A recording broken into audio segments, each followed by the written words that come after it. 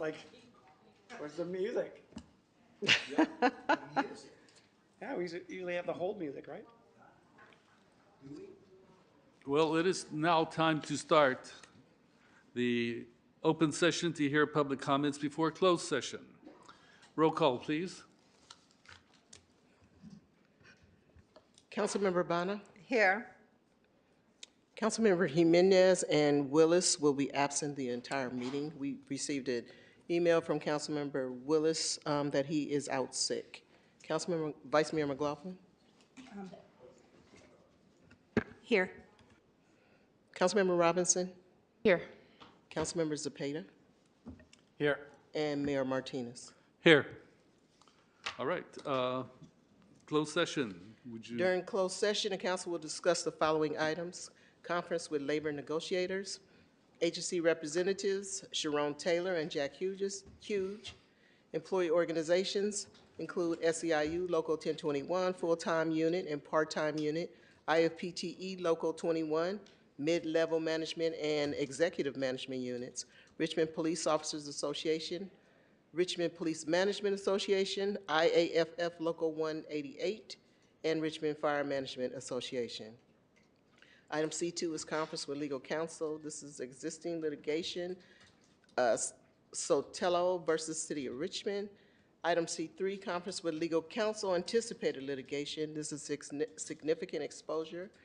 There's 2 cases. And item C4, conference with legal counsel, anticipated litigation. This is the initiation of litigation. There are 2 cases. We do not have any requests to address the council. If there are no requests to address the council, then we will adjourn to closed session.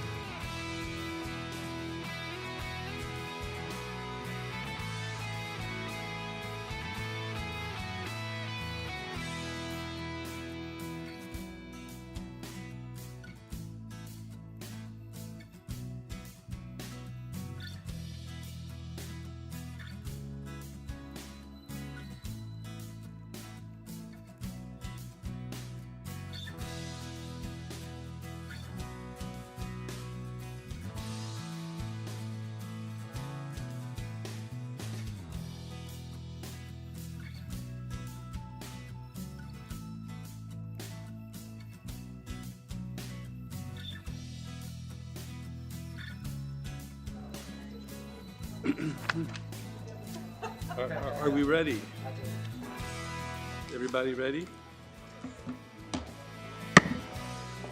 It is now time for the regular meeting of the Richmond Housing Authority. Pledge of allegiance, please.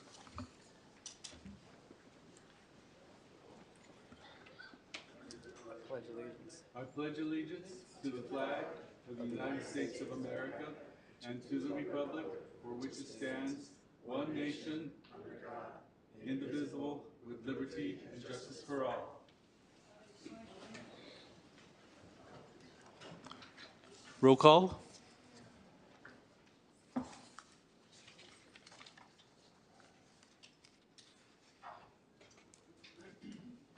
This is a regular meeting of the Richmond Housing Authority. Council, Commissioner Bonner, Here.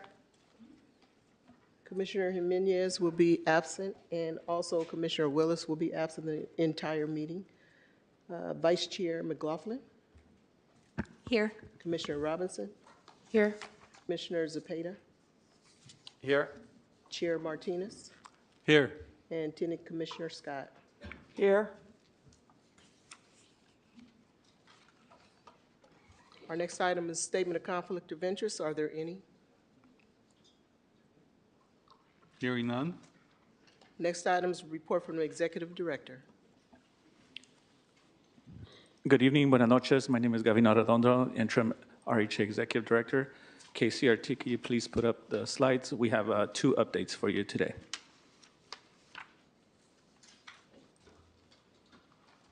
Next slide. The first update is that the Richmond Housing Authority every year has to submit an annual plan to HUD, which details the priorities for the year.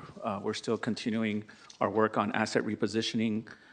We have the annual plan draft posted on the Richmond Housing Authority website, and we have an announcement that went out on the West County Times this weekend. If anybody would like to give comments, they could go to the Richmond Housing Authority website and click on the annual plan button.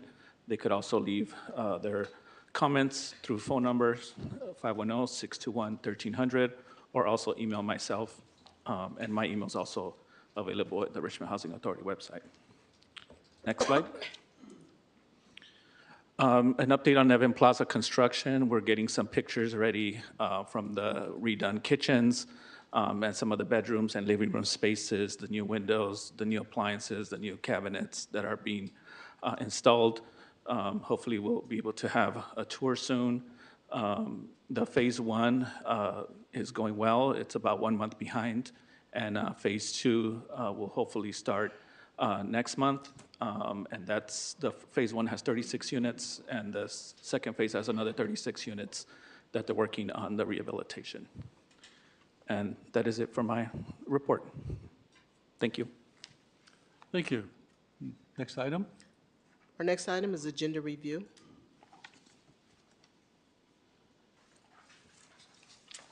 And this is for the Housing Authority. Right. There is no changes. Okay. Our next item is Housing Authority Open Forum.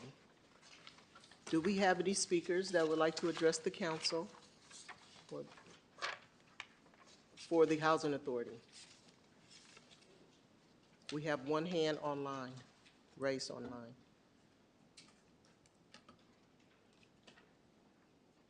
Okay, that hand has gone away.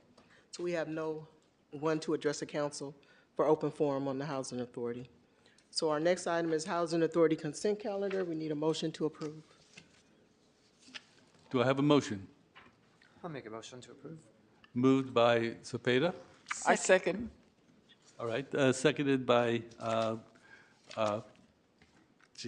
Director. Scott. Right. Yes, I get titles mixed up, so. Commissioner Bonner, Yes.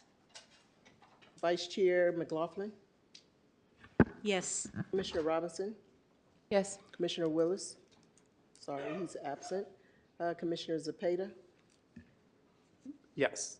Tenant Commissioner Scott, Yes. and Chair Martinez. Yes. The vote is unanimous. Thank you. Fantastic. So that brings us to the end. So the Richmond Housing Authority is adjourned. And now we can begin the regular meeting of the Richmond City Council. Roll call. Councilmember Bonner. Here. Councilmember McLaughlin. Here. Councilmember Robinson. Here. Councilmember Zepeda. Here. And Mayor Martinez. Here. For the record, Councilmember Jimenez and Councilmember Willis will be absent the entire meeting. Okay. Our next item is statement of conflict of interest. Are there any? Councilmember Robinson. Conflict for W4B. W4B. And that is The, City Council Environmental Community Investment Agreement. Okay. So let it be noted that when we do a vote on the consent calendar, that Councilmember Robinson will not be voting on W4B. Okay. So, agenda review. Agenda review, I have a request to withdraw item Z1 from the agenda. It will return at a later date. Item W12A is being removed from consent to be discussed at the end of the agenda. And item Y1, and that is the, let's see, Public that hearing. is the public hearing, that is continued until November 28th. And then we have one special agenda item that's emergency. It's an emergency item to clarify council's position on Recycle More RFP. That will be heard after public comment. Mr. Mayor, I think we have to vote on that first, on whether to allow for the emergency item. And I also want to make sure that the city clerk knows that W12E What's W? is pulled. I think Okay, you said, W12E, not W12A. I don't know if you got somebody asking for W12A, but I was referring to W12E. Okay. Yeah, so if that could be pulled, and Mr. Mayor, does that go at the end? Yes. Okay, so on the So for emergency, clarification, then, is 12A, W12A? Remains is on. 12A is back on back consent.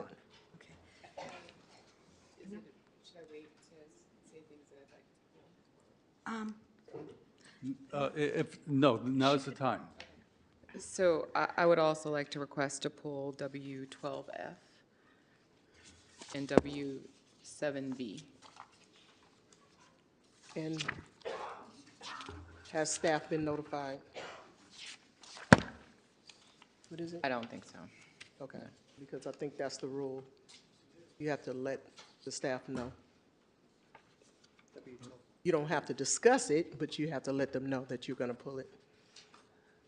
Okay. Am I wrong? So did you contact the, No, I didn't, so I'll just be voting no. okay. so Mr. Mayor, on the emergency item, what, I just want to put it out there, you read rightly so that this is an item to clarify the council's position on the Recycle More RFP.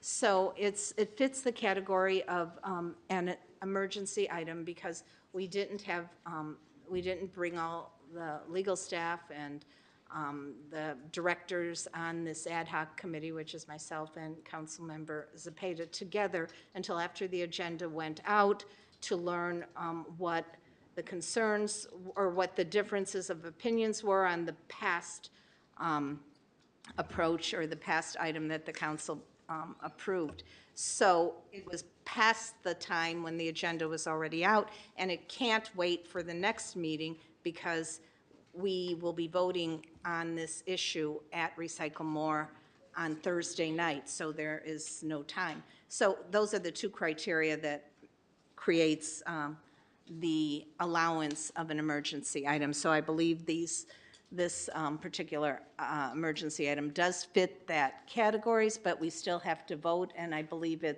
we have to have 5 votes in order to allow for the emergency item to be on the agenda. Is that correct? Yes, it's to add the emergency item, you need to have a 2/3 vote of the council. So in this case, that's 5 people.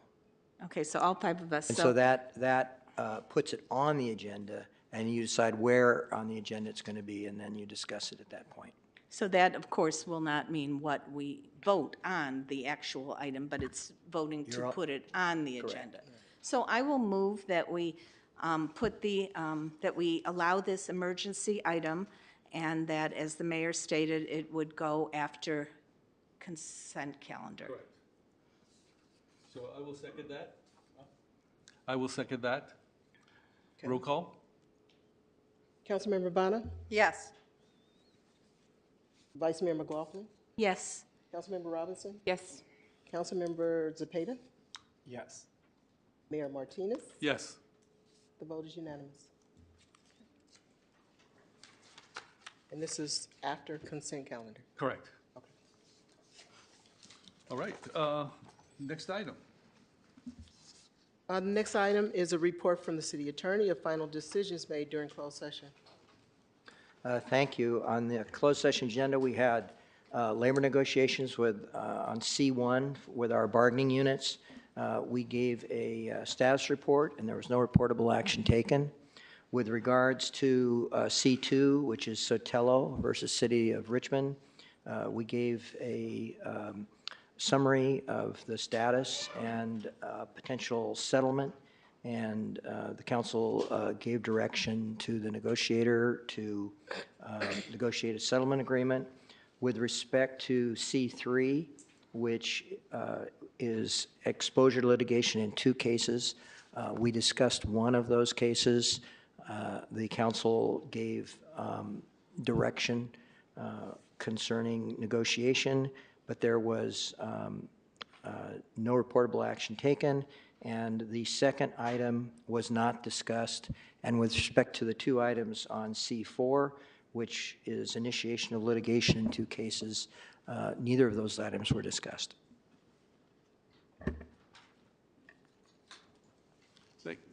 Thank you. Next item? Our next item is a report from the city manager, and under city manager, we will also hear new employee report. Mayor, if I may, we would like to move directly to the new employee report. Thank you, Sharon. Good evening, Mayor Martinez, Vice Mayor McLaughlin, and council members. I'm pleased to present to you today our new hires for the month of October. KCRT, can you please bring up the PowerPoint? Next slide. I'm pleased to introduce to you today our new port director, Charles Gerard. Next slide. Emily Alvarado, an administrative student intern in rent control. Manuel Covarrubias, Employment Program Specialist 2 in Employment and Training. Raul Reyes, Police Officer Trainee in the Police Department. Willard Scram, Code Enforcement Officer 1, Planning and Building. Benjamin Monson, Lifeguard, Community Services, Recreation. Jonathan Brito, Employment Program Specialist 1, Employment and Training. Sean Trey Jackson, Maintenance Aide 2-3 in Public Works. Karina Castrillo, Communications Dispatcher 1 in the Police Department. Dejana Guzman, Administrative Student Intern, Planning and Building. Kiara Tostado, Administrative Student Intern in the Rent Control Department. And that concludes our hires for the month of October. Thank you for your time. Thank you so much. And I want to praise HR for doing a fantastic job of filling up all those empty spaces that we have in the city of Richmond. So with these fantastic people, we'll be able to provide services so much better. And let's keep up the good work. Thank you. Thank you very much. So, next item. Our next items, reports of officers, referrals to staff, and general reports, including AB 1234 reports. It's limited to 2 minutes per council member. Councilmember Robinson. Okay, so really excited, and I just wanted to start off by saying I really was thankful for all the hard work of the city staff for the recent Pullman area dumpster days. We did a bunch of cleanup in 4 different areas, had a lot of neighbors come out. There was really well organized by the city staff, and we actually picked up trash along with doing the dumpster day throughout the neighborhood. I was out there all morning, and also just a really deep thank you to the Pullman Neighborhood Council, who really rallied people to make that a super successful event. People were coming out of their house, kids were asking if they could help too. It was great. So I feel like that was just such a great job. And then on top of that, I wanted to make sure that everyone who has an interest in historic preservation and the impact of the Pullman porters, that we are going to be having a community meeting to discuss what can be done with the site of the International Hotel. It's going to be happening this Sunday at the Seaport Church.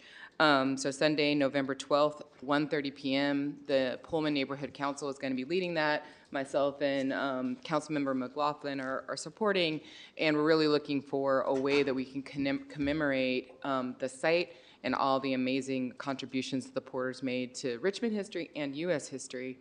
And possibly, you know, some other things that can be done with the site. So we're really wanting to hear people's ideas. So if you have ideas about what could be done, please come out. We're also going to have people from the Historical Preservation Commission there to talk about what processes we could pursue. So join us. Thank you. Councilmember Bana.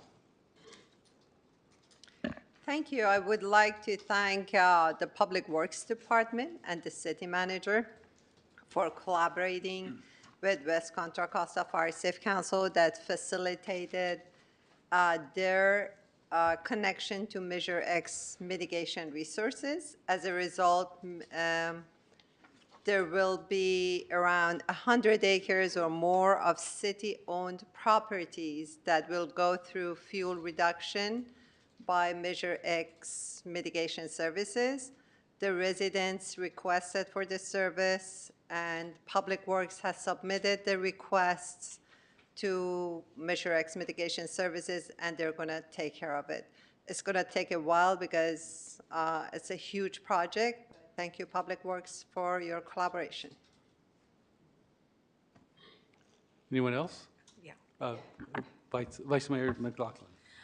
Yes, I just want to say that we held a homeless task force, or I'm sorry, a homeless town hall in El Sobrani a few weeks back, and it was a big success. We had breakout groups and got a lot of input from people on how they saw next steps for the homeless and any models that they wanted us to examine. We shared some different options for them to comment on. So it was a good meeting. I also want to say that we're continuing to work on the farmers market for Marina Bay, and thank you to staff, to park staff in particular, doing a great job with helping us, and LaShonda, of course, is doing a great job with assisting us, and I have to thank Doria and other, and I'm forgetting the name of the young person, Teresa from Urban Tilt, for helping us identify farmers for that market. So that's still in process. It's going to take us at least a few more months, but it is coming. And Doria talked about Councilmember Robinson talked about the historic preservation of the site in commemoration of the International Hotel, and that's an exciting thing. So got a lot of insight. Oh, one more thing I wanted to mention is we're starting to plan the 2024 Literacy Festival as well. So lots of important, exciting things coming up. Okay, can I just? Yes, please. I should also thank our Deputy Fire Marshal Munson for collaborating with Public Works and verifying all the requests to be taken care of by Measure X mitigation services. Thank you. Okay, I have several things to mention. One of them, Sahila Bana and I were at a groundbreaking in El Sobrante for a new facility that will be giving health care to senior citizens. Do you have the name of the organization right offhand? Center for Elderly Independence. Center for Elder Independence. Right, okay. Anyway, it was groundbreaking. The facilities are gutted, and it's ready to start filling in everything to make it a usable space. I also hosted the Secretary of Technology and Science from Guatemala. So she was here and she visited two places, Maxion and Open Road, which is centered at the Richmond Field Station. And then one of the major things is the Bloomberg Harvard Leadership Initiative focused on innovation. And it is an initiative that is employing or gathering a lot of city leaders to learn how to work together. Our focus is on the port, and it will be an ongoing program for a year. And hopefully, it will make us all more cooperative, understanding staff. I'm already beginning to get the energy from it. So that's it for right now. Anyway, next item. Can I add something Yes. quickly about Center for Elderly Independence? It provides all the services from transportation, nutrition, doctors' services, physicians, for elderly 55 years and older who are frail, so they can remain independent and they don't have to rely on other people. And it will serve all the residents of Richmond and El Sobrante and nearby cities. It's going to open next year. Thank you. All right. Then open forum. Yes, our next item is open forum. This is an opportunity to make public comment on items that remain on the consent calendar or items that are not on the agenda. Speakers will be limited to 2 minutes each.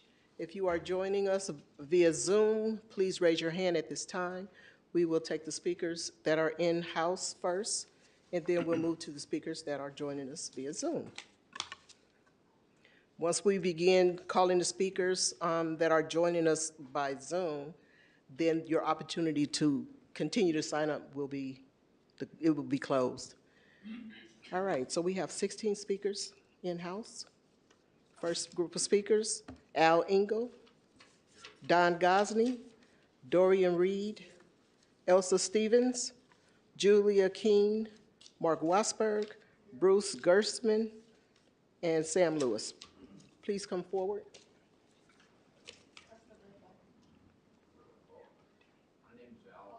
Press the red button.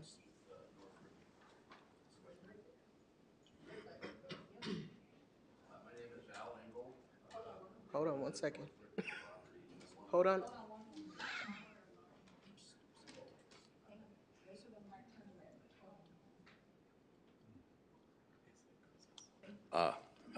I'm Al Engel, President of North Richmond Properties, address 2801 Giant Road, North Richmond. I want to alert the City Council and the City Attorney that there's an intended ruling by Noel Wise, Superior Court Justice, going against the City of Oakland and the Port of Oakland, allowing coal to be shipped to Oakland. Where it affects Richmond is that it's going to go through Parchester Village, through my property, and we are in litigation with Burlington Northern right now for construction defects on the interchange between Burlington Northern, Santa Fe, and Union Pacific's tracks. It could be 10 times more coal than what you're getting at Levin terminals. They're proposing, I think, 400-car coal trains coming through Richmond to Oakland. And not only there'll be open cars, which will be a major environmental issue, but we know that that the interchange that they took or did through eminent domain through our property was engineered, well, the survey work was done by an unlicensed surveyor. So there's a substantial amount of construction defects on the interchange, which is south of Parchester Village, because we're right on Giant Road. So this is not only going to affect Richmond, but also the surrounding areas. And the judge is only given expired, sir. 10 days for all interested Your time has parties to expired. respond. So it's Mr. imperative Engel? that the city and the city Mr. Engel, your time has expired. Oh, anyway, you need to, I've got some handouts of articles pertaining to that, so, Don Gosney? thank you. Is this it? Yeah. Okay, thank you.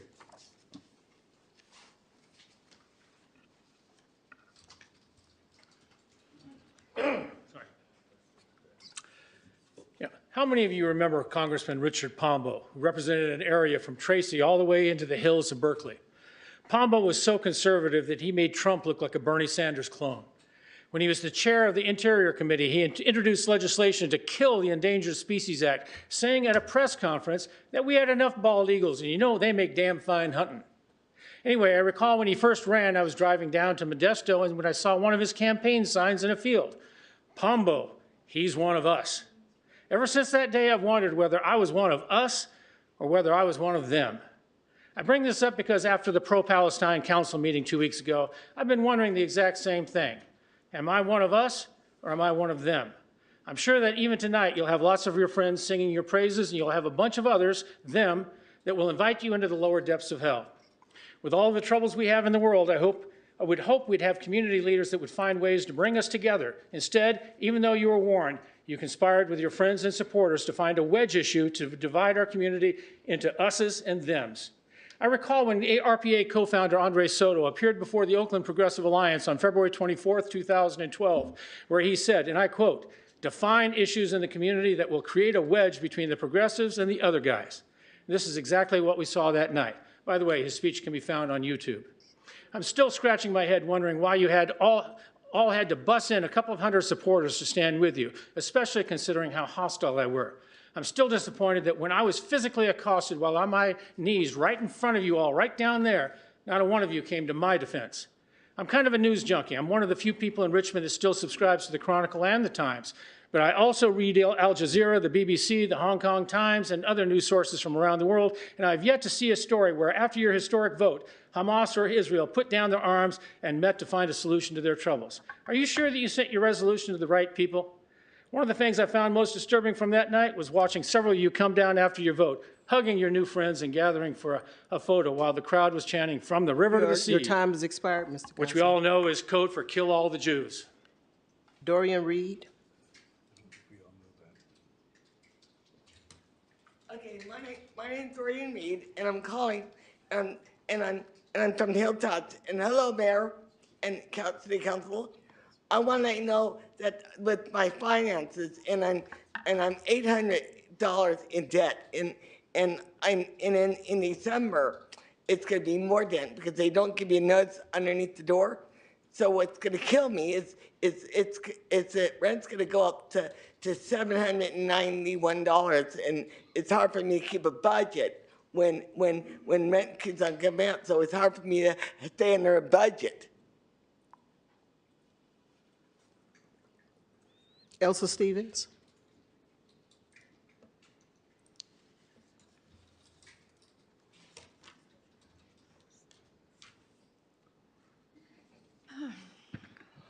Elsa Stevens. I live at Heritage Park. Yeah, our landlord, USA Properties, for Christmas, their present to us is a 5% rent increase. Now, 5% doesn't sound like much to people, but Social Security for the past 20 years has only gone up 5% or more 3 times. It has gone up 0% 3 times. And the rest of the time, it has gone up less than 3%. I was scheduled for a CT scan, and when they called me to confirm, I canceled it because of the copay. That was last week. My husband said, no, even if we have to go further in debt, you go ahead and get that CT scan. So Friday, I get my CT scan. And thank God that I don't have what many of my neighbors have, and that is diabetes, because diabetics have all kinds of hidden costs. Special socks, a ridiculous price for their insulin. Thank you, Cepeda, and thank you to Melvin Willis, who's home with COVID right now. They both came and visited us, and their wise advice was come to city council meetings to remind us of your plight, because we have so many issues, we need reminders, and that's what my neighbors and I are doing here today. Thank you. Our next speaker is Julia King, followed by Mark Wasberg and Bruce Gersman. I push a button. Just start speaking. Good evening, City Council. Good evening, Mayor. I'm a retired United States Army soldier. My name's Julia Keene. First off, I'd like to thank you for what you've been doing for Richmond. I've been hearing some really good things lately, and it makes me proud of you for representing us. But I'm here as part of the contingent from Heritage Park. We have been experiencing a 5% rent increase, not all of us, but many of us lately. And it's, as they mentioned, it comes for Christmas in December. And we are, the pillars of the community, retired, and some of us are working class still. Some of us are working. Many of us are on a fixed income and very poor. We cannot afford, like for example, if my rent is $1,500 a month, 5% is $75. And then they're planning on doing another rent increase of 5% next year, which now it adds. Now it's $1,575 plus the 75. Again, it's actually more. It's something like $7,850 or something. See, because you add it on, it's like compounded interest. It becomes more every year if they do that. And we need your help stopping them from giving us a 5% increase to begin with and to have it every year. I was told that rent increases were capped at 3% in Richmond. Now to find out it's 5%, we can't even. We're going to paraphrase from a letter from. This is a letter from our Tenants Association President, El DeFontano. We have been experiencing a decrease in amenities at the same time that rent's going up, and with them promising to do it every year, USA Properties, has a mandate to, and they're, from what I understand, they're receiving taxpayer, tax breaks to serve low-income people. We need your help stopping this by legislation or whatever means you can. We need your help, or we're going to end up. A lot of us are going to end up homeless. We can't afford to live there if this goes on. Thank you. Mark Wasberg.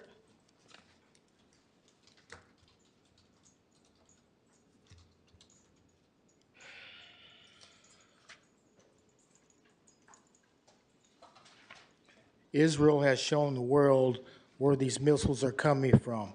Hospitals, boys' club, and even children's playground. So you can't blame Israel for these women and children are dying. It's Hamas that's causing this to happen. And you stupid people come up here and talk about a ceasefire.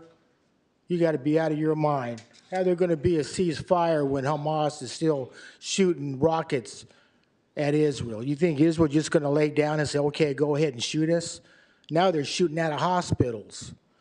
Now the world is blaming Israel for everything. Well, his Hamas started the whole entire thing. Now, the United States just sent a nuclear war submarine over there. We just tested a brand new nuclear bomb. Pakistan's talking about using nukes. Israel's talking about using nukes. Because when Israel find out they're losing, they're going to use them. And you people think this war is a joke? It's no joke, people. We're ready for World War III. You may not believe it, but it's going to happen when Israel pushes the button, it's over. Everybody's going to start nuking everybody. And I was watching Fox News about what was going on here in Richmond, and Fox News called Aguayo an idiot. Right on the news. I was just sitting there watching it. Fox News goes, this has got to be the most stupidest dumb mayor that Richmond ever had. And I'm sitting there clapping. Because I have never met a stupid idiot in my life that you people could put in the office who stutters, blink his eyes, don't even know what's on the agenda. But I'm going to tell you people keep on protesting for Hamas. Palestine is done. It's over. Because Israel's going to go in there and they're going to set up a new state. Our next speaker is Bruce Gersman, followed by Sam Lewis.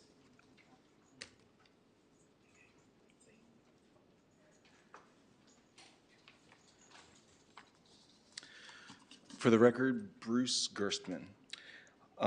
This comment is for Mayor Martinez, council members McLaughlin, Robinson, Bana, and Willis.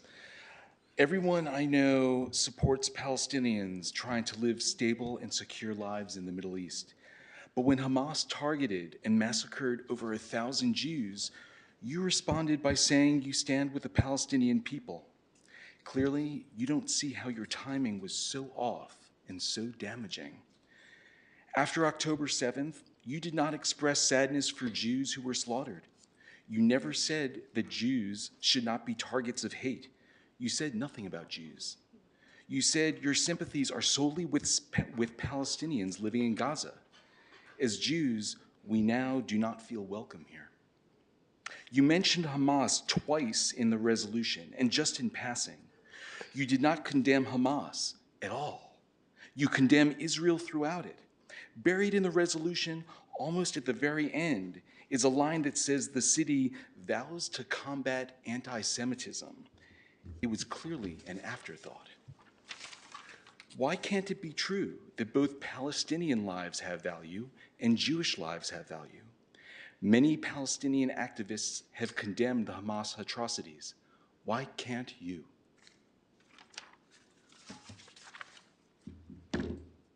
Sam Lewis.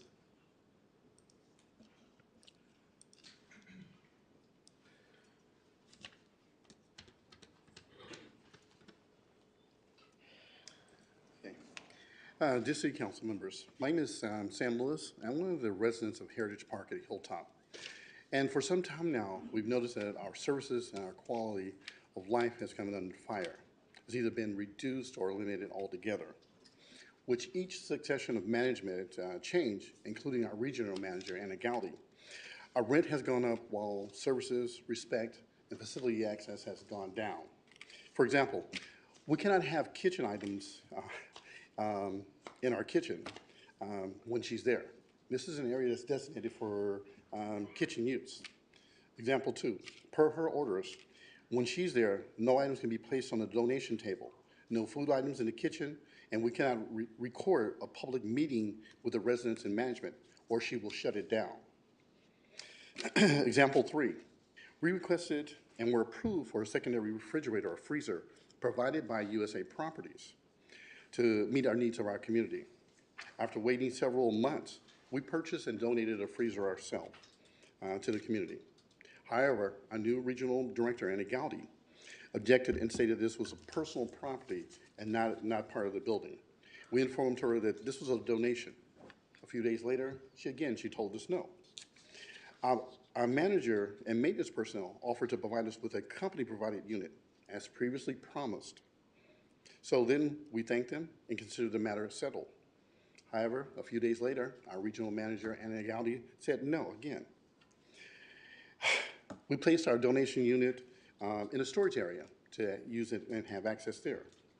She said it's a violation, and so to comply with that, we moved it to our kitchen area. Anna stated again, it's a trip hazard. We said no. And again, I direct your attention to the photos I enclosed. From the photo, you can tell us, how is this a trip hazard if it's in our kitchenette area? We objected, and manager found out and told us no again. So we must conclude that. Mr. Lewis, Gowdy- your time has expired. Okay. Well, again, thank you, thanks to council for his time, but again, we ask for your help on this item. I'm going to call the next group of speakers. Will you please come forward? Try to occupy the seats closer to the front. Teresa Russell, Wesley Alexander, Rick Perez, Patricia Perez, Jamin Purcell, and Antoine Clord. Teresa Russell. Good evening. My name is Teresa Russell, and I'm a Richmond resident. I want to thank Councilmember Zepeda for his efforts to introduce a friendly amendment that would have enhanced the inclusivity of Resolution R1 at the last meeting, and for voting no on the resolution. It has been disheartening to witness the fear and unease that some of our Israeli and Jewish residents in Richmond are currently experiencing due to the approval of this divisive resolution by 5 of our city council members. It is deeply concerning when our city leaders, those entrusted with representing our community, contribute to such feelings of insecurity among their own constituents. Richmond is the home of these individuals, and they deserve to feel safe and valued. As our Richmond City Council, there was a significant opportunity to create a resolution that could have encouraged inclusivity and unity within our city. Regrettably, it appears that the voices of many constituents and religious leaders went unheard, leading to a more divided community.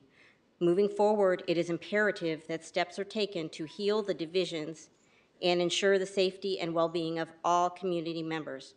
I, along with others, look to the City Council for a plan that will mend the rifts and create an environment where every member of our community feels secure. Thank you. Wesley Alexander.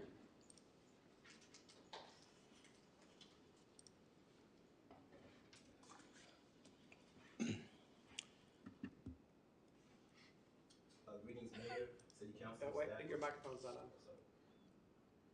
You just turned it off? Why you do that? Your microphone's still not on. Why Wait you for the turn red it light. Red light. Red light. These microphones are backwards. Green means stop and red means go. Hold on. All right. Greetings, Mayor, City Council, and the staff of the City of Richmond. My name is Wesley Alexander, and I'm here to advocate for the businesses, nonprofits, and the community-based organizations that were in operations during the pandemic. It is critical that when we look at the inflationary environment that we are encountering, it's having an adverse impact on businesses, but especially small businesses. According to the U.S. Chamber of Commerce, small businesses make up more than 64% of the new jobs created throughout the United States, and even more so in communities that are marginalized. With that said, many of those small businesses are losing employees. They are also dealing with the high cost of inflation, which is making it very challenging for those businesses to remain in business. With that said, when looking at the community of Richmond, we must take into account the systemic redlining that has impacted the generational viability of businesses that were in existence prior to the pandemic, as well as those businesses that were started during the pandemic. And so I look to you as an entity that has access to ARPA funding, funds that were given to the city as a grant, not as a loan, to immediately prioritize the distribution of grants to small businesses, to nonprofits, to CBOs, so they can maintain their operations, maintain their employees, and be a resource to this community when this recession hits, most likely in 2024. We're at the early stages of it. Before us are many people who are struggling. We do not need to add additional businesses that are closing and continuing to add to the despair and the lack of hope that that people are seeing. To be very clear, I spoke to some kids last week, and I asked them, what challenges are they facing? They are uncertain about their future. They are concerned about the possibilities for themselves. Let's use this ARPA funding as a signal to show them that we are behind them and the future of the entrepreneurs, which will lead to jobs and innovation. Your in the time has city. expired. Thank you. Rick Perez?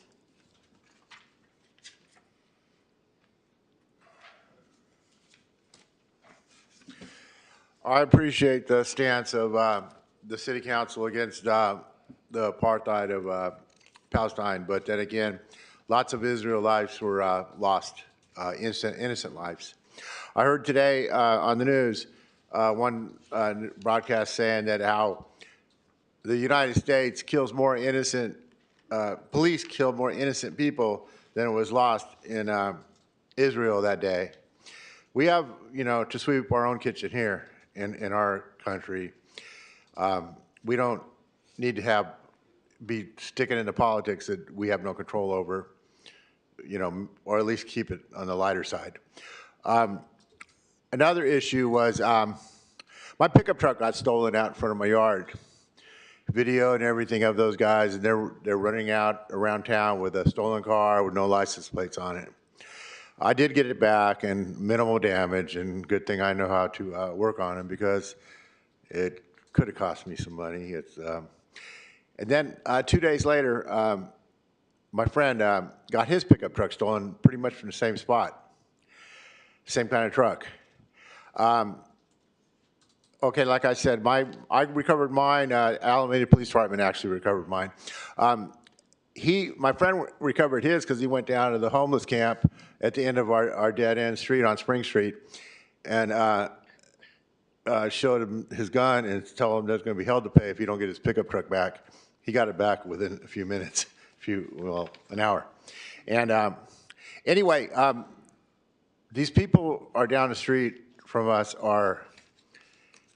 there's some good homeless people out there, but the newest camp is ripping off our neighborhood pretty badly.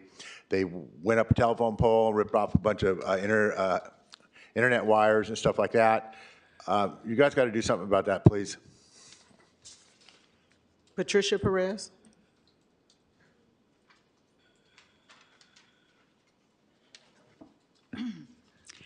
I know that I keep hammering over and over the same thing.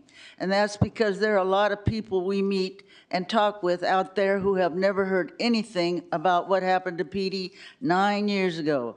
And there are lots of people who believe that all police are good, benevolent people. This killing of our grandson has changed our lives forever. We cannot enjoy holidays or family gatherings like before. And people should feel blessed to not have to deal with this trauma and have no experience with such horror. It has been our never-ending 911 that will not go away. I deplore all that has happened to Israel and the Hamas attack that may take us into World War III. All killing is forever. Our police need to be trained to not grab their gun and shoot people to death who do not have a weapon and are not a dangerous threat to other people. I wrote this to talk about it last council meeting, but that meeting was hijacked into a protest rally instead of about Richmond issues. Thank you. Okay, Jamie Perez. Purcell, sorry. Gave you a new name. I look forward to the Thanksgiving.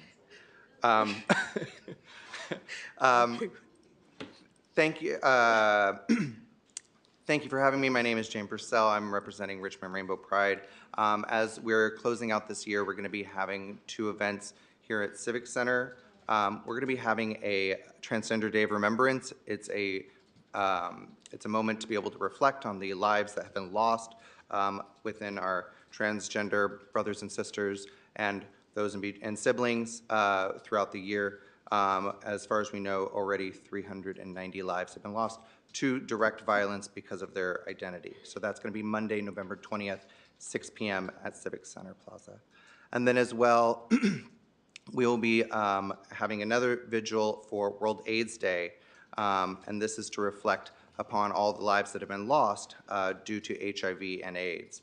Currently, there are 39 million people living with HIV or AIDS, and 1.3 million contracted it just last year. I can say at least that we are only down to 630,000 lost globally, but that is down from 2 million that we lost just in 2010. So the fight is continuing, but like COVID and all the other things that are making times more interesting, we still have to fight this one and we still have to address it. So please, if you could join us, we're going to be meeting again at Civic Center at 6 p.m. Thank you so much. Okay, our last in-person speaker is Antoine Clord.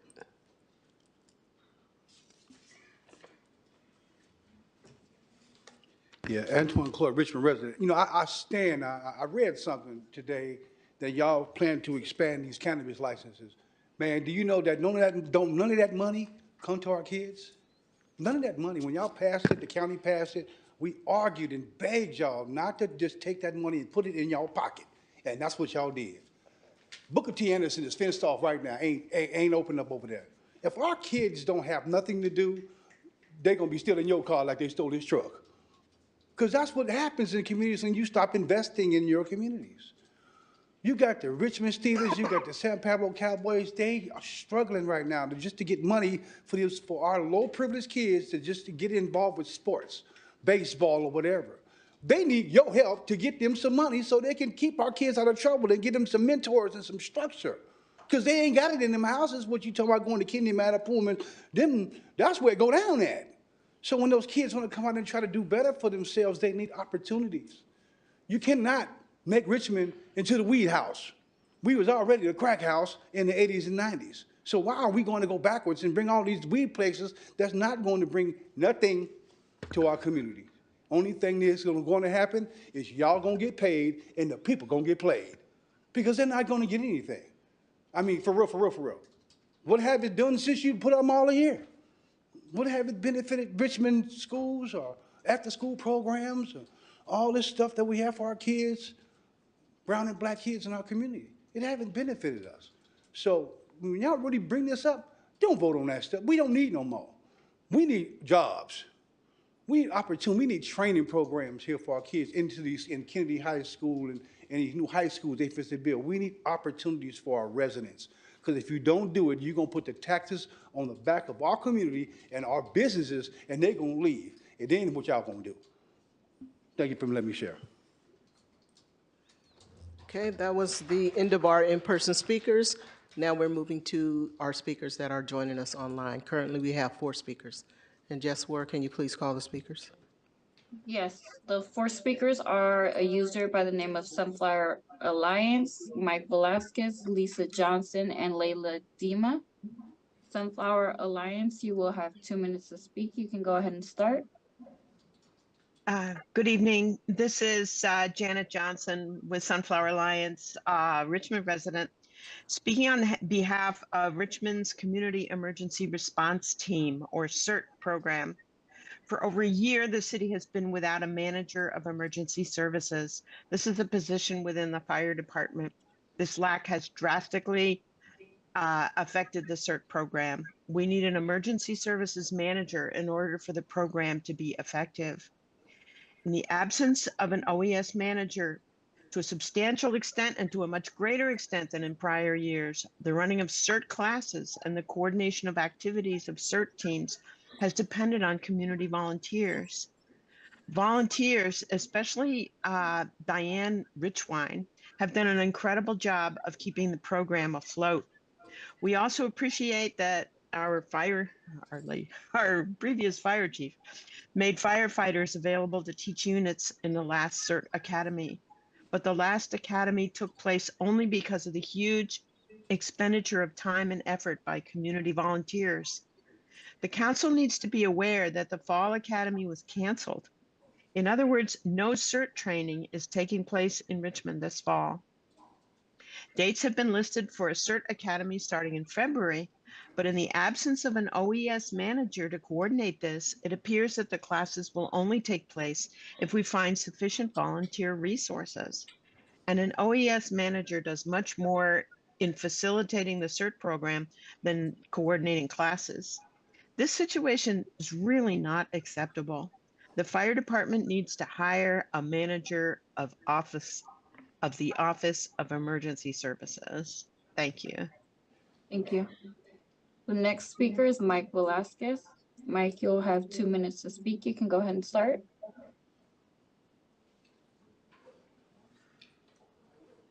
Mike Velasquez? Yeah, give me 1 second, please. Sure. Okay. Good evening, Mayor, Vice Mayor, council members, and city staff. This is Mike Velasquez, Local 188 Union President. I'd like to touch on a couple things tonight. I want to recognize the hard work and support from our city in regards to the mental health program for the fire department. Sharon, Amy Aronson, and Chief Osorio have been amazing to work with, along with some of our firefighters, to get this program off the ground. And thanks to other city staff that have been helping with this program in the background.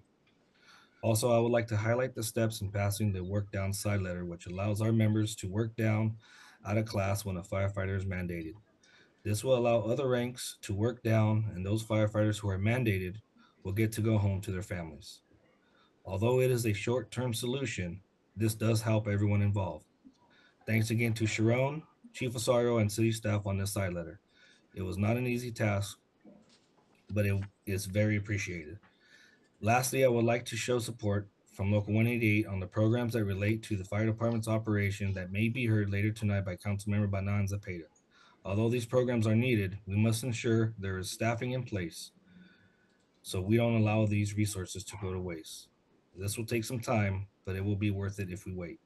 Local 188 appreciates all the work and looks forward to a healthier and fully staffed fire department so we can continue to provide the best service possible to the Richmond community. Thank you and have a good night. Thank you. The next speaker is Lisa Johnson. Lisa, you'll have 2 minutes to speak. You can go ahead and start. Good evening, Mayor and council members. I just want to make it brief and just give a special acknowledgement and shout out to council member Cesar Zepeda. There were many people in the community that acknowledge and want to thank you and don't really have the courage to call in and say it out loud or publicly for reaching out for 5 solid days and evenings to hear what the community had to say with respect to the pro-Palestinian resolution that was passed. It has made numerous people in our community feel unsafe, feel unwanted, and feel embarrassed by what happened with our city. We now have businesses that are coming forward and saying they also don't want to do business in Richmond. And I have a strong feeling that you are shortly going to hear of one large business leaving the city of Richmond and more that will follow. And I don't know what you're going to do to rectify this. He seems to be on an island on that dais tonight. And you're not listening to the community. You acted in isolation and you said you spoke for the community, but you did not. And it's done nothing but hurt our city, hurt our residents, hurt our businesses, and hurt our reputation. And I just want to say thank you, Councilmember Zepeda, for me and on behalf of numerous people who have spoken to me, for listening to us and for giving a voice for us. Thank you. Thank you. Next speaker is Layla Dima, and the last 2 speakers after that are Naomi Williams and Natalia Thurston. Layla, you'll have 2 minutes to speak. You can go ahead and start. Hi, thank you so much for letting me speak. My name is Layla Dima. I'm a Richmond resident in District 2. I'm going to urge you to support our Richmond kids by dedicating adequate resources for soccer field development, as discussed in Agenda Item X regarding the budget.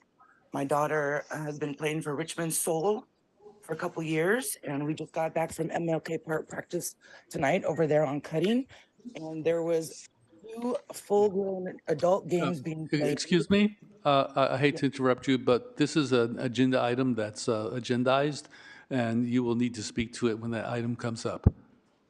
Okay. All right, thank you. Thank you. Next speaker is Naomi Williams.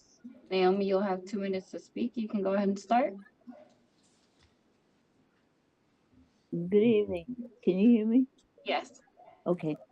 I just decided to call in because you were talking about the marijuana growers and all that. One came in 2017.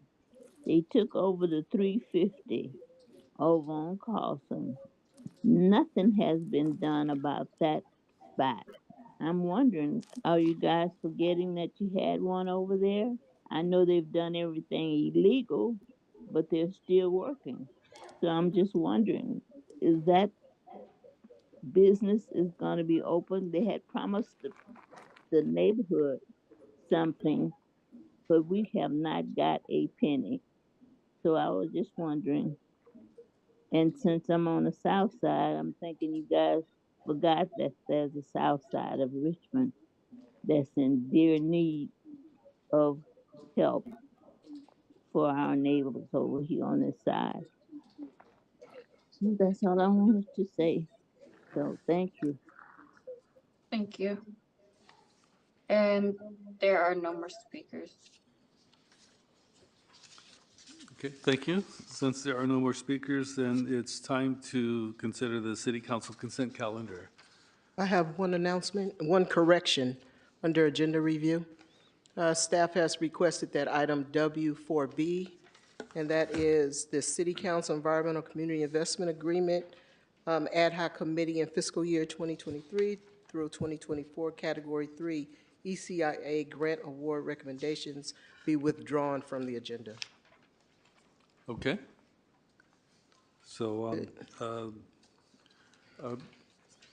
so we will vote on the consent calendar minus W4B and W12E. W12E. Right. So do I have a motion? I'm sorry, can I ask who withdrew W12B? Staff. W4B and 12B both by staff? Right. W4B was withdrawn by staff. And 12B? 12E was requested to be removed from the consent calendar by Vice Mayor McLaughlin. Oh, that's E, so, W12A is not removed. okay, thank you. And all of the items, we got everything? Is he done all that? And Yeah, well, Councilmember we're Robinson? doing You wanted consent to calendar. vote no on which items? Make sure So 12 we know. is not removed? Only 2 items? W's, Yeah, 12F is not removed because hold on. 7B and 12, W12F. So there are only 2 items that are removed. They are W12E and W4B. Right. Are withdrawn. And then just for the record, Councilmember Robinson will be voting no on items W7B and W12F. And she will not be voting on, And W4B has been withdrawn, okay, so. all right. So I need a, I move. okay, second? I'll second it. Thank you. Okay. Councilmember Bonner? Yes. Vice Mayor McLaughlin? Yes. Councilmember Robinson? Yes. Councilmember Zepeda? yes. And Mayor Martinez. Yes, The vote is unanimous. thank you. Now it's time to move on to item X, the budget session. The emergency item? Oh, I'm sorry, Okay. yes. So, The emergency, go ahead. right, so the Take emergency item is, the recommended action is to discuss and clarify the council's position regarding its recommendation that an RFP process be conducted by Recycle More. Thank you, City Clerk, and thank you, City Council members, for hearing this item. I just want to remind everybody that on May 2nd, 2023, the Richmond City Council directed city staff to initiate a procurement of a new solid waste collection service agreement through a competitive RFP process, and to recommend to Recycle More to proceed with an RFP process for the post-collection solid waste agreement. So Recycle More has the post-collection agreement. And so we agreed with a 6-1 vote to do both of those actions. One, to do our own RFP for collection, and to recommend Recycle More do an RFP for the post-collection. Now, subsequent to that vote, this was discussed at the Recycle More board meeting, and a selection of 3 people to form an ad hoc committee occurred, and the 3 people that volunteered for this committee were myself, Councilmember Zepeda, and Dan Romero, who's a council member from Hercules. So we 3 were the ad hoc from the Recycle More board, and we met twice, and we found that we were split in our viewpoints. So, you know, some had one viewpoint and another had another viewpoint. And so subsequent to the most recent meeting of the ad hoc, I reached out to our city attorney and city manager and environmental manager, along with council member Zepeda, to figure out where we were at, you know. And Councilmember Zepeda shared that he was unclear, and he thought the council was not clear in what it was directing or recommending Recycle More, and the board members who serve on Recycle More, which are myself, Councilmember Zepeda, and Councilmember Robinson. We have 3 representatives on the board, the Recycle More board. It's a 7-person board. We have more representatives than any other city because we have the largest customer base in the city of Richmond for this service, collection and post-collection. Well, in the case of Recycle More, we're talking about post-collection. And so what the purpose of this item is to get clarity. My understanding is that the council directed, or actually authorized, the 3 board members from Recycle More to go forward and to recommend a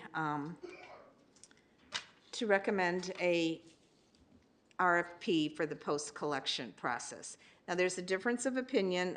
Councilmember Zepeda felt it wasn't clear. He thought perhaps maybe it was meaning staff would talk to the Recycle More board staff. But I interpreted it as us being authorized, even if we didn't agree with it. I mean, I think it was a 6-1 vote, and I know Councilmember Zepeda was the one no vote, and certainly he has a right to his opinion, and I totally respect that. And I just thought that we were all authorized to, you know, you could share something at the board saying, well, although I don't agree with this, my city council voted overwhelmingly to recommend an RFP. So we need to get that clear. What did the council mean?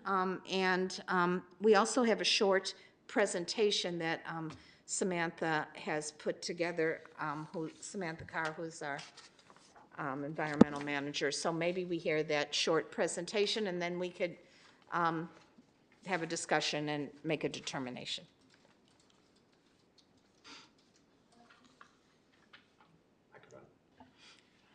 KCRT, can you pull up the presentation?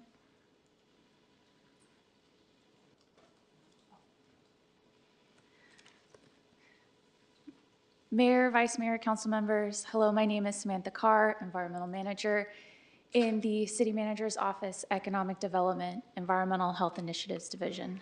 Next slide. Vice Mayor McLaughlin touched briefly on this, but just a quick background is that solid waste in Richmond, it's broken down into 2 agreements. The collection agreement, which is managed by the City of Richmond. The hauler is Republic Services. The agreement started in 1985. and expires June 2025. The post collection is managed by Recycle More. The hauler is also Republic Services. The post collection was redone in 2014 and also expires in June 2025. Next slide. Also mentioned, so the City of Richmond has started its contracting process and just process in general as it relates to the collection agreement.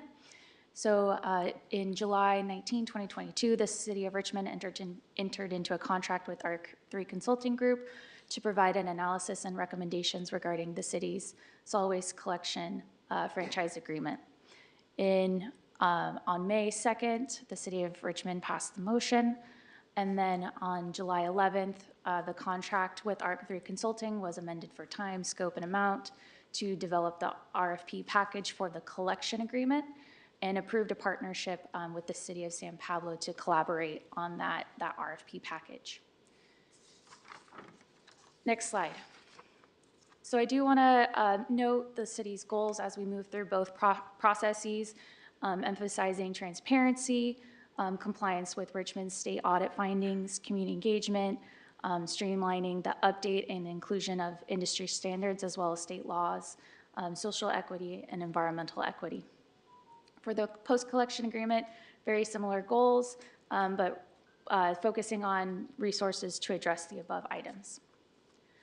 Next slide. So I do want to note an RFP process does involve a lot of different steps, and so it is important to make sure that you have enough time in order to complete all those steps, that you aren't rushed for time, and that you're able to fully implement the process. So just noting, upcoming for Richmond in terms of our collection agreement, we're looking to potentially release a draft RFP mid-December. We still have to go through the review processes of that draft before we release it, but there's quite a few steps involved after that. So just considering all those steps that are needed, and then as well as we took some time to hire a consultant, and so also for any sort of RFP process, that's going to need to be considered as well. So with that, and so really just emphasizing that it's better to start the RFPs if we are to do any quicker and sooner rather than later, so that we do have enough time and that we do have enough time to negotiate if needed. So thank you. And then happy to answer any additional questions. So if I could, yeah. So in this emergency item, I also included my position that I sent to the executive director of Recycle More, who is going to bring this to the board on Thursday. And so I shared in this position, which you have on your dais, place at the dais right now, is that over the time I've been an elected official in Richmond, which I'll be entering my 17th year, 8 of those years as mayor, I heard a lot from Richmond residents about their concerns about the contracts that Richmond has for collection and post-collection services. They raised concerns and still do about the city's current contracts, including the city's involvement in the post-collection agreement. And they were always indicating that why can't we just end these contracts early and get better services, better rates, better customer service, a host of different things. So it seems like now is the time to do a competitive process. I mean, Republic Services, who's the current hauler, has a likely advantage because they have the historic presence, they have basically an understanding of the, they have the location, the facilities, and an understanding via the fact that they have the historical presence. But at least with a competitive process, we will see what others have to offer. And there is a whole list of reasons why we have to do this at this point of time, because new costs are coming up because we have new state laws There's SB 1383, there's AB 1826, AB 827. These are laws that Recycle More has to adhere to, and the hauler has to adhere to, as you know, as a result of our requiring it. And then the hauler sometimes comes back and says, well, these new laws require us to charge more. And so we just think I mean, I agree with staff on this, that because I've had conversations with Samantha, and I have learned how important it is to really hear from whoever is out there who might be able to send a proposal for discussion and possible approval. But until we get to see what's out there, until we get an RFP out there, we're not going to know the full realm of possibilities that will benefit our community. And we want the best practices for our community. We want the best services. We want the best rates. And so ultimately, I want to say that the RFQ process that I, you know, certainly Councilmember Zepeda will have have an opportunity to share what he thinks, but the RFQ process that has been proposed to me seems like a taking up of time when we should be going right to the RFP. The discussion was such that an RFQ could happen, and you know, maybe it'll come early next year or May of next year when it finally we get the process approved or get the selected hauler. I'm still unclear on when all this would come through through the RFQ process, but it's eating into our time. That's what I know for sure. And I would rather have the RFP process from the get-go to do a full and extensive process on behalf of our community members. I also want to say that an RFP process is often, and we can make this a mandate, that the consultant for the RFP will be paid by the selected respondent to the RFP. So there will not be a cost to the Recycle More agency. And I mean, there's a whole lot more that can be said, but I think it comes down to, I'm fearful that if we go through this RFQ process, which I'm worried is more of a dog and pony show, that is just because I think staff, the Recycle More staff, and they've said it, that they don't think we're going to get the kind of responses from an RFQ or an RFP. They don't think that will produce a better hauler than the contract we have with Republic now. And it may not. So I just want to be able to have the process go through to make sure our community, the public, knows that we are going through this. We are not just offering a monopoly to one hauler that has had 35-year contracts with the city in the past from a long-time contract that a previous city council approved, but that we're caring about doing this right. And I think it's important that we clarify that each of us on the board move forward to recommend an RFP. And we're 3 out of 7. It's possible the other 4 could go against us, but it's possible that we have one more vote and we go through this process, and that we don't just do a dog and pony show, which will then reach a point that will say, oh, well, so much time has lapsed. We need to do a sole source with Republic. That's my concern. Now, it may be right, it may be wrong, but one thing I stand firm on is the RFP process offers the most transparency and will offer the best outcome for our community. So I'll stop there. Yes, go ahead. Thank you, Mr. Am I on? Thank you, Mr. Mayor. Couple of items, and thank you, Vice Mayor, to bringing this up to help clear up the previous motion. If I can I wasn't sure what the agenda was going to be, so prepared with a lot of items. But if I can respond to a couple of them, and the reason why I think, since we're bringing this up again and reopening it up as a conversation, for the post-collection piece, and it's a trashy subject, but so everybody on here kind of learned a little bit about it. The post-collection is what happens to our trash once you put it in your bin, right? The company comes in and picks it up, and they've got to do something with it. So that is what this JPA is all about, what happens with our trash after it gets collected. As a council, the council already gave direction to move forward with an RFP to who's going to collect your trash. Right? So we already know who's going to pick up that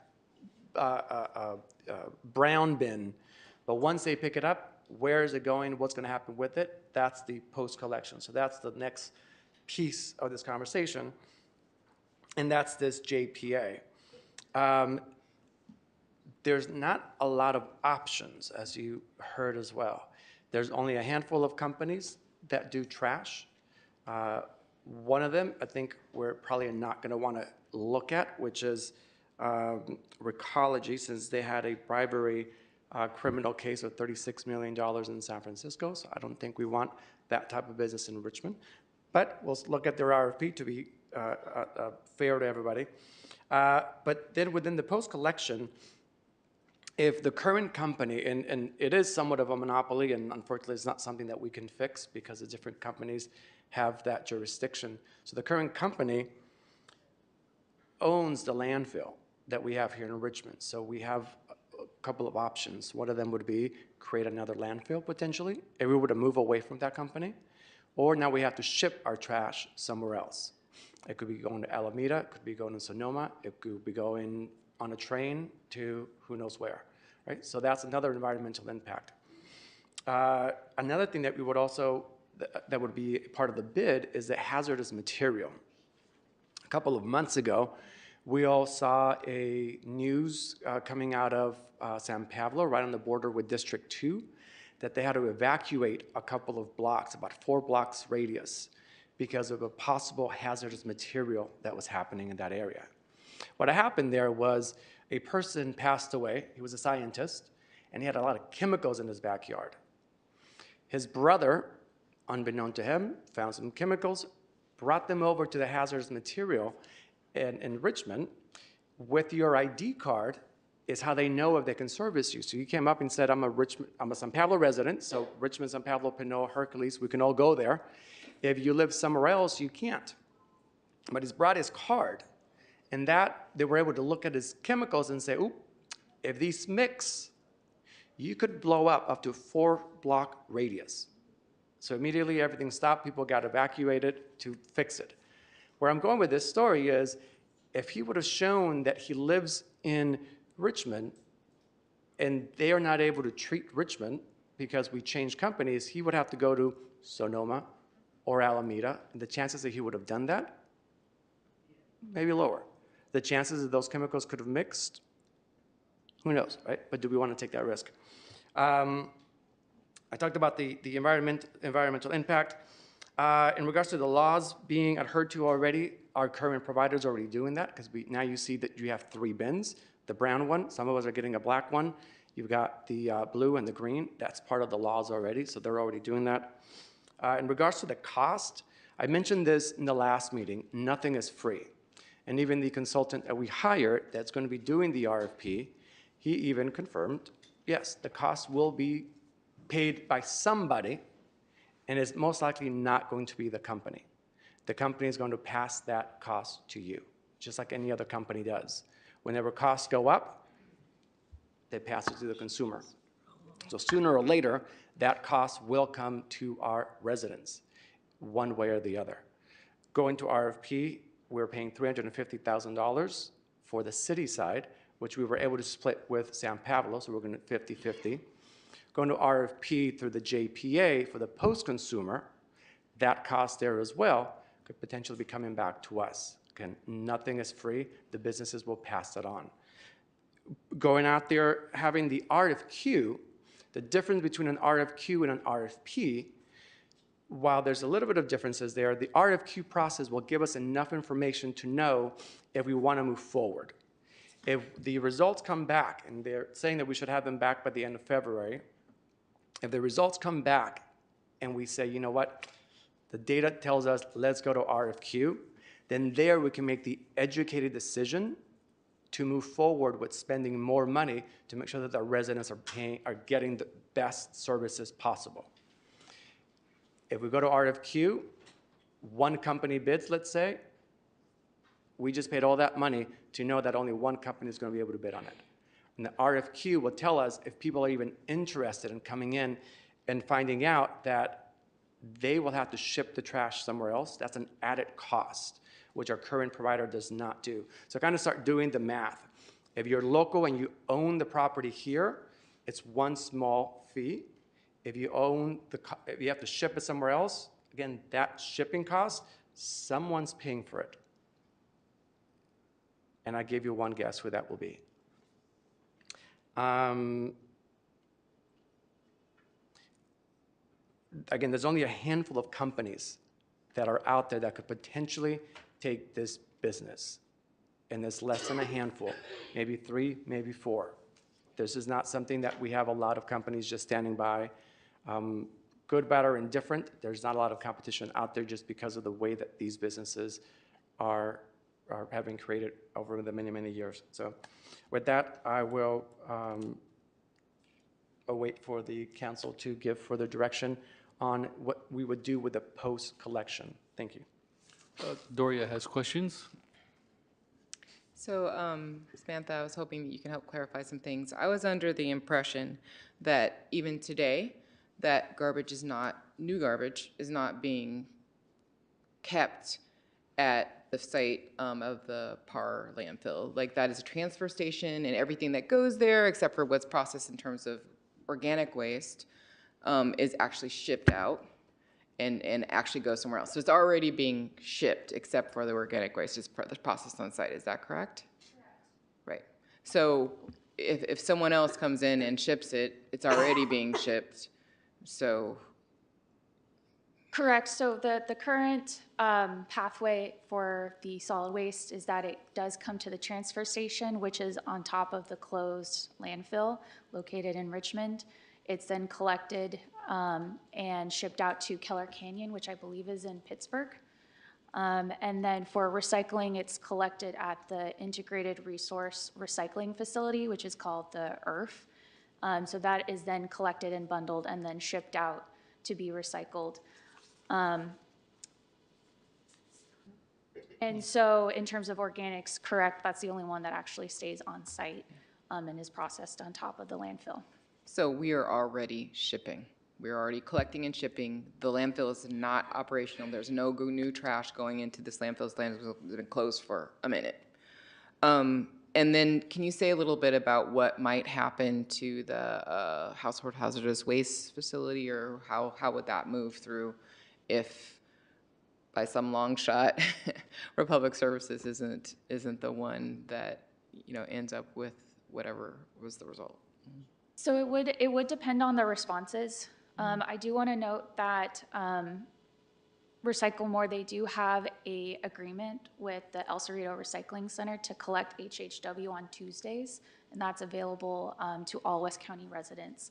So it really depends on the responses, but there's opportunities and resources to kind of support with any sort of responses that are received, and can be directed by the Recycle More board in order to make it easier for residents to access.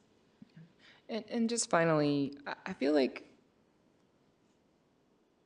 the decision by staff to make the recommendation to go to RFP wasn't done lightly.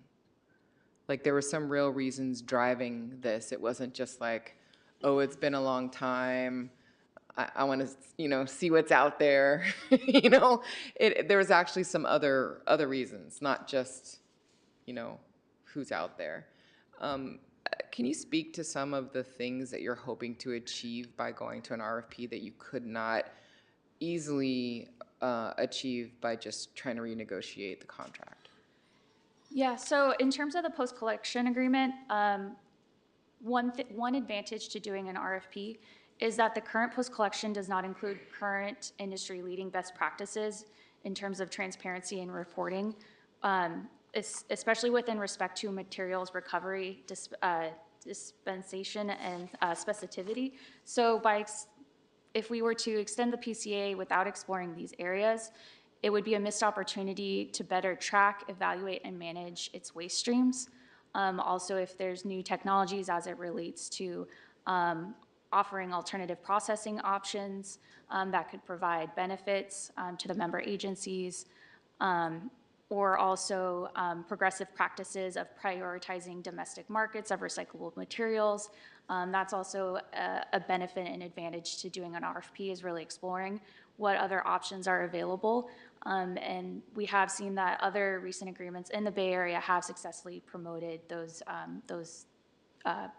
prioritization of domestic marketing and recyclable materials. So there is a lot of opportunities to really increase diversion from the landfills and to be able to explore different options for recycling, which I know is important. Also, I don't know, Shasa, if you want to add any other potential items. The other primary reason we were suggesting an RFP is because we are in a state audit. And so one of the findings that we had there is making sure we follow our procurement processes. And so we appreciate the longstanding collaborative working relationship we have with Republic Services, but based on our desire to create more transparency and to have a process that the community can clearly follow regarding the outcomes, we thought that it would be prudent to have an RFP versus an RFQ. And the primary difference in those two things is that when you ask for qualifications, you generally don't have to provide pricing. And so when you provide a proposal, you generally have to provide pricing. And so what we want to do is make sure as quickly as possible we can understand what services would be provided and at what rates, and what improvements can we make, for example, to the fleet, and also making sure that Richmond is made whole by hosting these facilities. If we continue to do so, we want to make sure that Richmond, who bears the burden of hosting these facilities that impact our community, that those impacts are offset to the degree feasible. So I kind of want to just translate a couple of those things, because I feel like the first answer you gave is right on. And yes, we want to do more diversion of solid waste, but that's not just because we want to be good Earth citizens, but it's actually because it's mandated, right? These are state laws that we are actually subject to, that we need to comply with, and we need to be able to work with a provider who's going to work with us so that we can be in compliance, right? Like, this is not just because we want to be good people. We would love to be good people. And we actually are under a mandate by the state and more state laws coming around waste diversion. And we've had a little bit of a difficult time working through those things point by point, issue by issue with our current provider. Is that correct? Yes. So we have basically, as the city manager mentioned, currently all of our facilities are in Richmond or on the border of Richmond. So exploring different facility options might not be a bad thing per se. It is important to see what opportunities are out there and to ensure that Richmond isn't overly burdened by solid waste. Additionally, as we've seen historically, rates have been increasing due to state laws, and so it's important that through not only due to state laws, but because state laws are requiring advancement or upgrades in technology or machinery. So it's important that we have a transparent process to justify all of these potential increases in costs to the machinery that is needed in order to sort all these materials in order to meet state laws.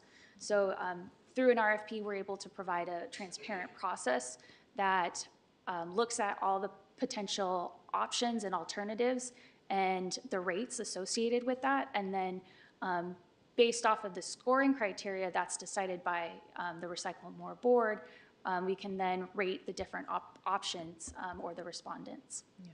So just last point, if I can, and that is, in being the representative for District 3. One of the things we have the unfortunate honor of being the host of is many illegal dumping hotspots.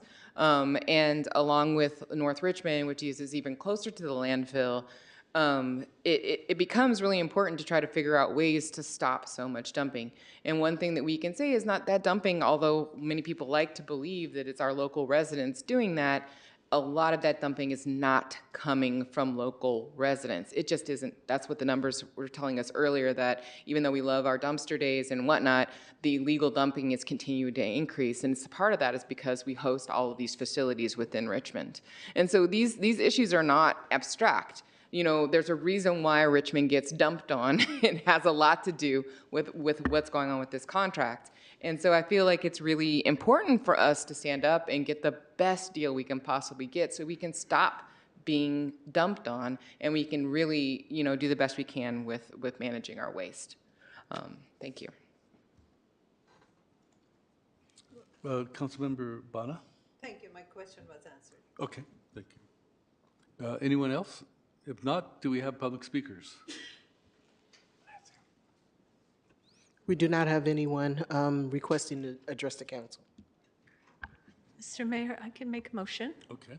So I move that the city council authorize and direct the 3 Richmond Recycle Board members to execute their votes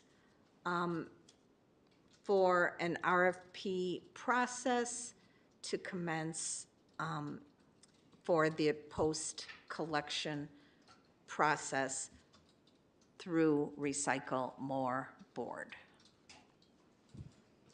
Do we have a second second? the motion. Okay.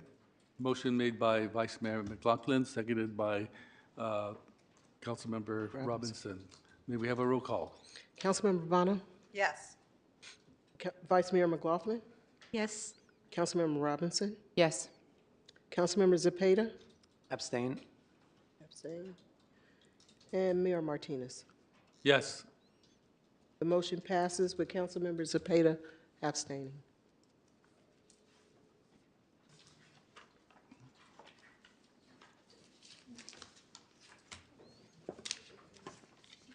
Next item. The next item is under budget session. Item X1 is to receive the fiscal year 2022-23 quarter 4 report for the period of July 1st, 2022, through June 30th of 2023. Approve proposed administrative year-end budget adjustments and provide direction to staff regarding estimated unspent funds. Good evening, Mayor and members of the City Council. We've received several questions throughout the day, and so we've tried to incorporate them into the presentation. Considering that there are only 5 of you here this evening, if at any point you would like us to come back on the 28th, we're happy to do so, but we have done our best to try to answer all of your questions in our presentation. KCRT, if you can please put up the slide deck. And so essentially what's transpiring is, next slide, is that in advance of staff finishing the audit with our consultants, which is referred to as the ACFR, this evening we are asking you to approve administrative adjustments to the budget, as well as provide direction on unspent funds. And these unspent funds, next slide, are, according to your guiding fiscal policies, these are one-time funds, and we're asking that you consider providing additional resources to fund our capital improvement projects that have significant shortfalls, because many of these projects are grant funded, and we want to do the best we can to stay in the good graces of all the entities that provide us resources to improve the built environment, because it's our intention to continue to go back to these sources for additional funding in the future, so we want to put our best foot forward. This is an overview of what we are going to cover this evening. Next slide.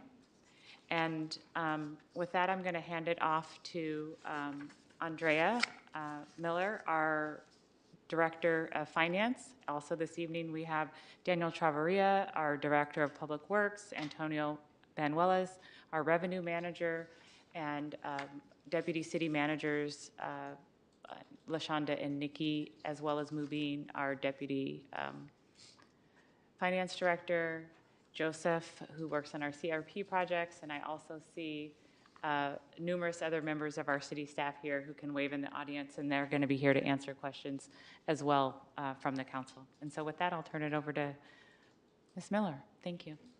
Thank you, Shasha. Good evening, Mayor Martinez, members of the City Council, Andrea Miller, Director of Finance, and this evening we present the fiscal year 2022-23 fourth quarter financial report. Ms. Shasha's already stated these are unaudited numbers as we're currently going through our annual financial audit. Next slide, please.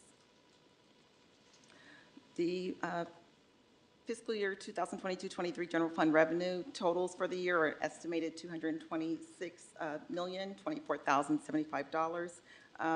The first category I'll touch on and just highlight a few of them.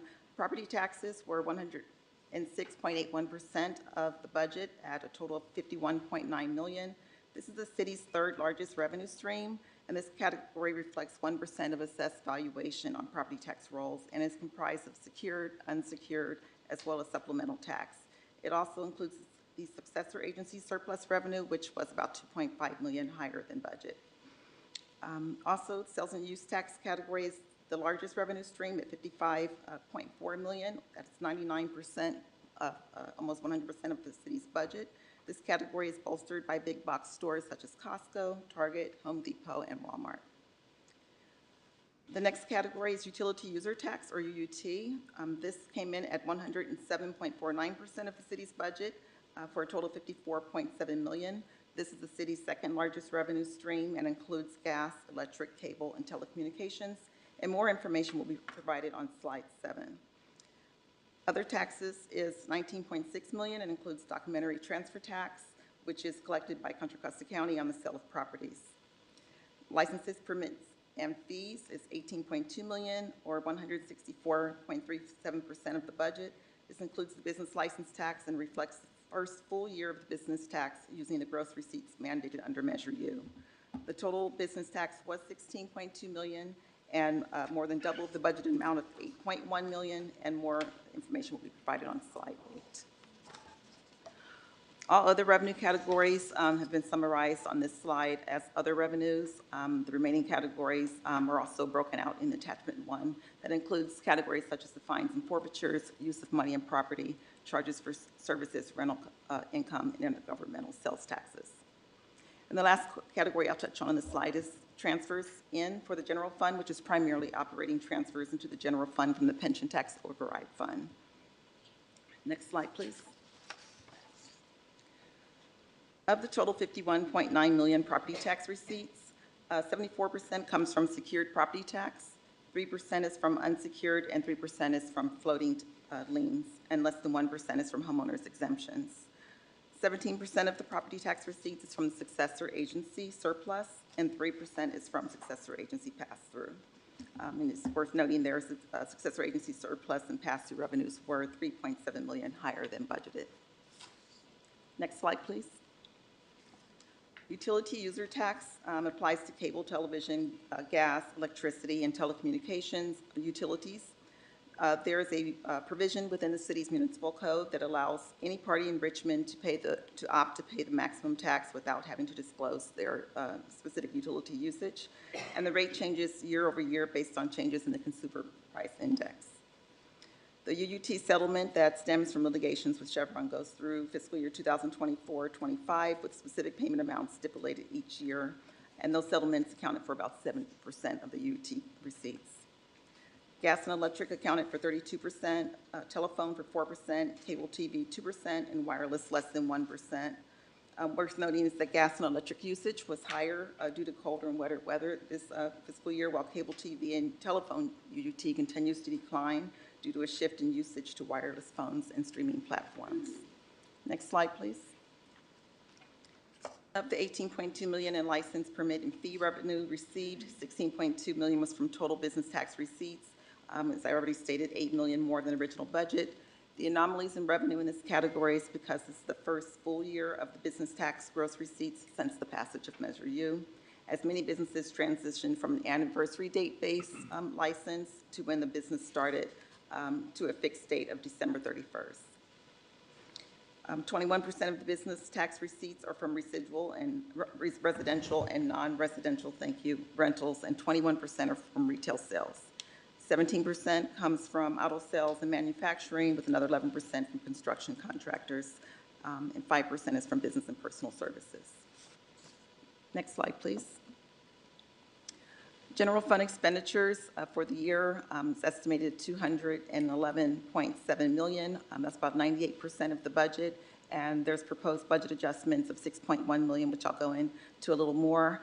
The salaries and wages are at $69.9 million. That's about 102% of the budget, and that's a result of projected vacancy savings of $8.3 million transferred out of the general fund into the general capital fund earlier in the fiscal year, and that was to fund a portion of the $15 million allocation to the library. Benefits are at $67.2 million, which exceeds the revised budget by 12%, or $6.1 million, due to the one-time contribution to the OPEB 115 trust. That was approved by the City Council on December 6th of 2022 from the prior fiscal year's 21-22 general fund unspent funds. Other operating includes copier leases, office supplies, utilities, equipment maintenance of that sort. Estimated year-end actuals are $10.8 million, or 72.98% of the budget. Excuse me? Could you, can we adjust the sound so we can hear everything? All right, thank you. Maybe we should ask Casey. Is that better? Okay, thank you. The $364,368 budget reduction staff is recommending as part of the transfers out administrative budget adjustment I'll cover in the last bullet. Cost pool budget in fiscal year 22-23 was a status quo with 5% increase to prior year's budget, with the exception to RHA, where the CFR 200 cost plan was applied. Asset capital outlay estimated year-end actual of $3.5 million, or 89.14% of budget. The $2,032,525 budget reduction staff is recommending as part of the transfers out administrative budget adjustment I'll also cover in the last bullet. Debt service year-end actual of $2.9 million, or 282.97% of the budget, and that category includes the debt service payments per the debt schedules and capital leases per the agreements.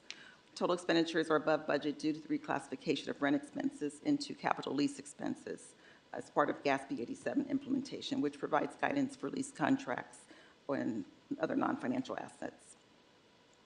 Transfers out at year-end actuals are $33,772,060, or 96.79% of budget. The $2,396,893 budget adjustment staff is recommending is to transfer to the general capital fund for the following. There's $750,000 for traffic calming, $1 million for street paving, $282,525 for IT and network refresh, $358,160 for Point Melati cottages, and $6,209 for miscellaneous expense to hazmat expenditures. And that's also included in attachment 2. Sorry. Yeah, the slides don't seem to be following your narrative. Oh, I'm sorry. I didn't. Oh, it's at the bottom. It's still there. Yeah, so the bottom transfers out. That is the total, the $2,396,893. That's the summary I just provided. I'm sorry? We're still on slide 9. We're still on slide 9, yes. Sorry. Next slide, please. The total estimated year-end revenue is $226,024,275, 105% of the budget, and total estimated year-end expenditures are $211,730,524, or 98% of the budget. This leaves an estimated general fund year-end surplus of $14,293,551. And in accordance with the City Council approved cash reserve policy adopted on June 27th of 2023, $2,393,278 contribution to reserves is recommended to bring the reserve balance to the 21% policy level. The other post-employment benefits, or OPEB policy, also adopted June 27th, and pension funding policy adopted on October 17th of 2023, requires a transfer of 10% of the unspent year-end surplus from general fund after meeting the minimum required reserve target. A contribution of $1,190,027 is recommended to each of those reserves per the policies. This leaves a balance of $9,520,218 remaining for City Council goals and priorities. Next slide, please. KCRT, next slide, please. Thank you. Delving into the cash reserves policy a little more, also adopted in June of this year. The general fund budget increased from $206 million in fiscal year 2022-23, requiring $44.9 million reserve, to $225 million in fiscal year 2023-24, requiring a $47.3 million reserve, which puts us at the 21% reserve level. Next slide, please. For the non-general fund revenue collections, they're 32% above budget, which is largely the result of bond proceeds in the amount of $132 million as a result of the pension tax override, pension obligation bond refunding, going from a swap to a fixed rate. Capital Improvement Fund revenue is at 38% of the budget due to pending grant reimbursements, and grant reimbursements are based on expenditures incurred. Debt service funds are at 742% of budget due to the pension obligation bond refunding, going from a swap to a fixed rate. And internal service fund actuals were 9% of budget. There's a $52,000 budget adjustment proposed for a boom truck with funding transferred in from traffic impact fees. Other operating funds are 65% of the budget due to grant reimbursements pending associated grant expenditures, and special revenue fund receipts are 57% above budget due to ARPA funds and ECI funds received. A budget adjustment of $16,509,784 is recommended to adjust to actuals. Non-general fund expenditures, $2,443,036 budget adjustment is proposed for capital improvement funds for the following capital projects. And they're actually the ones I've already highlighted in the transfer out schedule, and we're just going to go over them in a little more detail on the next slide. Thank you. The budgets for capital projects are appropriated in 1 year. However, the actual progress goes over multiple years. Debt service funds are 821% of budget due to the refunding passed through of the pension obligation bonds. Enterprise funds are 27% of budget due to wastewater and capital projects that span over multiple years. And internal service funds are 81% of budget. And there's a proposed $2,635,900 budget adjustment proposed to restore budget for a prior fiscal year purchase order that was inadvertently closed out. And that project is still in process, nearing completion. Next slide, please. So with the unspent funds, staff proposes $6,258,501 allocated in fiscal year 2023-24 to fund the following projects that are grant funded that had a projected funding shortfall. And Daniel's going to go over additional details. I won't spend a lot of time on them. And in the next two slides, 15 and 16, you'll see the line items spelled out. Similarly, in fiscal year 2024-25, staff is proposing $3,261,717 to fund the various projects. And again, we're going to go over them in more detail in the next few slides. So with slides 15 and 16, again, these are there's a total of 14 projects that Daniel's going to go over on the next few slides. And you, KCRT, get forward to slide 16 as well, please. And there you have a total of $5,460,000. That was in the prior summary slide. And again, the next few slides, 17 through 33, Daniel will go over in a little greater detail.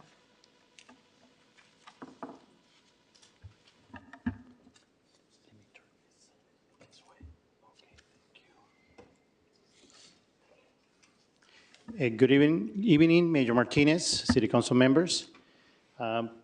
Next slide, please.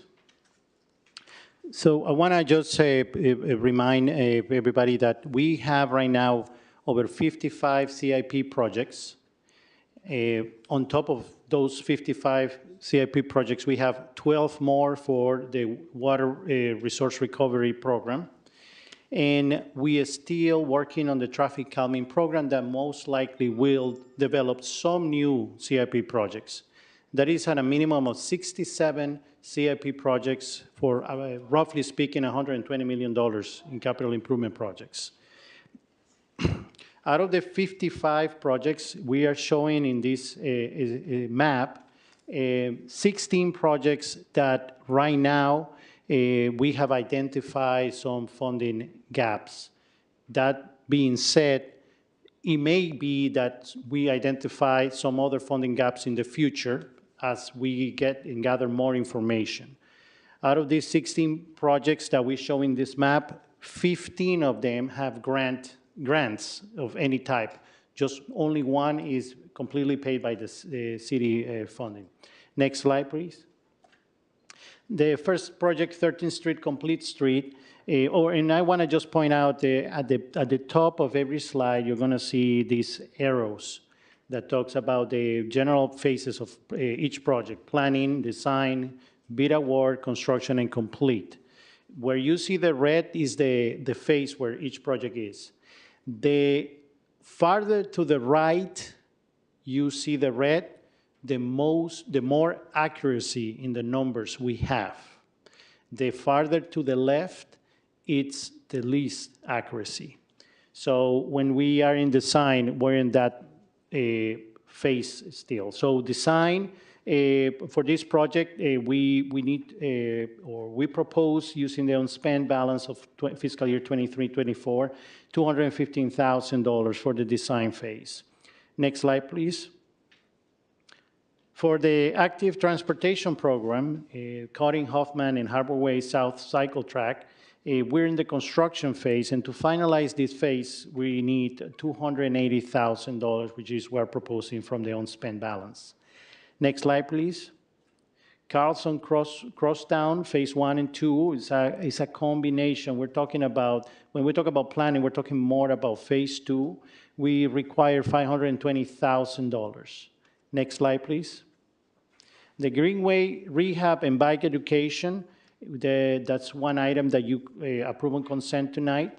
We need to move to the bid and award phase, and for that we need $25,000 on the unspent balance. Next slide, please. McBride Safe Route to Parks, we're in the planning phase. We need for fiscal year 23-24, the current year, $185,000. And we propose for the next fiscal year, $75,000. Next slide, please. Bayview to BART, we're talking about, again, the remaining of this fiscal year, $230,000. And for next fiscal year, $40,000. When we talk about this, is because in the schedule of these specific projects, we estimate that is going to, this phase is going to go beyond this fiscal year. That's why we have this separation. Next slide, please. In the bridge preventive maintenance, we need to have or add $65,000 more to be able to apply, well, to go into the next cycle of the Caltrans Bridge Preventive Maintenance Program and acquire $1.9 million. Next slide, please. The San Francisco Bay Trail, Point Mulari, this is an unspent proposed use of unspent funds of $750,000 for the design phase. Next slide, please. The Yellow Brick Road, we are in the construction phase, and we need $300,000 to complete this phase. Next slide, please. Lincoln Saint Route to School, for the bid award to finalize this phase, we need $265,000. Next slide, please. Barrett Avenue Road improvements. We're in the planning phase, and we need $315,000 as a local match for the Highway Safety Improvement Program grant that we apply and secure for $1.4 million. But for that, remember, most of grants require a local match, and this is the local match we need. Next slide, please. McDonald Avenue pedestrian crossing safety guards. Same concept. We have a grant for $224,000, but to receive it, we need to have a local match of $50,000. Next slide, please. Burman Park site remediation, and I want to make a big asterisk here. Up to very recent, I'm talking about yesterday, we have a $1.5 million proposed unspent, to use unspent funds to complete this project. But after further analysis, and we're talking about the site remediation, this is soil contamination that we need to address. After soil testing, we realized that we're going to need more than that. We have a grant for $4 million. We were estimating we would need $1.5 million more, but in reality, it could be up to $3 million. So our plan is we're going to review these numbers more in detail and come back to you at mid-year to make sure that we bring a better number, or more accurate number, let's say. Next slide, please. This also affected the revitalization of the park itself after the soil is treated. So we were requesting $3 million for next fiscal year, but after the new analysis, we realized that we might need not 3, but up to $6 million. So an additional $3 million more.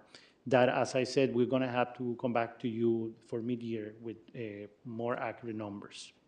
Next slide, please. Then we have the Terminal 4, for which we are requesting $760,000. Next slide, please. The Steinmark Cottages, this is the only project that doesn't have grant funds. This is completely from the city funding. And this was already addressed to $520,000. Next slide, please.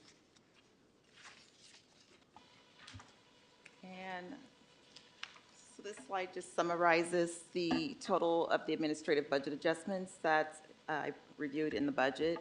So again, for general fund expenditure increase of $6,102,459.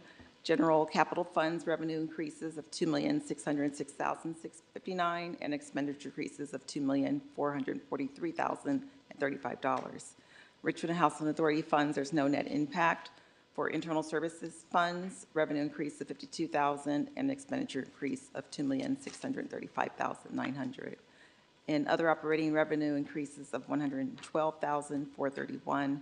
And special revenue funds in revenue increase of $16,509,784. And this is also detailed in attachment 1 in your packet. Next slide, please. And with that, I'll turn it back over to Shasha to go over next steps. Thank you. So as you can see, we've spent a great deal of time preparing for this evening, and we welcome feedback and comments on next steps.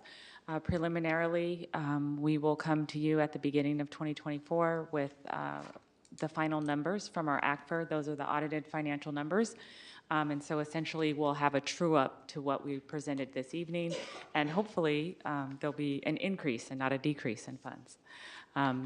Also, we are planning to come to you on November 28th with recommendations pertaining to ARPA, and we'll be utilizing the feedback from the plans that the council requested, using the American Rescue Plan to meet our highest needs, which was the Strategic Investment Plan, which was finished in December of 2022. And we'll use these documents to help that were community-provided input to inform our recommendations. In addition, we hope to bring the ECIA recommendations to the council in December 2023, and then shortly thereafter, we'll be approaching mid-year for the current fiscal year. So if there's things that you don't see this evening, I just want to reiterate to the council that we'll have numerous other opportunities to incorporate your requests in the coming months. Thank you. I'd like to start off by thanking Finance and Public Works for putting this together, and also City Manager. We've all worked together to put together a budget that reflects the wants, the needs of the community, as well as being fiscally responsible. I'm very, very proud that we have included money to build a soccer field at the Burman Park. Soccer fields has been one of the major things that our community has asked for, and we have provided money for that. So, are there any other comments from other council members? Let's see. Mayor, we did have one more slide that we need to show. I'm moving, maybe you can indicate what the slide number is. There was a question we received around how much we've contributed thus far for OPEB. Okay. And so if KCRT can just advance the slide deck, moving, I'm not sure what slide number it is. So this is Mubin Kader, the Deputy Director of Finance, and this slide actually shows the CalPERS pension unfunded liability for safety and for the miscellaneous employees. Total unfunded liability is $381 million. Out of that, $246.7 million is public safety, fire and police mainly. And then miscellaneous employees, the total unfunded liability is $134.3 million. And it also shows the OPEB and OPEB, other post-employment benefits, unfunded liability. We have two plans, Richmond Police Officers Association, which has the total unfunded liability of $7.8 million. And the city plan has $66.9 million unfunded liability. And it also shows the 115 Trust, which is the pre-funding part of the funds that the city contributes to. And as of today, the 115 trust value for the Richmond Police Officers Association is $9.6 million. And the city plan is $40.4 million. So this is a snapshot of the current status of the unfunded liabilities and the 115 trust. And if you remember, the council would probably remember that the pension side did not have the 115 trust in the fiscal year 22-23, which is set up as of now. And going forward, we will have a pre-funding opportunity to contribute into that in terms of our pension plan. That is in process to be funded as of the part of the council action item today, where we would contribute 10% of the unspent fund balances. So that will be the beginning of the pension trust 115 pre-funding plan, which is a success story for the city of Richmond overall. And I hope that answered the question. And any follow-up questions? I want to, the slides that you've shown are new to us. Have they been posted on the website so that the public can see them? It will be posted. A draft version of this was attached. However, it has evolved to great lengths after that. So the final version will be published by tomorrow on the city's website. Yeah, I find this version to be more comprehensive, and I think that's good. So, Cesar? Councilmember Cepeda. Thank you, Mr. Mayor. First, great presentation. The reason we kept asking for slides is because you gave so much more depth. So we're going, where is she looking at this from? So it was great. You know your numbers and you know your stuff. So welcome to Richmond. We're very excited to have you. And great presentation along with everyone else. Great information. Even though it wasn't on the slide, you kept us on our toes. So thank you. One question. I want to start with the cottages. Didn't we already approve money last time to put some tarps in the cottages? The cottages that nobody could live in? Shall we call these Dave's cottages? Dave? So. That's because you're going to bury me. How much more money do we need for that? Daniel, do you want to speak to this item about the cottages? Yes, it's not additional funds, it's the same funds, it's just that we just want to make sure that it's reflected in the additional funds that we need. We have to appropriate it? Yeah. Okay, but we already approved it. Yes. So we can't necessarily. Yes, so we have to now we need to appropriate it. Okay, I want to make sure it wasn't the same money because these cottages are going to bankrupt us. The ATP quick build, slide 19 in the presentation that we have, is this the plan that we have worked with the neighborhood council already, or is this the plan that we're not working with the neighborhood council with? Because I know that, and I don't know all the history, but I know that the neighborhood councils in this area have had concerns with the plan, so I want to. Yes, and I also would like to invite our project manager, capital project manager, Joseph Munoz, to the podium.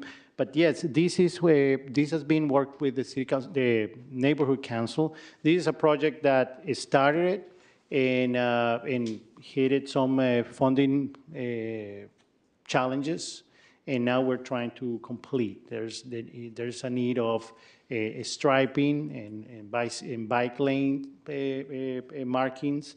However, we don't want to do that unless we treat the pavement first, because the pavement is in need of treatment. And if we just stripe it, well, we'll come back in a couple of years and spend the money all over again. So that's been one of the challenges. However, since it's paving, what we're talking about, and we are already in the cold weather, it's not the right time to apply any pavement treatment. So we're going to have to wait until the spring to do this work, or early summer. So then this is not constructing or deconstructing or changing the bike lanes. This is completing the job that was originally approved by city council in the past, and it was under construction. Okay, but it's not we're just putting asphalt. We're not putting new bike lanes, right? This is. Well, the project includes bike lanes, and Joseph, you can correct me if I'm wrong. Yep. And also our Deputy Director, Robert Armijo, comes in to save us all here. Good evening, Mayor and members of Council. Robert Armijo, City Engineer for the record. So the work that's left, Councilmember Zepeda, is basically the bike lanes that run between Harbor by the railroad tracks and Wright along Hoffman to connect to Cutting. And then there's also some punch list items for the work that's already been done. It's mostly signage that's along Cutting, but there's no more work on Cutting other than that. So it's mostly on Hoffman and then a portion on Harbor. Thank you, because what I understand before, that we were supposed to have the options were either one bike lane on each side, one direction each, or two bike lanes on one side with both of them having one direction each. And what we ended up having is 3 bike lanes, and some of them are just causing confusion. And they're even, when I spoke to one of the companies that's opening up on West Cutting, their plans that we approved do not have bike lanes. So it's causing some concerns. And I don't know if this section is, I don't think we're fixing anything back there, but I just want to make sure that as we move forward, that this is the plan that the neighborhood councils have also kind of. Councilmember Zepeda, if I may, why don't we, for this particular item, if the council elects to provide the 280,000, then why don't we schedule a site visit? Okay, thank you. Because I think it's a little difficult for I'm us. going to throw all these questions out here all of a sudden, but this, more information had me prompt more questions, so sorry about that. So is that a, Mayor, is that, okay, Yes. thank you. Yeah, and then in the improvement, so let's say we do approve the 280, I don't know, in here too, do we also have the big metal poles in the middle of the bike lanes?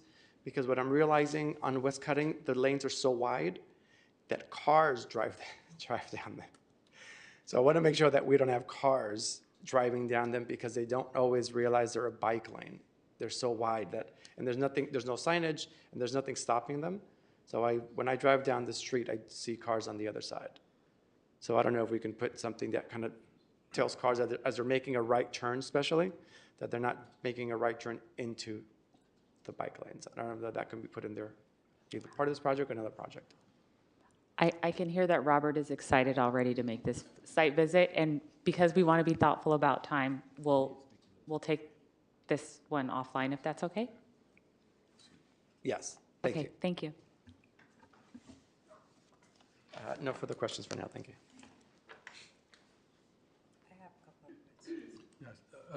Councilmember Sahela Bana. Thank you. So the numbers about the pension plan, I have two questions. The numbers about pension plans, are they the latest from CalPERS? And I don't have it in my slide deck. I was trying to look at them. KCRT, can you please bring up the presentation? Yeah, The so- slide deck? Yeah, so Councilmember Bana, we received a question later today, and so we added this while we were in closed session. So we will make sure that it's posted online, but it's not in your printed packet there because it just was added because we received a question from a council member. So it's not, so slide 38 is not in your printed packet. Right. My question is, are these numbers the latest from CalPERS? Because I remember Mubin explained that they go up and down. And Yes. So is this these the are latest? Which quarter is it relating to? Well, these are the latest published actuarial reports from when I Varden, which manages our OPEB plan. And the pension plan is managed by the CalPERS, which is, we all know what that is. And their latest published actuarial reports, which were like last year published, which are probably as of June 2022. I'm sorry. June of 2022 numbers. Oh, I thought they would provide reports like every quarter. They don't? No, they're not quarterly. They're actually every other year, and their numbers are a couple of years in arrears, so. Okay, thank you. And then I would like you to look at the slide number 17, please. If you could show slide number 17.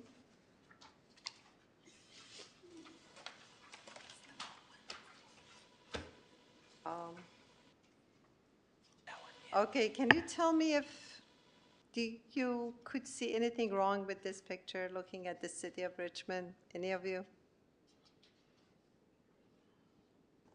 Well, Councilmember Bana, all of the projects here have been grant funded, and so based on the criteria for the various grants, many of them, most of them, perhaps all of them, prioritize disadvantaged communities, and this is a designation by the state of California. It's not the city's designation.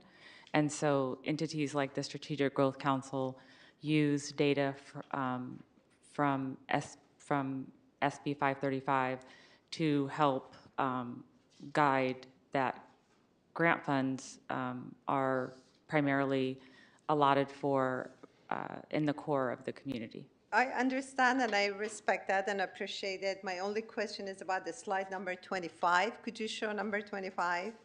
That's about San Francisco Bay Trail and Point Molote, and everything's coming from the city, total of $4 million.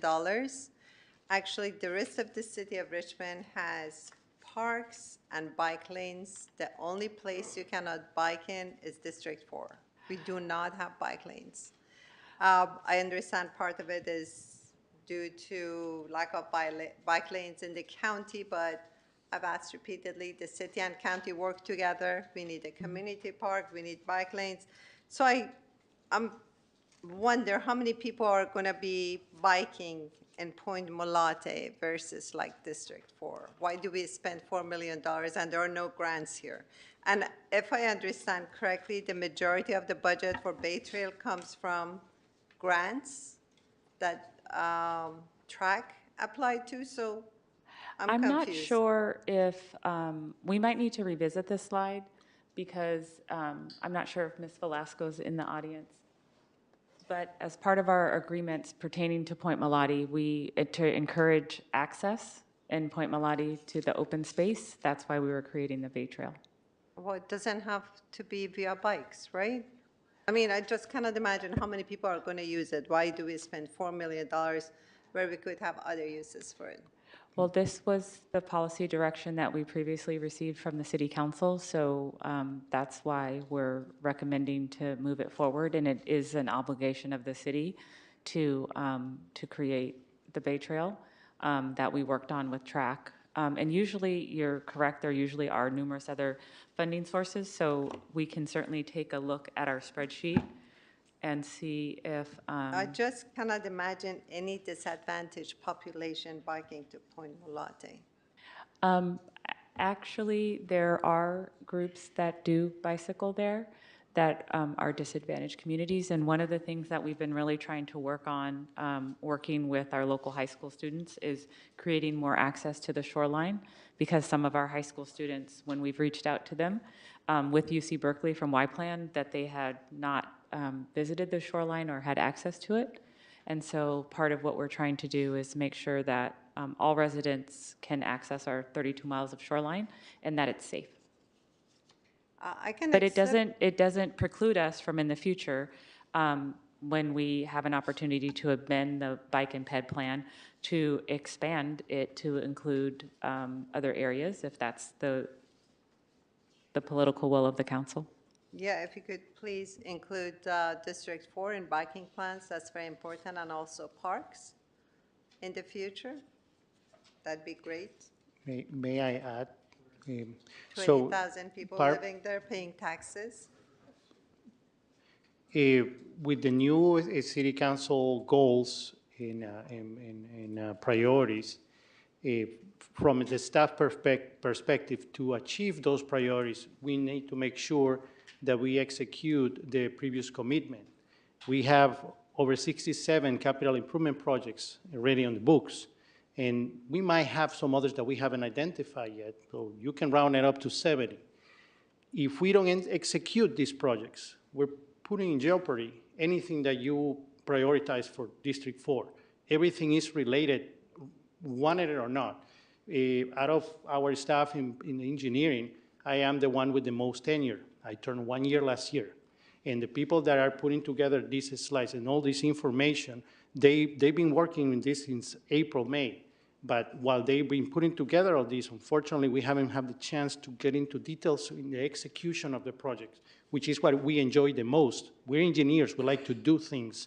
We kind of get frustrated in the planning phase. We like to do. So it's linked. So this is a commitment that we already have as a city, and we want to execute all this so we can access more grants now and in the near future. I understand, and I appreciate it. And I'm going to vote yes to whatever you suggest for now. But just heads up that in the future, we need to respect the needs of all the residents who pay taxes in the city. Thank you.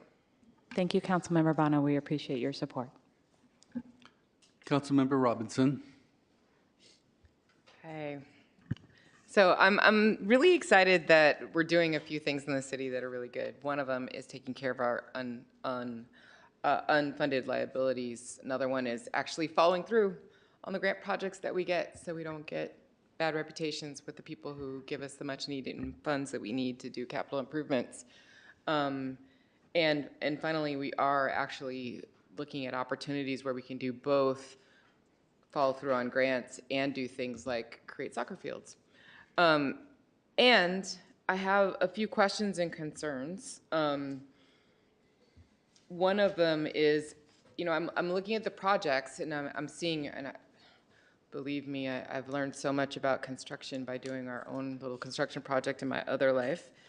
And we are pretty far away from being on the right side of your bar graph, where construction costs become a lot more solid on most of the projects here.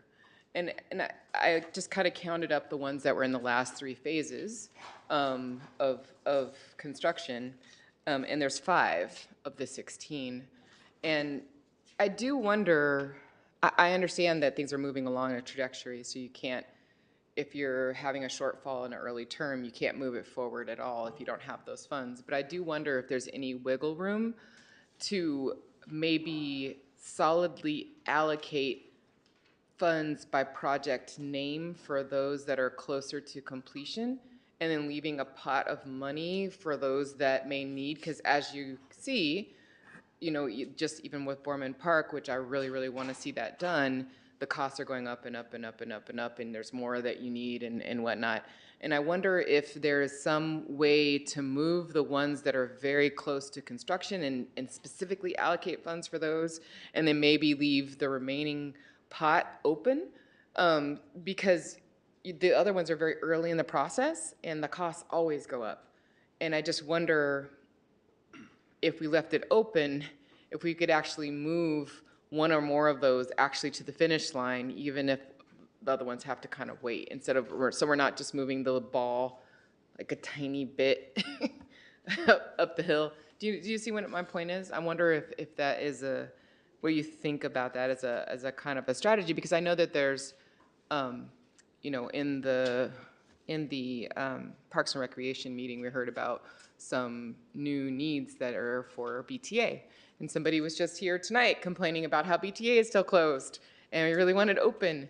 And you know, while we're trying to finish that building and it's so close to being finished and it has a little bit of need, like maybe that's a more near-term project to fill a gap, where some of these other things that are really early in their process and maybe need, you know, who knows exactly where that number is going to fall. Maybe we don't allocate specifically, but leave a pot for whichever one's moving.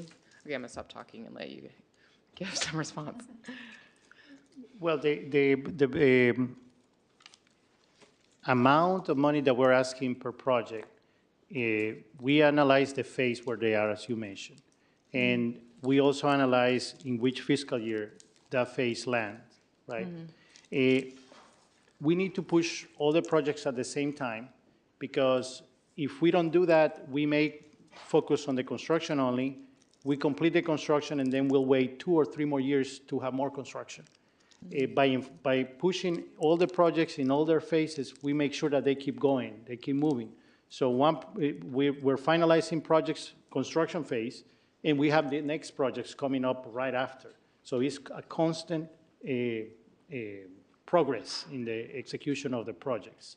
So every single one of these phases have a timing, and there's a timing that it also lands, and it has a lot to do with when the next city council meeting is. And so we can time it in a way that we hit the grant deadlines, we hit the environmental permits, that we also have limitations in some of the projects. So everything, if we don't do it now, even if we're just in design, but if we don't approve it, I'm just making this up, I'm not talking about a specific project, but that happens constantly. If we don't approve the funds for the design now, then we cannot start that phase. And then the holidays come, then there are other priorities that the city council wants to discuss in a meeting, and then the next time we get to it, it's maybe 4 months from now. And by that time, we already, we didn't lose 4 months, we probably lost a year, because now it lands in a time of the year that is specific construction, like paving, for example. Paving doesn't happen in the fall, winter. So we didn't catch the spring, summer, we lost a year. So you believe that there's no wiggle room in here? We have. Councilmember, Yeah. So Councilmember Robinson, I think what you're asking is a really good question. And what we tried to do is we tried to prioritize. And so essentially the back of the envelope number that we have on our bike rack for BTA as an example is $1 million. But we're not sure if that's quite right. So Recreation and Public Works have been meeting, and they've been going over what needs to be done as the existing work and remediation is being completed. And we think it's going to be about $1 million. When you receive your report for ARPA on the 28th, we think we'll have a better sense of, is it really $1 million, or is it 900, 800, or 1.2? So the ones where we still need to fine tune the numbers that are high priority for the community, such as BTA, we need a couple of more weeks to do that. And so we're planning for that, for BTA specifically, to be a recommendation from ARPA on the 28th. Because by then we'll know what the number, we'll have a better sense of what the number is. And so kind of following along with that, I know that they're going to be kind of leaning on ARPA to kind of answer some of our funding needs questions. I wonder if, I'm sure you probably already thought about this, but I just want to check. Oh, no, maybe we haven't. You know, are any of these projects here better for ARPA and other ones, you know, kind of better? Well, honestly, what I did was I said, okay, we have 15.83. This was what, at time of publishing. Every day Joseph increases the number, but as of publishing of this report, it was 15.83 million. And so we basically removed as much as we could of the put towards almost 8 million and some change towards bringing that 15.3 number down. And so whatever's left over, we're going to essentially recommend, we're backing into the recommendation for ARPA. That's essentially what the staff report is going to look like, because what we want to do is provide the city council an option to have all of these capital projects funded. And will ARPA include funding for things that were COVID pandemic resiliency related, like supporting our local businesses? That can be part of the plan. I think it's also part of, when you look at the plan that was developed by the community and with the stakeholders, it appears that there's also, for example, like community members want more soccer fields, right? And so I think we're trying to utilize ARPA funds in the way that the city council deems most appropriate. So if the city council wants to allocate funding to other things other than CIP projects, you can certainly do that. But staff is recommending that you strongly consider doing it because it's a leveraged match. And so, and we'll have the calculations ready to show you, what the leverage matches are. And so it's a policy decision of the city council. But other than ARPA, if we don't recommend ARPA on the 28th, then we essentially would not have a mechanism to close the gap for many of your CIP projects. So I do have a concern that ARPA was specifically, even the report that we got back from that whole study, specifically pointed to a set of projects that were addressing some of the shortcomings that kind of were made clear by the pandemic. The shortfalls in like our city's resilience having to do with housing, having to do with access to healthcare, having to do with, kind of city infrastructure, things like that. And I have a fear that we're thinking more of ARPA as a piggy bank for things that I also want to have happen, finish these capital improvement projects, but we're not actually investing in our future response to things like pandemics by strengthening those areas where our community is weak.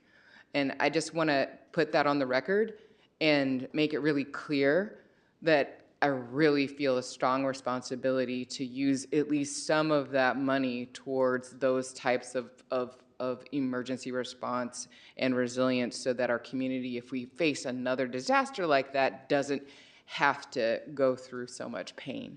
And I think that if we look at that report again, people talked a lot about supporting businesses. They talked a lot about making sure there was housing. They talked a lot about healthcare access. They talked about a bunch of things. And I'm not hearing that when we talk about the allocation of funds. And I also want to close gaps, and I also want to do, CIP projects, but I do feel like we have a moral responsibility to be prepared for things like, emergency response. So I'm just going to leave that there and then bring up the other thing that no one's going to like me for, but I'm going to say it anyway. And that is the reason why the OPID numbers were in there. I felt like we did a really great thing and a really kind of courageous thing as a city staff and as a council to address our unfunded liabilities by making agreements, making policies to set aside 10% for OPED and 10% for the pension. But that great effort to address the unfunded liabilities gets undermined if we begin to creatively interpret what the total of surplus is. So we start from a number that's already been decreased because we allocated some of that surplus already. And I think that's what we're doing. And I just want us to be clear that we probably need to be clear. If we've set a goal to set aside too much in surplus, then we should be clear about that and say, hey, we can't afford 10%, let's do 5. But if we say 10%, it should be from the whole surplus, and that includes money that we allocated to the library.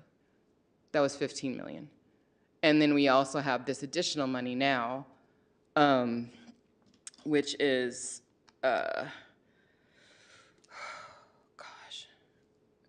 what is that? 14 million? And I know that makes it so that we have less money to spend for capital improvement projects, but I just want us to be clear and honest when we set a policy so that there's no room for creative interpretation. If we've set it too high, then maybe we should say, hey, we set it too high. And 10% is a high bar, and maybe we should reconsider that. But the whole surplus, if we're honest, includes the money that we allocated to the library. So, Mayor, if I may, what I would, Councilmember Robertson, your points are well taken. One of the things that we have tried to do in our recommendations is also take into consideration the other policy guidance the council's given us thus far. So, for example, one of the items is related to compensation for staff. And so the City Council has approved MOUs and approved class and comp, which significantly increases compensation. In terms of supporting local nonprofits, unlike many other cities, we have a Department of Children and Youth that the voters passed, and so we have 6 million, actually about 6.4 going specifically to youth-funded programs. And then for housing, we were able to apply and were awarded the ASIC grant of $43 million for Metro Walk. And then we have over $12 million in emergency funds related to the unhoused.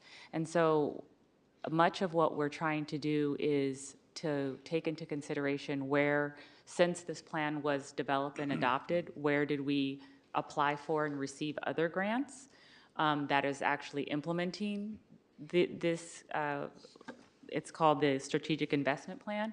Where are we already implementing the Strategic Investment Plan through other funding sources besides ARPA? And then looking at the specific infrastructure needs that we have in our community that continually come up as where we have shortfalls. We've also worked very closely and continue to work closely with the Richmond Community Foundation to provide housing to individuals that need housing. And so that is another item that will be coming to City Council that will be funded out of ERF funds. And so we're trying to put together a comprehensive package that moves forward all of the council's goals and priorities as you've requested. So I still feel like the council here has some work to do in considering what is our policy around a set aside for OPED and for the pension, because we said 10%, and we're not doing 10%. We're doing 10% of the 14, not 10% of the 29. Just to be clear, and I think we should be honest about that and deal with it. And then I think that in terms of ARPA and what you're saying, yeah, we're doing amazing work around housing in Richmond. I really think we are, with all the different kinds of grant sources and stuff, but I don't really see the same work being done to support our small businesses. And I feel like that's a big gap. I think there's some other gaps in the report that, and in the recommendations that all those focus groups gave us that are not being addressed by other grant funds. And I feel like we you know, even though we have our heart set on doing all these different things, we have to keep a broad view of all the needs and not forget major parts of our community. So I just wanted to bring those two issues up and see if there was any wiggle room. I know that people in my district and other districts are really concerned and really want BTA back. And so wondering if we can make sure that happens. So that's my comments. Thank you. Mayor, if I may, Yes, as relates to the prior fiscal year allocation of the funds to the library of $15 million, That was a prior fiscal year council-approved action. That was not from year-end unspent funds. Just as the city council approves budget adjustments during the fiscal year, including at mid-year, that was a third quarter adjustment from prior fiscal year identified savings from vacancy, not year-end surplus. I thought that was projected surplus for this fiscal year. That was projected savings within the fiscal year 22-23, since Exactly. we had. And this is what we're talking about for this surplus. This surplus that we're talking about tonight is from 22-23. You're right, but then council has authority to make budgetary decisions throughout the whole year, and council does that. So council may not want to limit their authority to appropriate budget during the fiscal year. That was one of the actions that the council had, which was from that same year's revenues and expenditures, which was deemed to be sort of like a one-time saving because the city had larger vacancy. So that's how, it's a totally like within the councils and cities' budgetary best practices. I wouldn't, this should not be considered as the funds were stolen from the year-end unspent funds. As far as the Booker T, it's my understanding that there was a lot more work that needed to be done in order to complete it, and that this extra work required a longer time schedule. It's also my understanding that we are trying to fund Booker T so that Booker T can be done in an expedient way. Am I correct? You are correct, Mayor, and we understand the importance of the PTA Community Center, and we're committed to complete the second phase as soon as possible. Okay, thank you. And I also have a lot of conversations with the city manager about finances. I'm not a finance person, so a lot of times there's terms that have particular meanings, and to a layman, the meanings are different. So I will need a lot of guidance, and I want to commend Councilmember Robinson for being part of the city council, because she has a lot of financial knowledge that is actually filling the gap that I have. So I do feel that we do some creative financing, by shifting money around, saying that this money is no longer part of the surplus because we have allocated it to something else, when in fact it was or is, so the way things are explained to me, when something shifts into another bucket, it no longer is what it was before, even though that's what it was before. So I don't know. I'm taking up someone else's time. Vice Mayor McLaughlin. Thank you, Mayor. So I heard everything that was said, and I really appreciate it. I appreciate all the hard work staff has done, and of course, welcome to Andrea. Welcome back. And I want to address another issue that is not being presented as a use for this unspent funding. I realize that it sounds like these capital projects are all needed. The gap funding is needed to leverage the grant that has already been received and such. So I'm not sure what to say about that, but I'm hoping that I can make a case here for why we need to make some more, to allocate more funding for CCRP, the Community Crisis Response Program.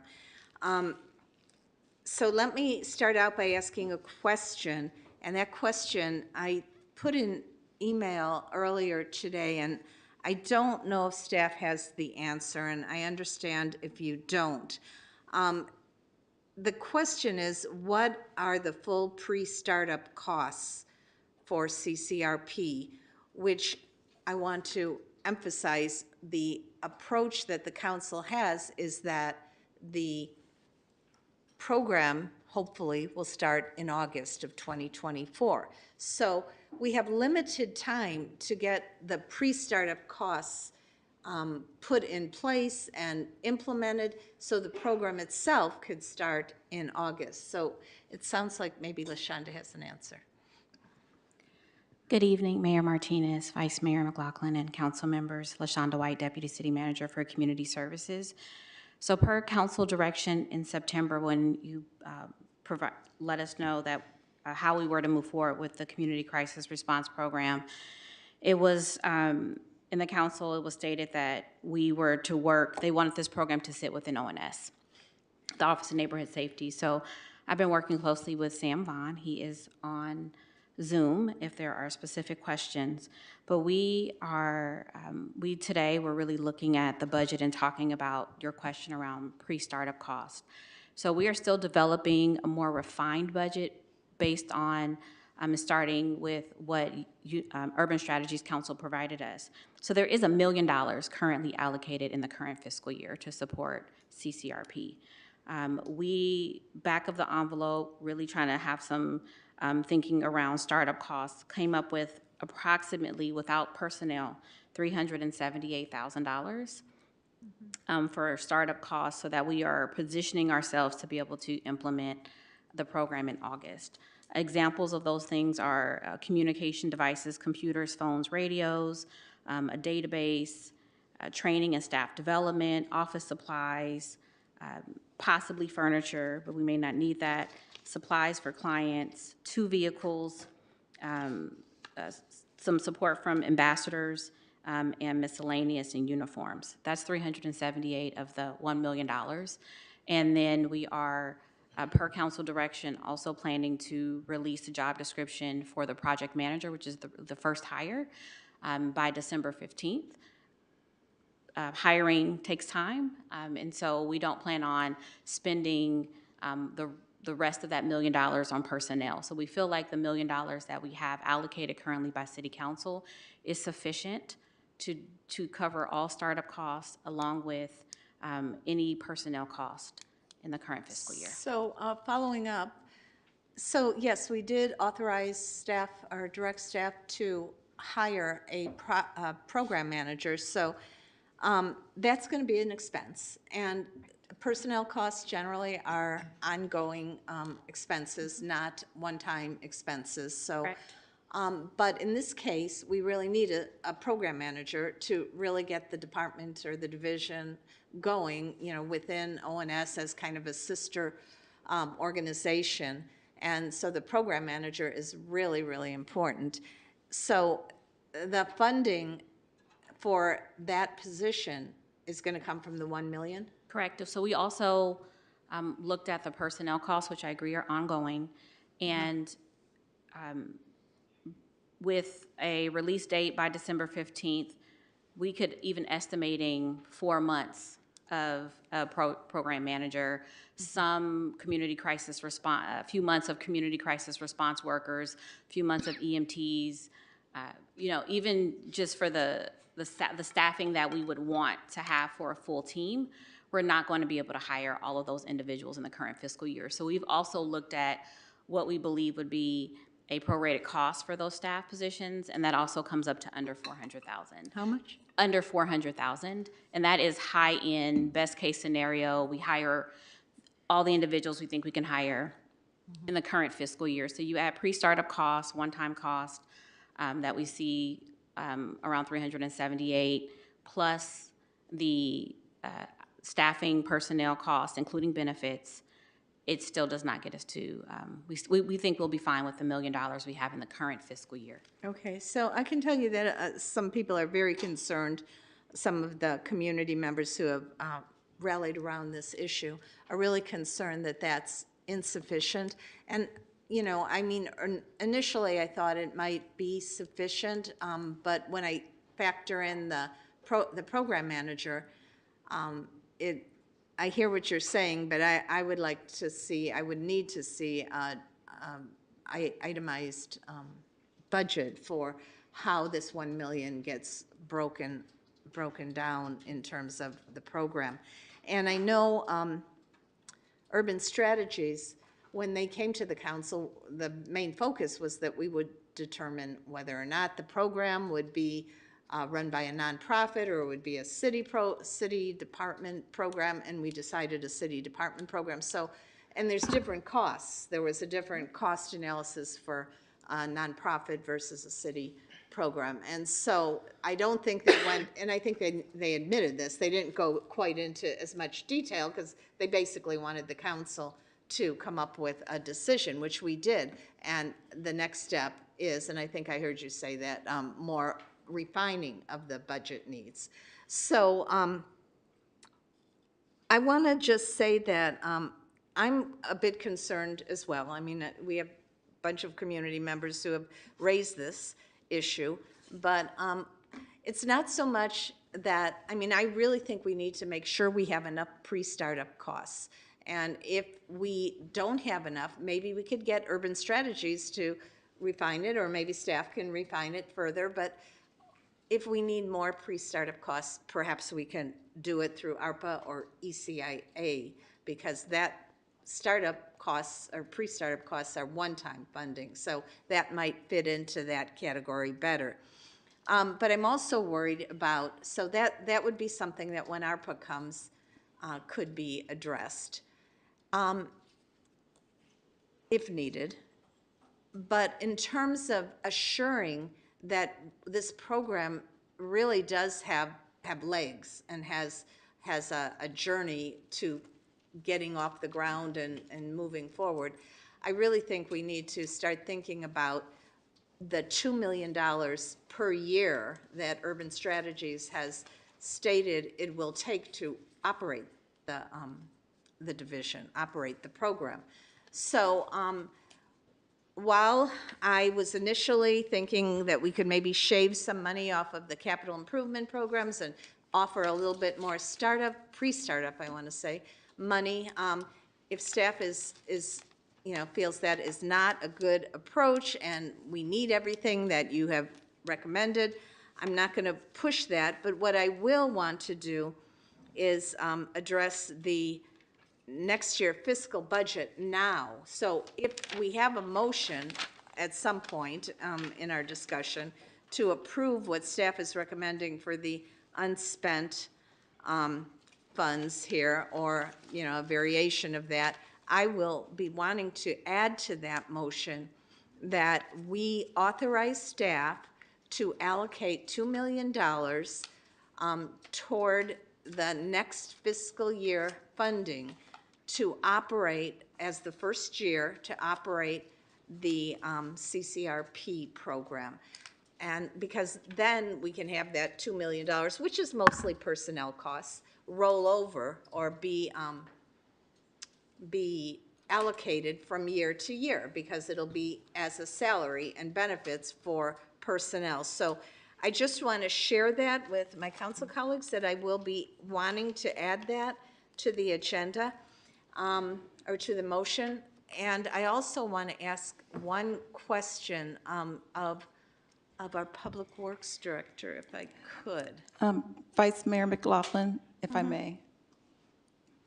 Yes. Yes, I want to just refer to the slide deck handout, slide 4, where we did include the City Council's guiding fiscal policies that were approved in April 2021. And it is within those fiscal policy guidelines that we do not appropriate non-recurring revenues to ongoing programs. And so I would just recommend caution. And Right. I saw that, and I know I got a copy of that. I'm just wondering, this is not a program yet. This will be a program. It's a program that the council wants to happen and has allocated $1 million, but the pre-startup costs are something different than the program, ongoing program. But I do want to say that obviously that's not, we'll have to determine We'll have to determine when ARPA funding comes, whether or not that distinction allows us to go forward with more pre-startup funds. But again, my motion will include, or my amendment, whoever makes the motion, or I can make the motion, to include $2 million in next fiscal years. I just want to have that locked in for next fiscal year. If I may, Vice Mayor McLaughlin, I hear what you're saying. If I'm getting nods from your colleagues, we can do that administratively. In the past, when the council started switching between the fiscal years and carried things forward, I spent like, I don't know, 72 hours reading all the old staff reports over the weekend and trying to figure out how to sort it out for this council. So I'm happy to include that $2 million if that's what the council wants to do. And that would enable you to remain consistent with the recommended action, which focuses on fiscal year 22, 23. So I'm happy to do that. Okay, and then on the ARPA funding, we can discuss whether more startup funds. I would also like, is that something that staff can do, refine the pre-startup costs, or is that something that you Yes, we could work can. with urban strategies on? Yes, we can do that, and what we can also try to do is to email that to the council in advance of the meeting on the 28th, so you have that for reference. That would be great. Okay, thank you. And I also just want to say, BTA, of course, is extremely important.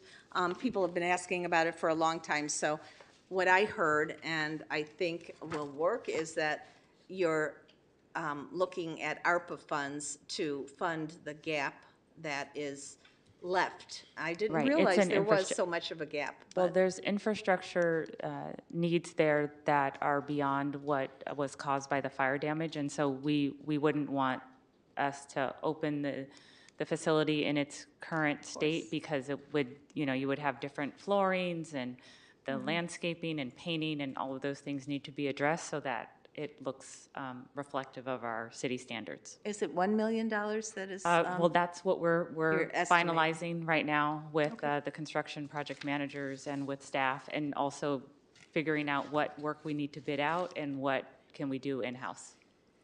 Well, one quick question, because the Public Works Director was talking, and I was trying to say I have a question for the Public Works Director, so here I have his attention now. So the question is, the 1.2 million for the 18 projects that Public Works identified, that many of us were pushing for getting that 1.2 million, is that 1.2 million sufficient for the whole 18 projects?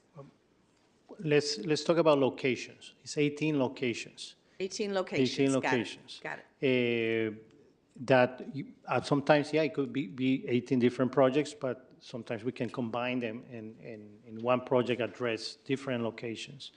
Since that meeting until now, we have received over 180 different inquiries related with traffic calming requests. Not all the 180 really are traffic calming requests. It could be something, for example, related with a pothole, but people included like a traffic calming request. So the $1.2 million may be enough for the 18 locations that have been already approved. But since those 18 locations were approved by City Council, the way we see it is, even if those $1.2 million are not enough, and let's say we leave 3 out, right? Those 3 are going to be priority because they're already addressed or are directed by the City Council to address first. However, after those 18, we need to have bring to the City Council, according to the methodology that was approved in November of last year. These are the 180 inquiries and counting. Out of these 180, I'm just making this example. Please don't take these numbers. Like, let's say these 120 really fit into the traffic calming program request. And out of these 120, we believe that one project would address these 20 different inquiries because they're in the same group. We're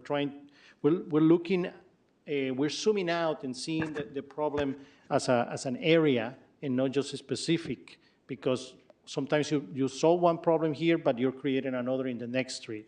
You put a speed bump in this street, and what drivers do, okay, let's move to the next street. So the problem just moved. You didn't solve it.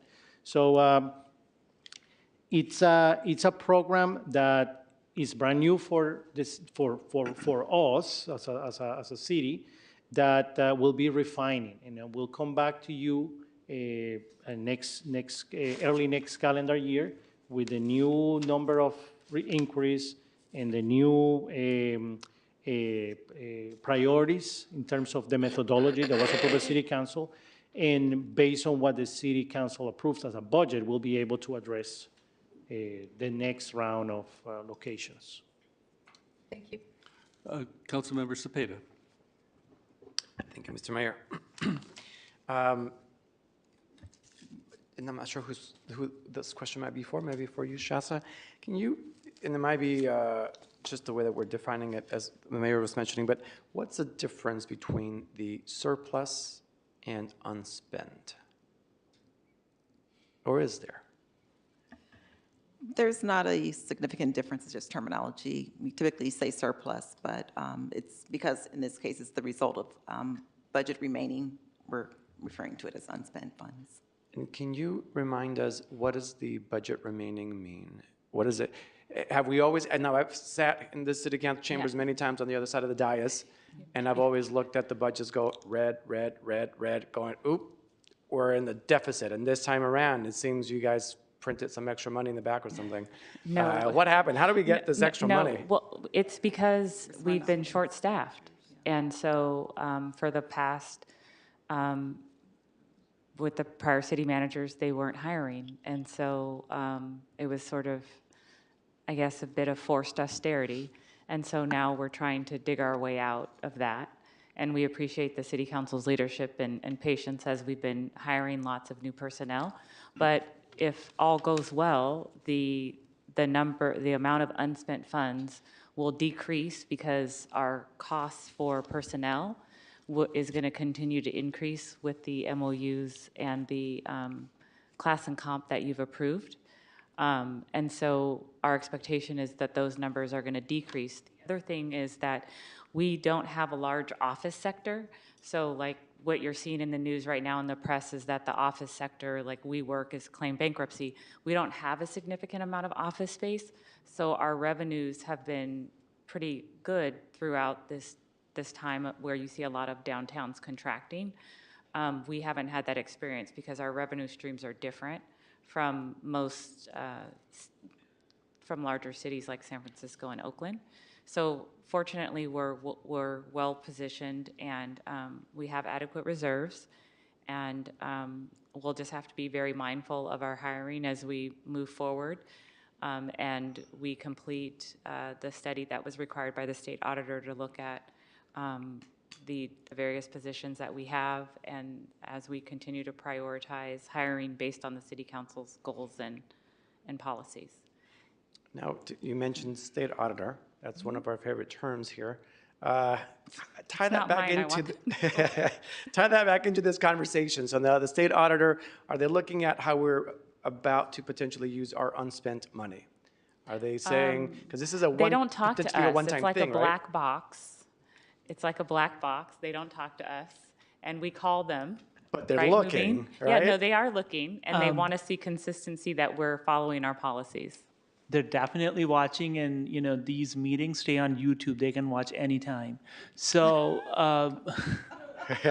so whatever we say, we should always need to be mindful of that. So yes, all these policies, like 10%, for example, from unspent going into CalPERS and OPEB, is result of those policies which were recommended by the state auditor.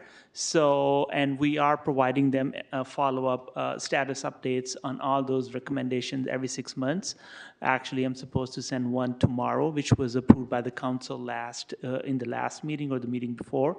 So yes, all these decisions which the council is making, which we believe under the best practices of financial management, are very prudent, and staff is doing the due diligence. It's all being, watched in the public's face. So. I'll also add that in the revenue category, there were some anomalies in there. We did particularly well. As I mentioned, and we included in our report with the business license tax with the first year of implementing Measure U. So those revenues came in twice as much as what was budgeted. So those were anomalies. We'll level out in the current fiscal year. And then we also want to be mindful, and it's great. It's an absolutely amazing position to be in, that we have reserves. We're funding our pension and OPEB liabilities. But we also want to proceed with caution. We are implementing currently our newly adopted class and compensation study. And so those things, we want to see how they play out. And so we definitely want to proceed with caution, but it's a great place to be in. Thank you, thank you. And then go back to the unspent. So potentially, as we're hiring, right, earlier today, we had a presentation that we're hiring, and every month we hire more, so thank you for that. So potentially next year, we're going to be full staff, so this big number that we're looking to play with today, we won't have it again. So we have to be cautious with how we spend it, because it's not always going to be there. Is that? That's our goal, is that it should be reduced over time, and that if we do have additional revenue, we would be recommending that the city council, for example, invest more in the paving, improving the paving index, because that's still an area where we need to improve. But overall, with the increases that the council has approved, and with the current state of the economy being very volatile, for example, our documentary transfer tax are trending down because there haven't been a lot of large sales. And so as we will be bringing you the Q1 report next, and then you'll be able to see where those numbers are at, is that they're not, and the other primary item other than the documentary transfer tax that was extremely high was Measure U. And so again, the fact that numerous businesses, because of the way the billing cycle worked, paid twice, right, in last fiscal year. So in this fiscal year, that won't happen again and moving forward. So we're expecting a significant decrease. And so that's why you have these one-time anomalies. And then just to make sure, Measure U, they paid twice because the way that the timing aligned. It's not that they just wanted to give us extra money or that we Right, no, it was twice. the way the timing aligned, and then we also had the refunding of the swaps, and so that also has put us in a better position because we don't have that cloud hanging over our head. Okay, thank you. So are the ECIA funds considered one-time funds? They're considered, they were a 10-year agreement with Chevron that outlined how we were going to spend the money to reduce local greenhouse gas emissions. And we will have a report for the city council in the coming weeks on that to provide an update on how that has been progressing. Okay, but my question was, are they considered one-time funds? Yes, they're not recurring funds. They're not one-time funds. Correct. Okay, and no, they are. She said. Yeah. Oh, they are one-time funds. Yes, but we had a 10-year performa essentially. And ARPA also is considered one-time funds? Yes. And surplus is also considered one-time funds? I consider, and it's okay, I think, for us to, everyone doesn't have to agree, but I think of the funds that we have remaining as unspent, because if we had adequate staffing, we would have spent the money. So I don't consider it really a surplus, so that's why I call it unspent. Okay, so. But it is one time, Okay, whether so you call then- it so surplus then or unspent. All the money that we have is one-time funds, and if we have a policy saying that we don't want to use one-time funds for ongoing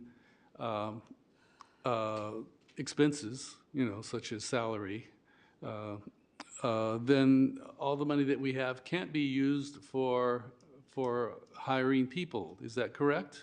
No, in the guiding fiscal policies, Mayor, that we passed out that you co-authored, it delineates between the two in the handout you have. Right, delineates between what two? One moment and I'll read it. Can I have my? No, the reason I'm asking these questions is that It's BC, it's number B, C, G, and H, I think. So there was an item that was brought forward from the council on April 20th, 2021 by Councilmember Jimenez and Councilmember Martinez. And it says, the one in particular that are important are C, D, and G, and H in your handout here. Right.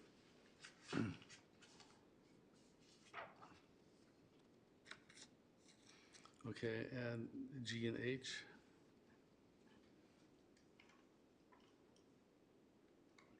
Okay, so if the city anticipates a general fund deficit, new unrestricted funds must be considered first to support ongoing programs and close the deficit before funding new ones.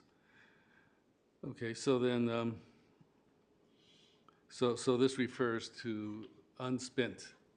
Right, and funds. D refers to reoccurring revenues. And provide some additional guidance, as well as C. Okay, so, So this is what we're trying to implement. yeah, so I'm trying to understand, we have different buckets of money. The buckets of money can be spent on some things and not on others. And so I'm curious as to what monies we would use to support CCRP. Reoccurring revenues, general fund, like property tax revenue, sales tax revenue, utility user tax revenue. Right, but if we choose to allocate 2 million, that 2 million would come from the general funds, correct? Yes. Okay, and that 2 million coming from the general funds means that it would have to come from other departments. At this juncture, all of your positions are not filled, so if that's the direction of the city council, we'll make adjustments.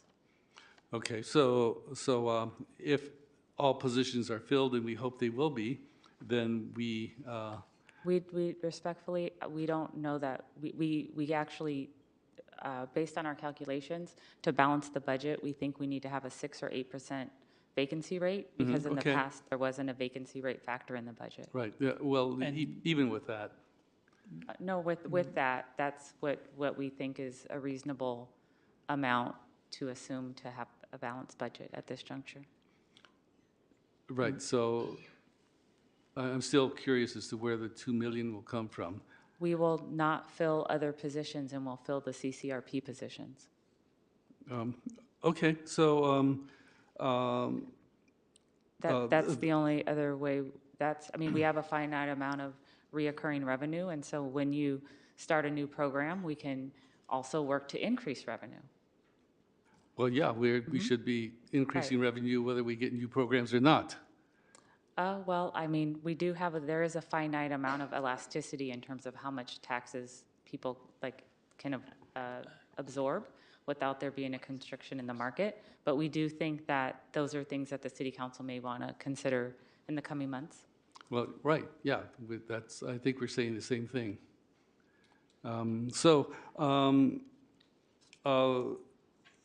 What I'm wondering is, can monies be moved around to support programs in a better way? For instance, monies from ARPA being moved over to cover things that are being financed by surplus funds, or funds from the ECIA being used, since the surplus funds are the unspent funds, have greater latitude in terms of how they're used. We originally had a program that laid that out in one staff report, and so what you're seeing here today is a portion of that financial analysis, and so we'll bring the rest of it to you on the 28th. We think what we've provided is the most comprehensive around the unspent funds, and that, for example, with ECIA, one of both, say, for example, public safety, both police and fire have requests, right?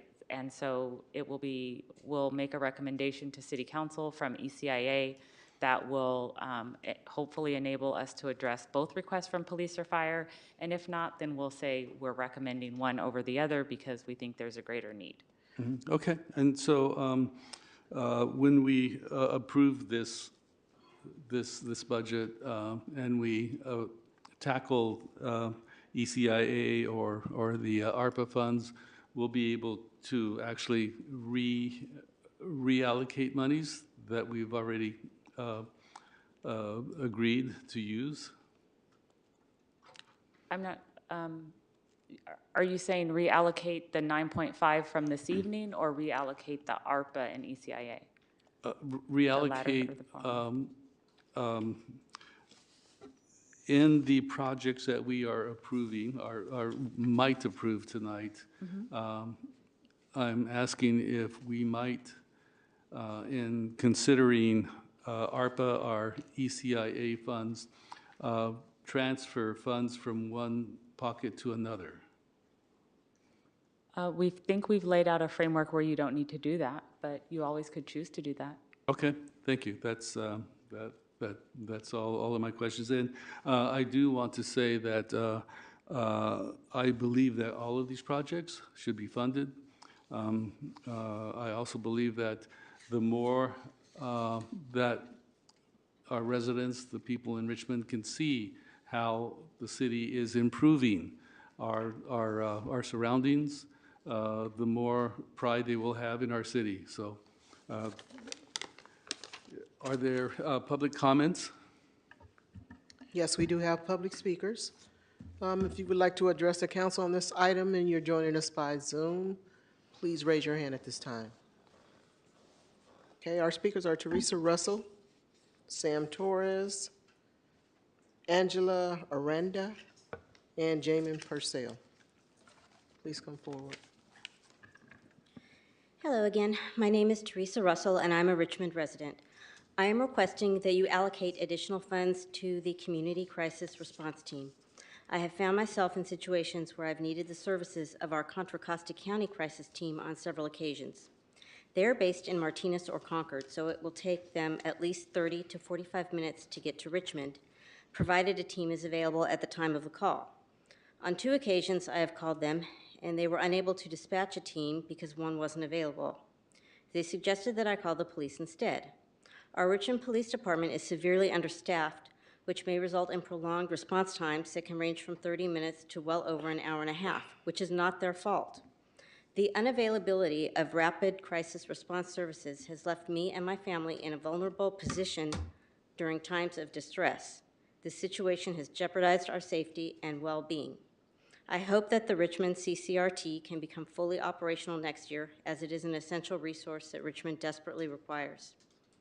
To achieve this, please increase their funding. By doing so, we can establish a dependable and much-needed alternative for the residents of Richmond, which will ultimately enhance the safety and security of our community. Thank you. Sam Torres.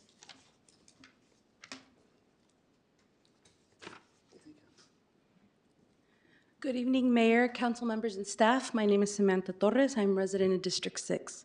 Firstly, with Veterans Day approaching, I'd like to thank our veterans for their service to our country, including my husband, Alonso Torres, who is also president of the Richmond United Soccer Club, which is a 100% volunteer organization. Veterans like my husband are driven towards public service and make our communities better and safer. Thank you. In July, this chamber was full of soccer kids, asking for your attention to the dire need for more soccer fields. I had presented to you that the Master Plan 2030 states that we need an additional 19 fields to meet our needs. Since the Master Plan was published in 2012, 0 additional fields have been built, and we still only have 1 soccer field. You have prioritized soccer in this budget. Thank you, but without adequate sustainable funding and staffing to meet our youth soccer needs year-round, Richmond kids will remain left behind. Richmond youth have talent, potential, when given the opportunity and resources to succeed. In the impact of that for a second. This isn't about me. This isn't just about a game. Youth sports changes lives. Prioritize soccer fields now. Stop delaying the decades-long issue Invest now, invest well, invest again, and invest often. Thank you. Angela Aranda.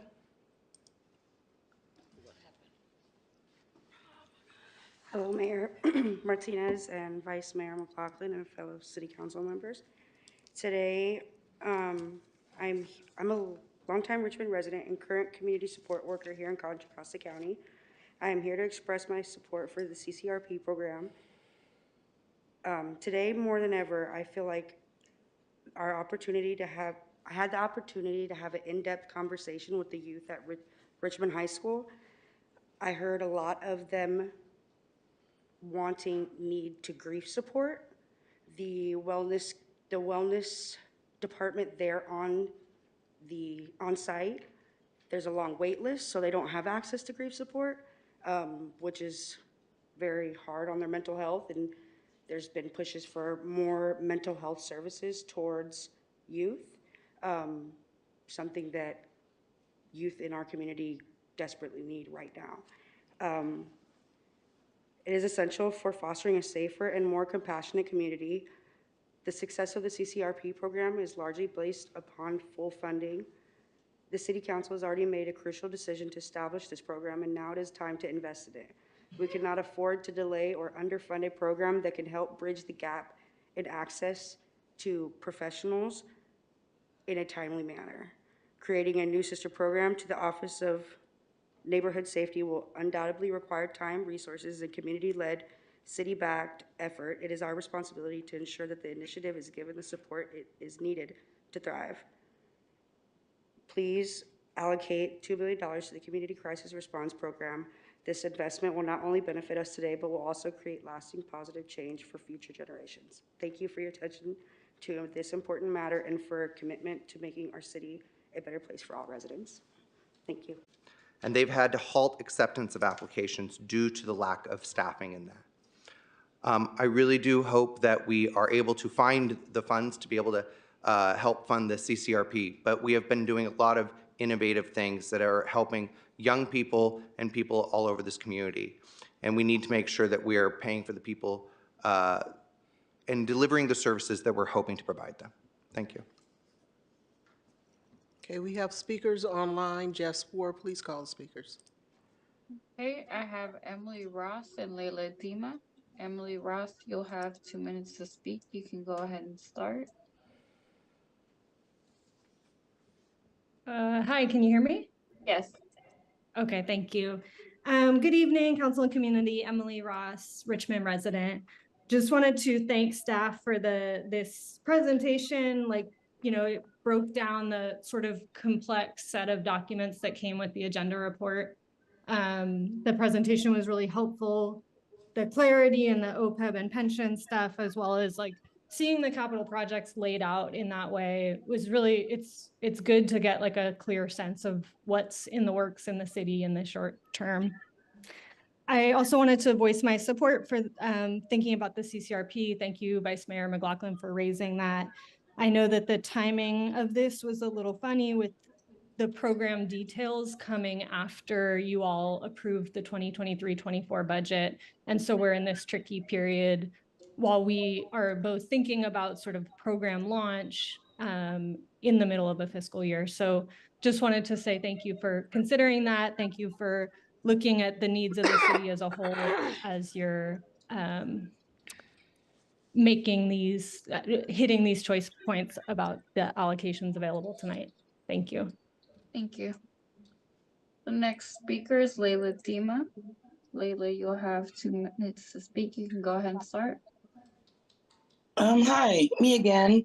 Thank you for letting me speak. I'm here to back up Ms. Torres about, again, our soccer fields, the funds. If you have any available, throw as many dollar bucks as you can for our youth, for our schools are not open to us to use their fields. There's some schools like ours at Washington Elementary that has absolutely no green space, and we cannot use the park right now as it is next to us, which is huge, which could be transformed into a mini soccer space for not only the kids at school, but local residents and residents that come to visit our amazing community. I just would really like to emphasize how important this is. We just came back from our practice at MLK Park. It's nicely lit, but let me tell you that there's multiple scrimmages, multiple games on one field. There's lots of space next to it, but there's no lighting there. We were stuck in a corner for over 30 minutes doing little drills until we got to practice. And then, it's dark at 5:30. So again, please, all over Richmond, we seem to need this quite a bit, and the Bay Area is in a huge boom with soccer. Let's not be left in the little dark. Let's get on supporting our kids, the youth. Again, we want to keep these kids busy. My daughter's only 7, but what is she going to do when she's a teenager? She wants to wear her high heels. I want her to wear the cleats. So let's get these kids in these programs, which I wholeheartedly support. Your Richmond services are great, but also you have a lot of teams here with volunteers that are like dying to get more space, and we really appreciate your time. Thank you. Thank you. And that was the last speaker. Thank you. Any other comments? Yes, please. Yeah, I understand the need for soccer fields is real. I would like to ask Public Works to come up with an estimate for an all-season turf for soccer, which the city of Richmond really needs. So next time we have a budget discussion, maybe we can discuss that. Thank you. Councilmember Robinson. So I feel like we need to revisit some of the things that we've already said about soccer, just briefly. I think that in one of our last discussions here, we voted, if I'm remembering correctly, to support the development of 1 to 3 soccer fields in the next period of time, a couple of years. But I don't know that we allocated any funds to support that aspiration. Am I remembering that correctly? I actually asked LaShonda, Ms. White, to look into that issue and be prepared to address the council regarding this matter. And we're continuing to work on it, so it's not, it's been top of mind and action. So at the last, on July 11th, City Council received the presentation from Commissioner Torres and about soccer, and then we got direction to do a study, which we came back with in September, in the very first meeting in October. So that item was an update. It wasn't, there was no actual action taken by City Council that evening, just because of the way the item was written. It was a receive an update. And so you all received an update. And what we stated as staff was that we felt like with $7 to $10 million, we could, the city could focus on work on 2 to 3 soccer fields in the upcoming years. And we mentioned Wendell as a short-term field that we could help renovate. We also talked about Shields Reed, and that's where you got the majority of the gap in terms of what type of fields and amenities you would have at Shields Reed.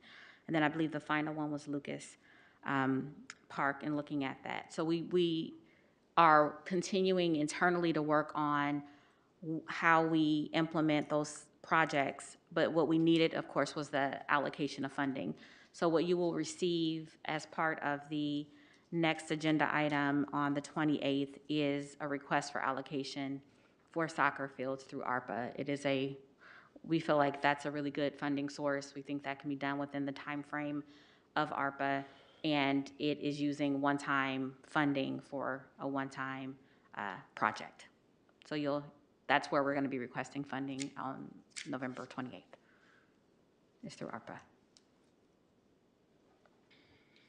I don't know if that answers your question. Yes, Councilmember Cepeda. Thank you. Is there any ability that we can get some money from the Kids First bucket? So the way for soccer fields? Sorry, let me finish my thought. we're always looking at the way that the legislation was written. So we didn't write it ourselves. For Kids First, it's measures E and K, and it's part of the charter Article 15 of the charter. And so right now, our interpretation is that the funding through Kids First is based on a competitive process, and organizations have to apply for funding. And it can be governmental entities, which means City of Richmond can apply for funding to support programs that support young people from birth to age 24, or it could be nonprofit organizations, and there can be collaborations. So it would, our encouragement is that city departments in collaboration with, or nonprofit organizations in collaboration with city departments could apply for funding. Because if I heard you right there, I believe the soccer teams are a nonprofit. They very well might be. For later on for next month, that everyone knows the different buckets. There's 11 buckets in the ECIA. I didn't write this, so this is the way it's written. The majority of the money has already been given out. So we have very small amounts left.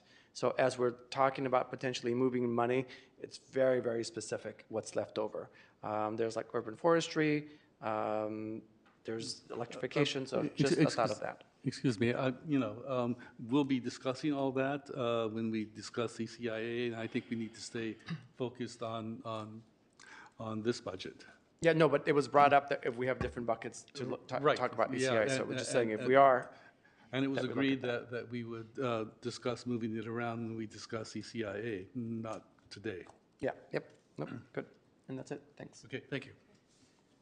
Mr. Mayor, I'll make a motion. I know it's 10:16, and we have a couple more items. So I just move staff's recommendation for the unspent funds, and in addition, direct staff to insert $2 million of ongoing funding into the 24-25 budget.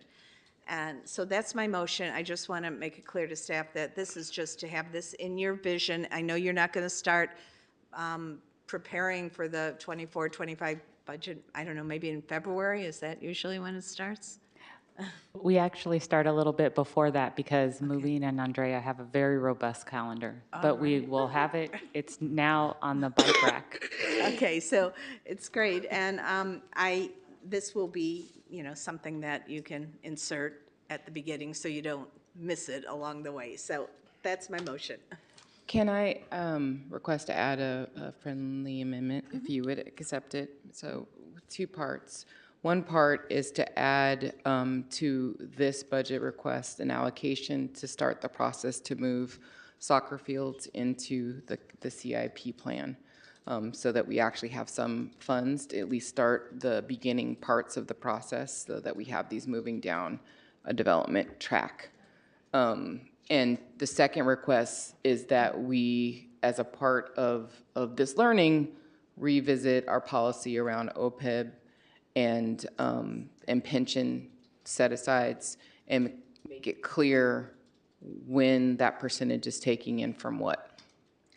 Yes, I think both of those things. I was going to suggest that maybe we do, I thought your point was well taken about the revisiting. Maybe we don't need 10% for OPEB. Maybe we need 8%, or maybe we need a range, 8 to 12. But anyway, I think both of those are acceptable. The first one I didn't quite get completely, but I think you're asking just for a process. There is money in Borman in Borman. Say it again. For one of the allocations, which is Borman, it's $3 million. Public Works is trying to finalize what the cleanup costs are going to be there, but the intent is for there to be a soccer field as part of that work. We also heard about 3 other potential projects that have no money allocated to even investigate them. And I would like to allocate some money so we can at least get a schematic or some kind of a start on the development process, even so that it can be eligible for grant funding. Just to clarify, what we presented are existing or pre-existing CIPs even before the new city council is started, right? And before the staff started. So out of all these CIP that we identified, they have these funding gaps, One already includes a soccer field.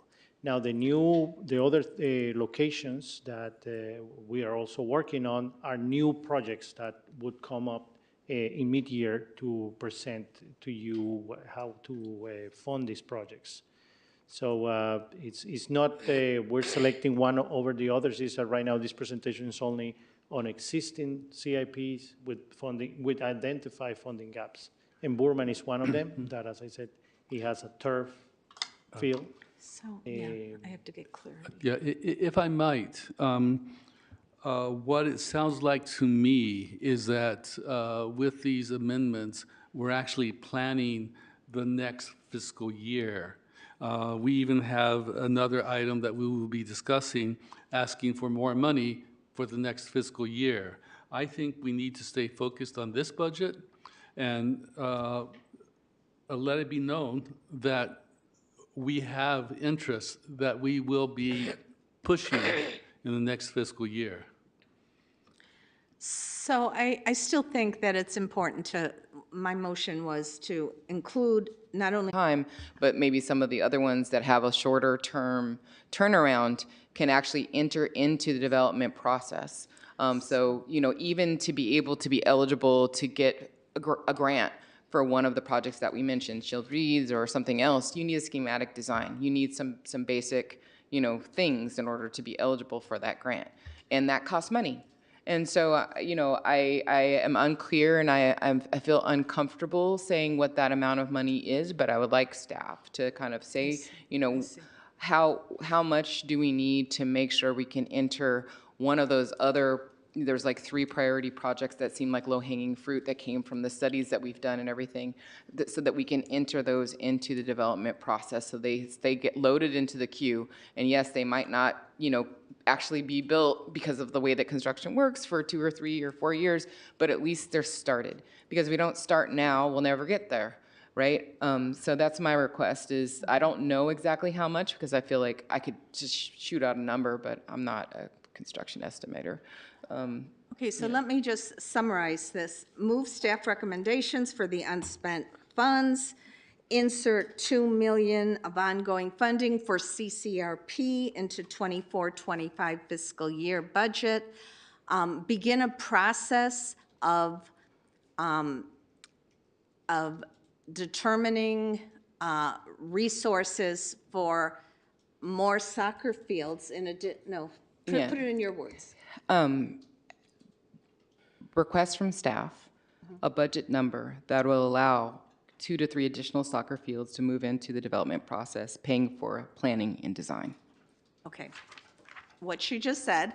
And also, finally, to consider a change in our policies, our council guiding, what is it called? Guiding budget policies? Guiding fiscal policies. And I Guiding fiscal- believe what Councilmember Robinson asked for, and we can check the scope of work with Marcia and Robert Stevens, but I believe that a contract amendment came forward for their work, and it should have included what you're requesting. And if it hasn't, that will be something we do on the 28th.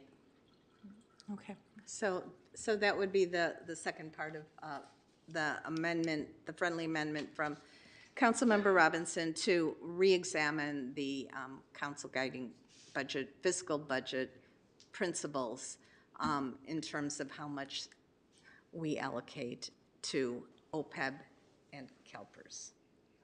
I think it's a long motion. I think it's how much we allocate to OPEG and CalPERS, but also how we are defining the pot of money that we're allocating from.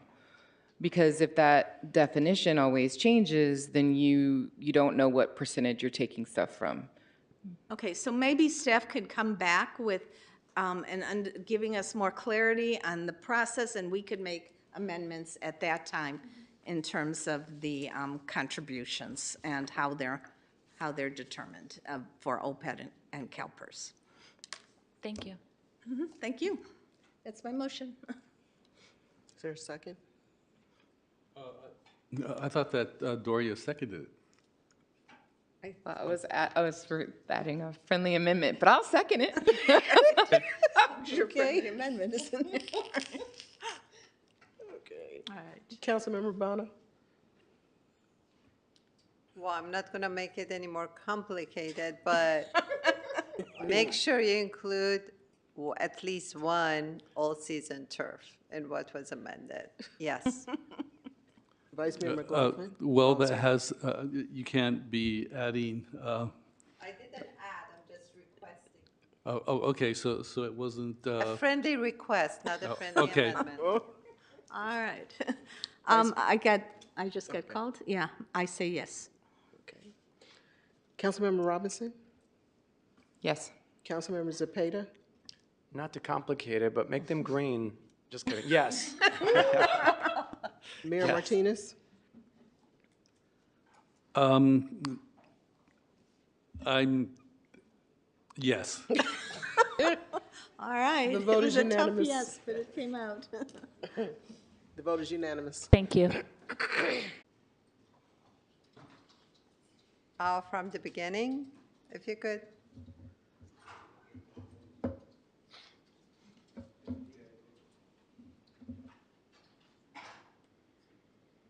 Thank you. So this is an itemized budget for public emergency preparedness. It's only addressing the very urgent needs for public safety. There are other needs, but these are the most urgent needs. Next slide, please. So as you know, we're sitting on top of Hayward Fault. We need to be prepared for an earthquake. We also have wildfire areas, and chances are that an earthquake will be followed by wildfire due to the network of pipelines underground with hazardous material and fuel in them. Next, please.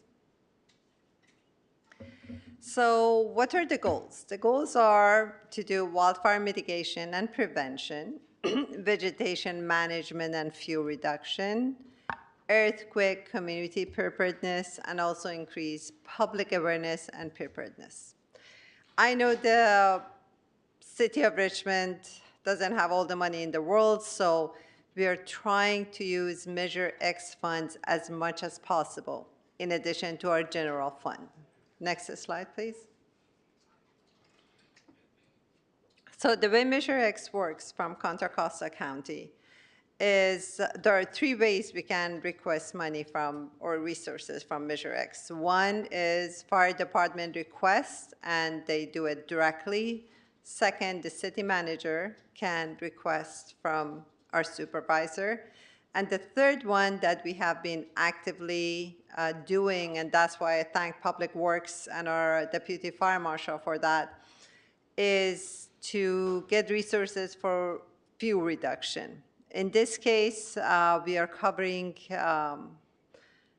over 100 acres, I guess, through 21 projects. Residents made requests, and all those requests pertain to city-owned lands. There are lands, vacant lots that developers gave to the city because it wasn't cost-effective to develop them due to the slope. The city hasn't touched them for decades. So our fire marshal confirmed that the requests were valid, and the city as a landowner agreed to the project for fuel reduction. And by the way, this is 100 feet from buildings for defensible space. So the city applied to Measure X, and they're going to be started in November. Next slide, please. This map shows severe damage areas after a major earthquake. As you see, Hayward Fault line, and the entire city of Richmond almost is in severe damage, some parts in moderate damage. The colorful dots show clinics, hospitals, fire station, police station, schools. So you can imagine what may happen after a severe earthquake. Next one, please. And you all know from my previous presentations that we live in a very fire hazard severity zone, and in case of Diablo winds, the fire could spread all over the city. Next slide, please.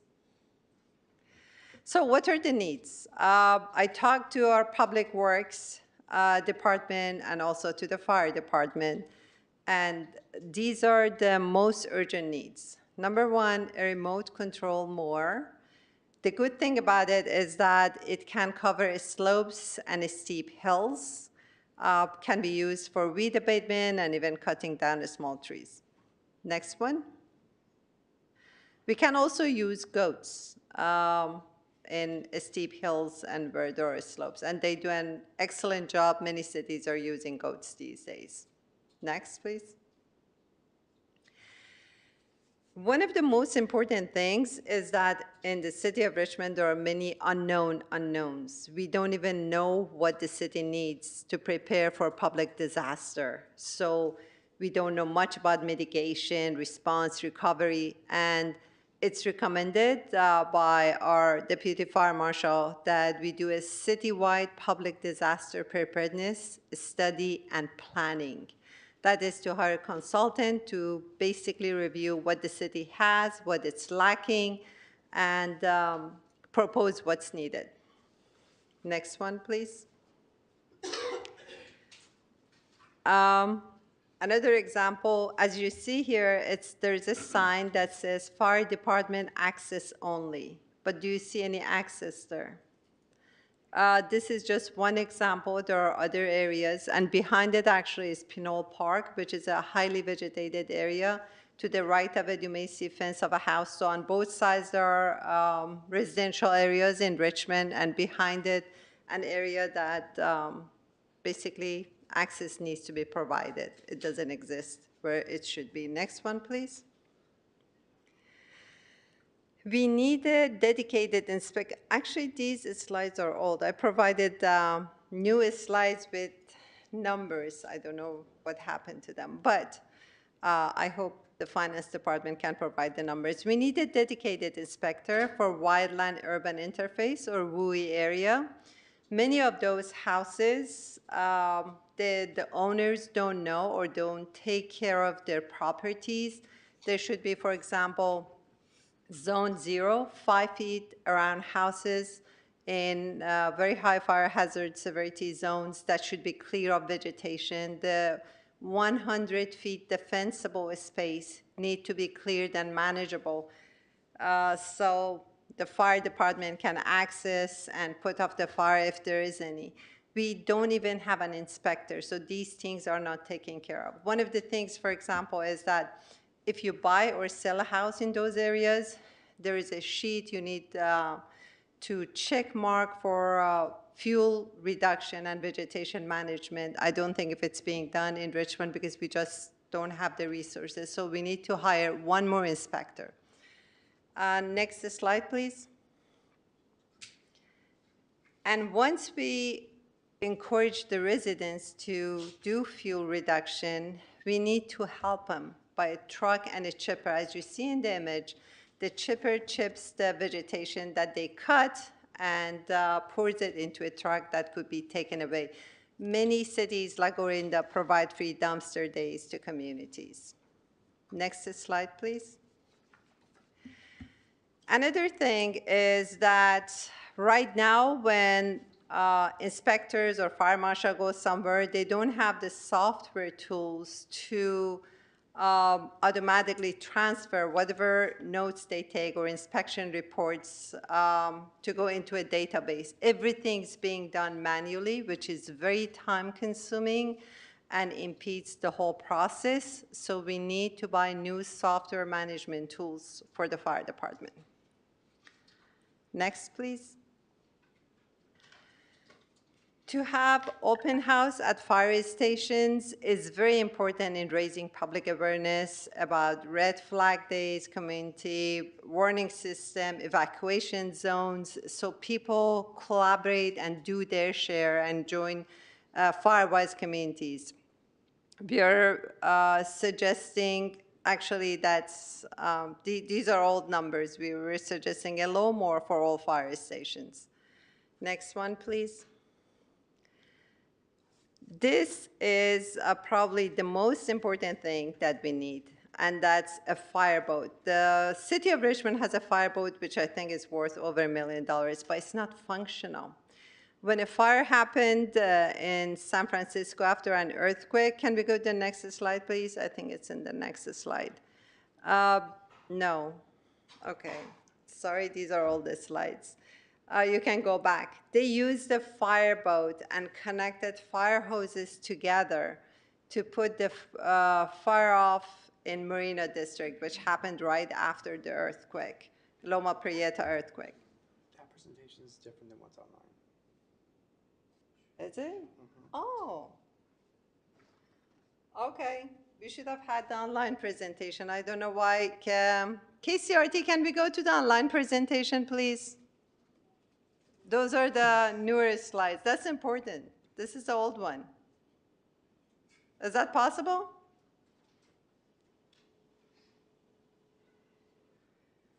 Sorry about it.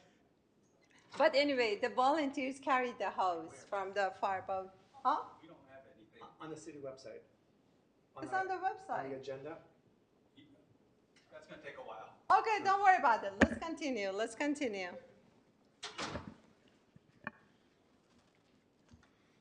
Thank you. So one of the issues is that the fireboat, I'm going to look at your slides, the fireboat also needs training. So we don't, thank you.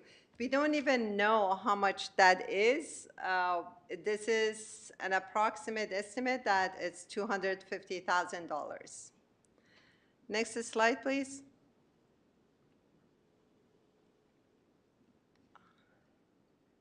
Actually, yes, next slide, please. Rescue training is very important. So when there is an accident or somebody is stuck, the firefighters need to know how to do the rescue without causing further injuries. That costs $50,000. Hazmat training, when those hazardous materials in San Pablo were discovered, our firefighters couldn't do anything about it, and we had to use Confire actually to come and take care of it. Tell them the next slide. That's next slide, please. Thank you. The city used to receive $360,000 annually from the county, but it's not receiving it anymore. Next slide, please. CERT training, as one of the members of the public commented, the city really needs to start CERT training because residents need to be prepared.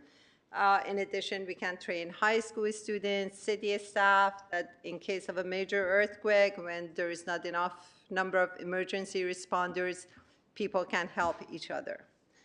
A modest budget of $15,000 can get the program started. Next, please. And using Measure X services, you know that in these images, in these pictures, you see that the crew in yellow are crew 12 doing vegetation management, and the city had to close lanes in order to facilitate their safety during their work. So whenever Measure X mitigation services comes in, they do need some matching contribution from the city, like 10 to 15%. So we need some budget for that. And yeah, we assume $200,000 to receive up to $600,000, maybe more, from Measure X services. Next slide, please. Earthquake early warning is a very interesting system. What it does is that there is a first wave of earthquake that can be detected before the strong wave that causes the damage arrives. And it gives you like 15 to 20 seconds, but it's very precious during that 15 to 20 seconds. What you can do is have electronically all the fire station gates open, for example, have an alarm to wake up the firefighters. Imagine if an earthquake happens and our fire stations that have no seismic retrofit are damaged in a way that their gates do not open and the fire engines are stuck inside. Next slide, please. So our request from Public Works and Fire Department to the City Council is provide the most urgent needs. What I showed you, actually, all of them are very urgent basic needs for public safety. But to make sure it's feasible and doable, we're asking for $300,000 for fuel reduction by Public Works. That is study of $400,000 for citywide public disaster preparedness study and planning. Fireboat, which costs $250,000 approximately for repair and training, and also earthquake warning system, which is $20,000 per station, total of $120,000, sorry, $140,000.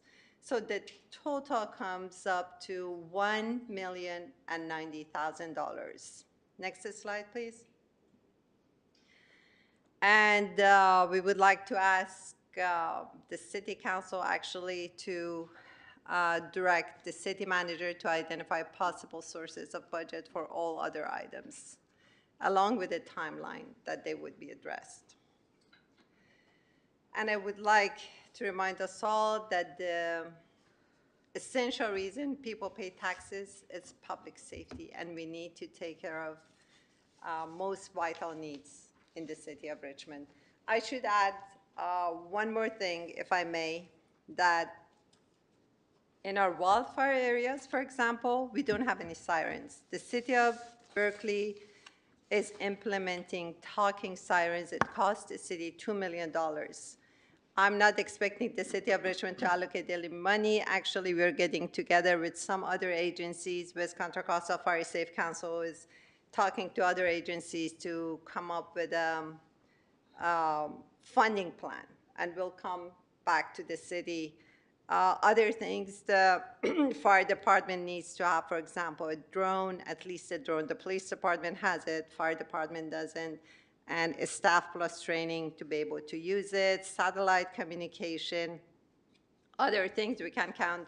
But we have not had an OES manager, Office of Emergency Services. I'm glad that we are hiring one, and once we have that position filled, we can look into other things. But I'm asking you to please consider addressing the most basic needs. And I'm glad and thankful to our fire department that are present here, our new interim fire chief, deputy fire chief Osorio, and our deputy fire marshal Monson to answer your questions.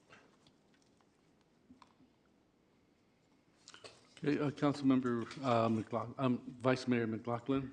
Yes, could you put the PowerPoint back up again, KCRT? And go back one slide. Okay, so the request is $500,000 for immediate needs, and then go to the second one. The last slide, or, yeah. Go forward. Oops, I'm sorry. There we go. And identify possible sources of budget for all other items.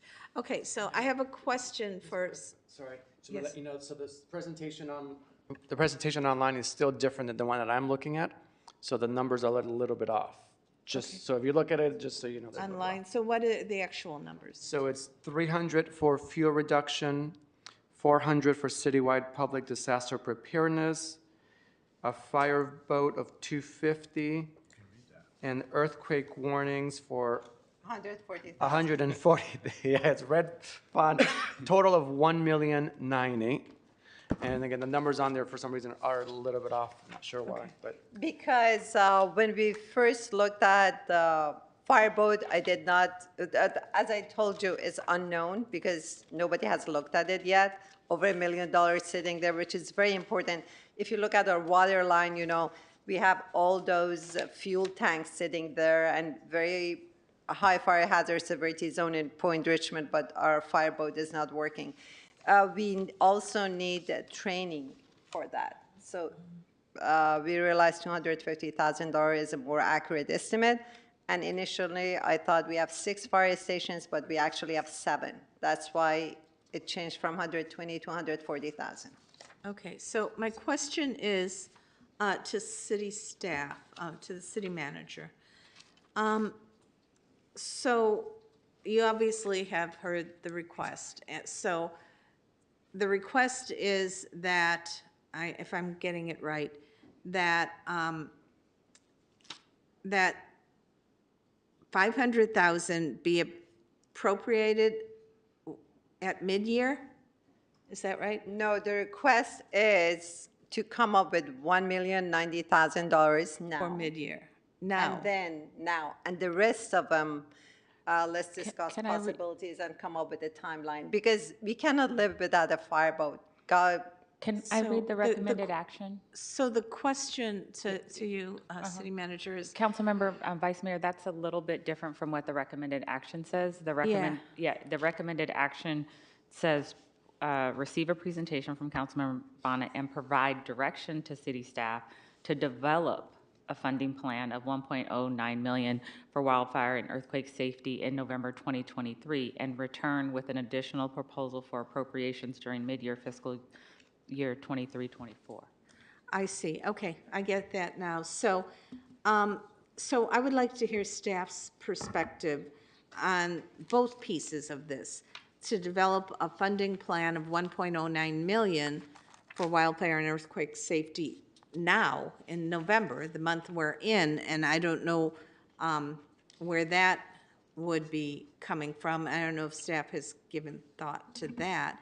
And then to return with a proposal for additional money in mid-year, in the mid-year discussion. So have you thought about, or do you have a perspective on this? We don't have a comprehensive perspective because we have new people in leadership, and so it would be helpful if we can try to keep to the timeline that's recommended here, November or worst case December, the first meeting in December. But we do think addressing the fireboat would be helpful, and that might be one of the items we can fund with ECIA. The what? That might be one of the items that we can fund with the Environmental Community Investment Agreement funds. The fireboat, is that what you said? Okay. But I think we can work towards this request if that's the direction of the council. If I might, I think it would be best if we got direction from the fire chief or. Right, he hasn't had a chance to review this yet, so if we can give us time to do that in November, and we'll come back to you, and I'll send an email if it's not going to be ready in November, and then it will be in December, but before the end of the year. perhaps deputy fire chief?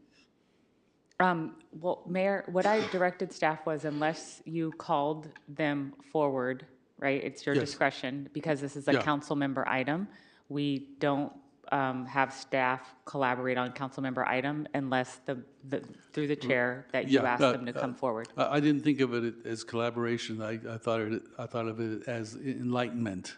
Oh, no, certainly, but I'm just saying as past practice, right? Like, we didn't Yes. co-author an item, so Right. if you ask them to come forward, they will. Yes. Okay, well then, I only want him to come forward if he's had a chance to look over the item. I mean, if he hasn't, I don't want him, okay, so then, I think it's best that we bring it back so that he has a chance to look it over and give us his recommendations. Okay. I have one more piece, if I could, I'll make it quick. So on consent calendar, I had an item today that passed through the consent calendar to approve the MOU. Thank you, Council, for approving the MOU for our regional wildfire safety and prevention working group or coordinating group, and with, various other agencies in the East Bay. So what I'm wondering is how much that might be overlapping here. And I'm just wondering, because there will be funds sought through the regional group, and, there will be, perhaps some sort of joint policies and programs that may dovetail or overlap with some of this. So I just want to make sure we're not double spending, I guess. Thank you. Zero of what was mentioned here would be covered by that. But for example, talking sirens that I mentioned, that we are trying to find a funding plan, That would be on West Contra Costa, East Bay Hills. That's absolutely one of those candidates. But everything mentioned here is responsibility of the city's fire department, for example, trainings, fireboats, or public works, fuel reduction. As I said at the beginning, I've done my best actually to get the most out of Measure X mitigation funds. So I think Public Works may give an estimate like 100 acres of fuel reduction, how much it is. It's going to take weeks. And by a major contractor with huge crew and lots of equipment, we are already getting it from other sources. But these are what the city's responsibilities are.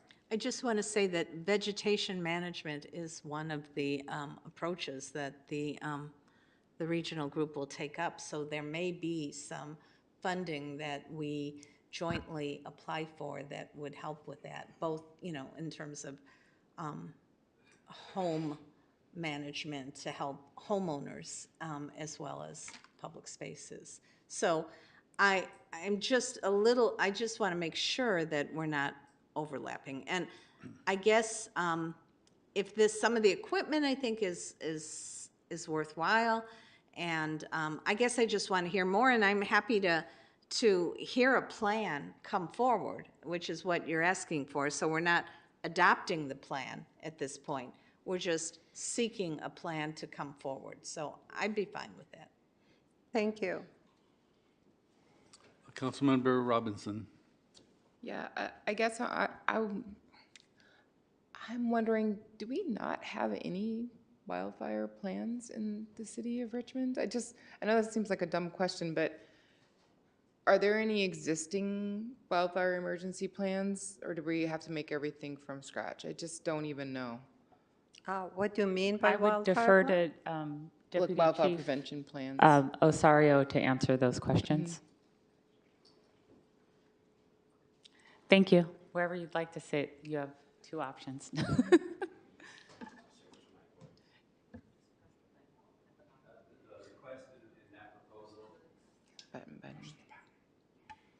Red?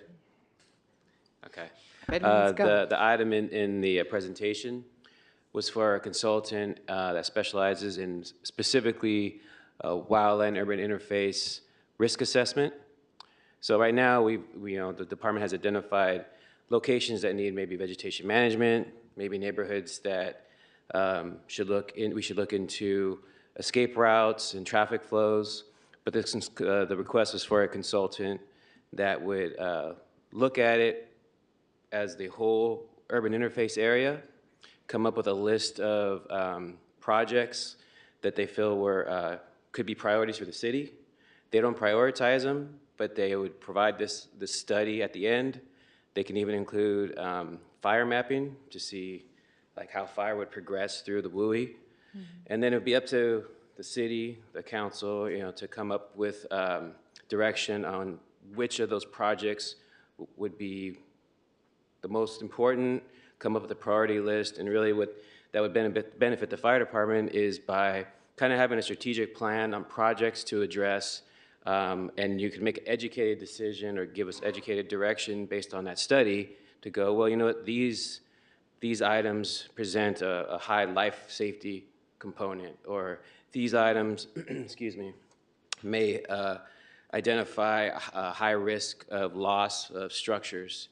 And now we can have a more focused plan on which projects we want to address, how best to use our request with Crew 12, projects that we may need to go outside and have contractors do because the scope of the work is too big for what the city can handle. So it just gives us a more of a strategic plan focused specifically to our urban interface area. Right now, we're making our best estimates, but it takes someone with a little bit more expertise to identify, help us identify those priorities. Yeah, that's helpful. I feel like not knowing that we don't have a comprehensive plan that takes into consideration the urban interface and all of these things is really makes it clear that that's something that would be really helpful to have. It sounds like be a really good first step. And the question is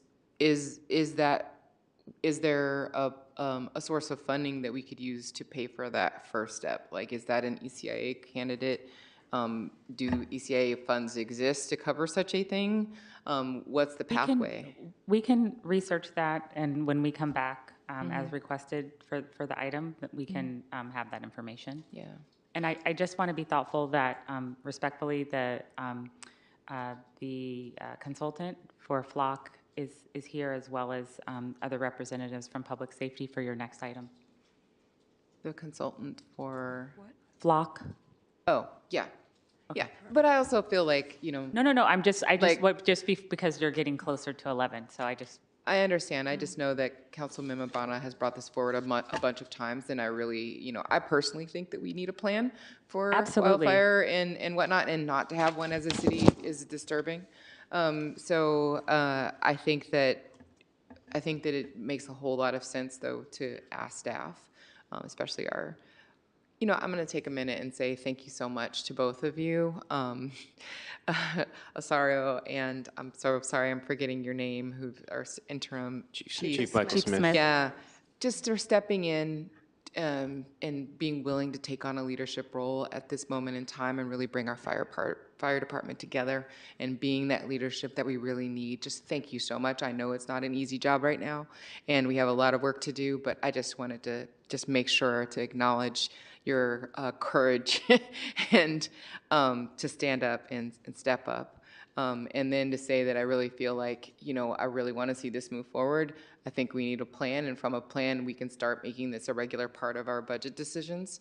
But I feel like we need to depend on the experts and staff to really come back with a well-vetted plan, but actually, hopefully that plan includes actual sources of money so that we can move on it and not have Councilmember Bana coming back and back and back. So very quickly, I'd like to suggest that we give staff direction to come back with a financial source and from the fire department a list of things as in the order of importance. So, as the city manager has said, we have people waiting, and we're going to have to suspend in 2 minutes. Yes, go ahead, make your comment. Oh, public comment, that's right. Do we have public comment? No public comment. Okay, No thank public you. comments. All right. So then- can I make a motion, because everything you said is exactly what this says, that. Yeah, I know, and we don't need to make a motion, we could just direct staff to Okay. do that. Very good, thank you very much. Okay, thank you. Next item, oh, well, actually, shall we? Extend the meeting. Yeah. I'll make a motion to extend the meeting to hear the Flock item. I second it. Roll call? Councilmember Bana, Yes. Vice Mayor McLaughlin, Yes. Councilmember Robinson, Yes. Councilmember Zepeda, Yes. and Mayor Martinez. Yes. The vote is unanimous. Okay.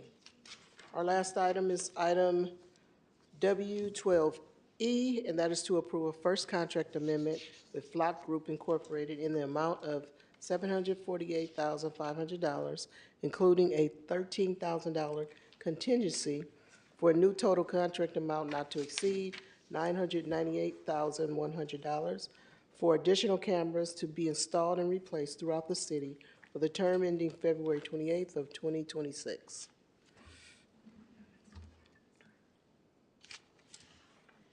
Good evening, Mayor Martinez and Council. Tonight I have with me Assistant Chief Simmons, Captain Smith, Captain Lopez, and on Zoom we have Hector Solomon Valdez from, he's a Flock representative. This item is regarding our ability to expand our LPR and replace our CCTV program. This item was originally on the council agenda a little over a month ago, and it was pulled by the mayor and Councilmember Jimenez. I was able to answer their questions and added the responses to the agenda report attached to this item. I received additional comments and concerns from Councilmember McLaughlin earlier today. Before we get started on the questions, I think it's important for you all to understand why we need the additional cameras we are asking for. The mission of our department can be summed up in 4 words: prevention, partnership, protection, and professionalism. Everything we do revolves around these 4 Ps, and we utilize FLOC, which also fits in with the mission. FLOC has a preventative measure for us. FLOC Safety Network in our city serves as a visual deterrent to dissuade individuals from inflicting harm on our residents, properties, and City of Richmond infrastructure. It sends a message that we care about the well-being of those who live, work, shop, and visit Richmond. A partnership, the FLOC Safety Network is a force multiplier that creates strategic partnerships between businesses, neighborhoods, and their police department. These partnerships often result in officers, detectives, business owners, and community members working together to solve criminal and quality of life issues that impact us all. For protection, the FLOC Safety Network provides a layer of protection to the city, to the Richmond community by providing Richmond PD with the needed tools and resources to investigate all criminal activity and help victims of crime find justice and hopefully closure. And in terms of professionalism, the FLOC Safety Network is a tool that enables officers and investigators to provide professional public safety service by focusing solely on relevant vehicles that are associated with criminal investigations while protecting uninvolved citizens from unnecessary police contact. As we continue to reimagine public safety with a much smaller police force, we are constantly trying to find additional resources that can assist us in our crime-fighting efforts. I'll remind Council from our previous presentation how we use the system. We currently have FLOC cameras in 16 different locations, which covers a very small portion of the 52 miles we have in our city. The locations of our current coverage area were selected based on traffic patterns, crime patterns, and department goals. When a vehicle travels through an area with a FLOC camera, the camera captures only the back of the vehicle, the license plate numbers, and the vehicle characteristics. It does not capture facial recognition, people, personal identifiable information like DMV records or third-party databases or anything like that. It's important to capture these vehicles because many investigations provide very narrow vehicle descriptions or descriptions that may match many different vehicles. A full picture or a data set is required to be able to accurately and precisely identify vehicles of interest. Although the cameras do create a large amount of records, all the data that is saved is not part of our investigations, and it has a hard delete at the 30-day mark and is no longer retrievable. Our staff also has to have valid reasons to search the database. So they have to be, in order to search the database, there has to be a reason, and the FLOC system makes sure that that reason is input into the system, and it requires a case number. There's filters corresponding to our existing leads, and those leads are used to narrow down the search. The search results are vastly narrowed down from the original data set. If any image is related to a case, then it is saved for evidentiary purposes. So again, if it's searched and we do find a vehicle that's related to an investigation, only that vehicle is saved for the investigation. Everything else is hard deleted after 30 days. Any images not matching a description are then automatically deleted within 30 days. And they are never accessed or never viewed. So again, you have to have a valid reason to view the cars that go through the system. We've had many successes from the system. In April of 2022, we had a murder. Officers responded to the 500 block of South 12th Street for a report of a shooting with a man down. Officers located the victim in the driver's seat of a vehicle on South 12th Street suffering from a gunshot wound. The victim was pronounced deceased on scene by responding medical personnel. The LPR was used by the Richmond PD homicide team to track the suspect's vehicle from the crime scene to Casino San Pablo. Video surveillance from the casino provided detectives with suspects' photograph, which was later used to identify him. In April of 2022, there was another homicide on 3rd Street. After a shot spotter activation, detected 10 gunshot rounds. Officers discovered a double-parked gray Chrysler with 2 victims. One of the victims was 7 months pregnant and sustained a gunshot wound to her arm. Second victim sustained multiple gunshot wounds to his shoulder and arm. Both victims survived. However, one was left paralyzed from the incident. Video recovered from the scene showed that the suspect shooting at the victim's vehicle from a black Dodge Durango, which had a partial license plate. Our homicide team utilized LPR cameras to locate the suspect vehicle's full license plate, to track the location of the vehicle, and ultimately identify the shooting of the suspect.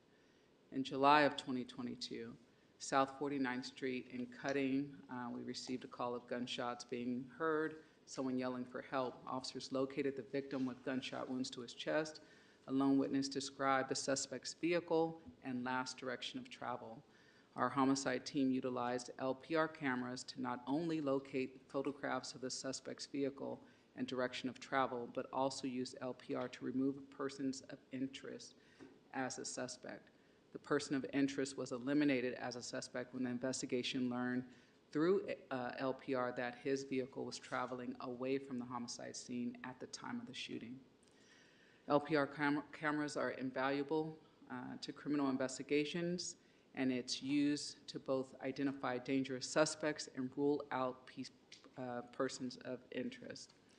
More than 85% of homicides and serious violent crimes investigations use LPRs. Currently, there is only one intersection on 23rd Street that is monitored by LPR cameras. On October 2nd, there was a shooting on 23rd Street in Esmond, and one victim suffered a gunshot wound to his chest. He survived. 5 days later, on October 7th, there was a double homicide on 23rd Street with another person shot. If the proposed LPR cameras had been in place at the time, it's likely the suspect or suspects would have been captured on those cameras as they left the scene. The proposed camera locations on this item would add additional 10 cameras along the 23rd Street corridor. Just this weekend, we had an armed robbery at 7-Eleven on Cutting at Harbor Way. The vehicle was captured on LPR as it left the scene.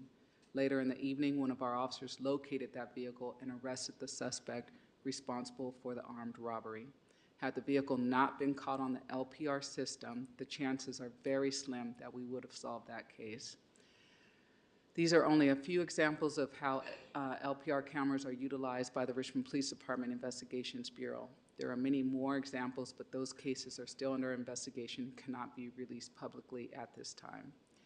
Lastly, before we go into the questions, I will tell you that the community is constantly asking me about the cameras and when they will be installed in their areas.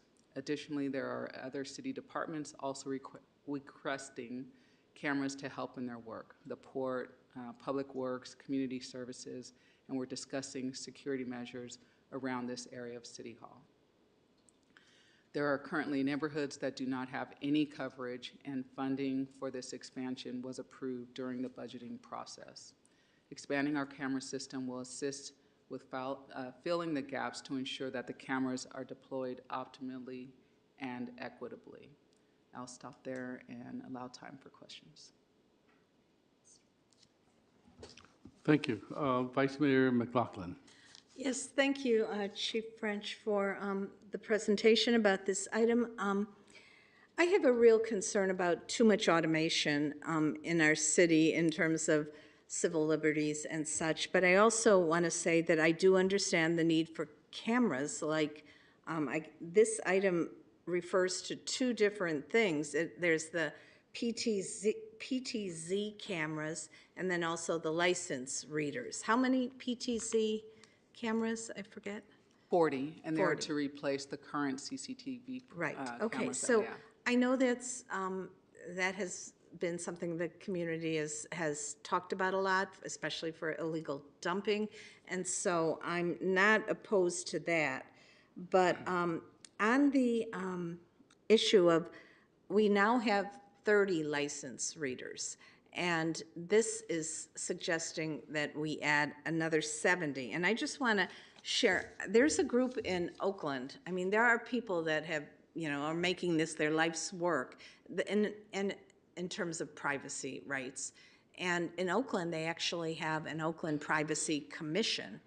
And they also have a group called Oakland Privacy. So, there's a lot of people that have been studying this and have gotten different, and have a different analysis in terms of like the reliability, not the reliability, well, actually the actual outcome of having all these ALPRs, these license plate readers, and their reduction in crime or auto theft rates reduction.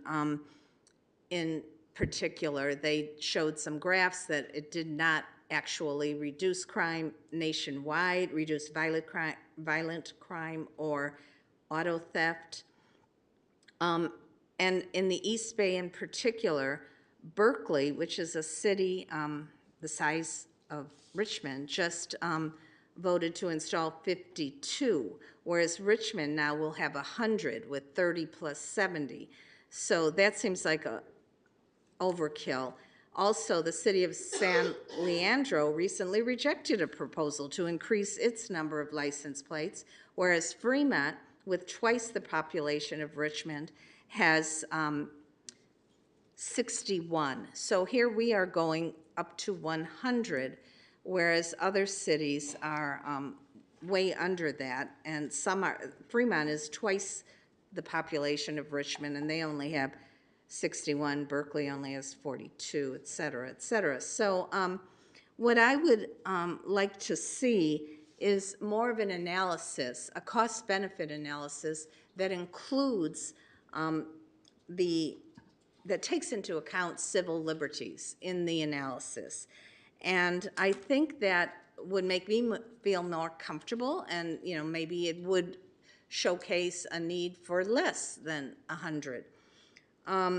But I mean, I'm happy to support the 40 PTZ cameras that I think will help what the community has been clamoring for. But I would just really like a little more analysis, and that's something that I think other cities have been doing to really get at the core of how many and how successful these license readers are. And I also have, all right, so that is my comment, but another question is, and this dovetails with this item, how many funded vacancies remain in the police department? Because you started off saying, well, we have a reduced force. And so I know that's true, but we also have a lot of vacancies that I imagine you're continuing to aggressively seek to fill. So do you have any idea? I know you're probably not prepared to answer that, but maybe you are. I am. Okay. Oh, yeah. Okay. You have Great. a lot of great questions, and so I took some notes to try to address some of the issues that you raised.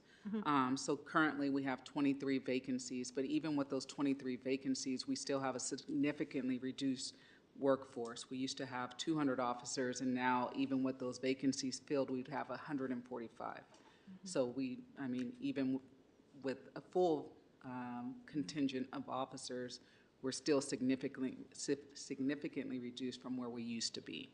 And how many homicides have we had to date this year? We've had 6 this year. Okay, so that's 6 too many, but it's still a very low is that the lowest that we've had in It is the lowest that we've had, but I also argue that I'm sure those 6 people that we're using the LPR cameras for, those families are pretty happy that we have technology to help solve those matters. But I continue, I mean, this was a point of view of the whole council, or the majority when it was passed, that, the root causes of crime is the way to really address it, because you can't just, arrest your way into crime, but I hear what you're, arrest your way out of crime, but I hear what you're saying about, you know, certainly 6 is too many, and any kind of crime is a, you know, a painful experience for any victim and the family of any victim. So I do, you know, want to sensitively acknowledge that.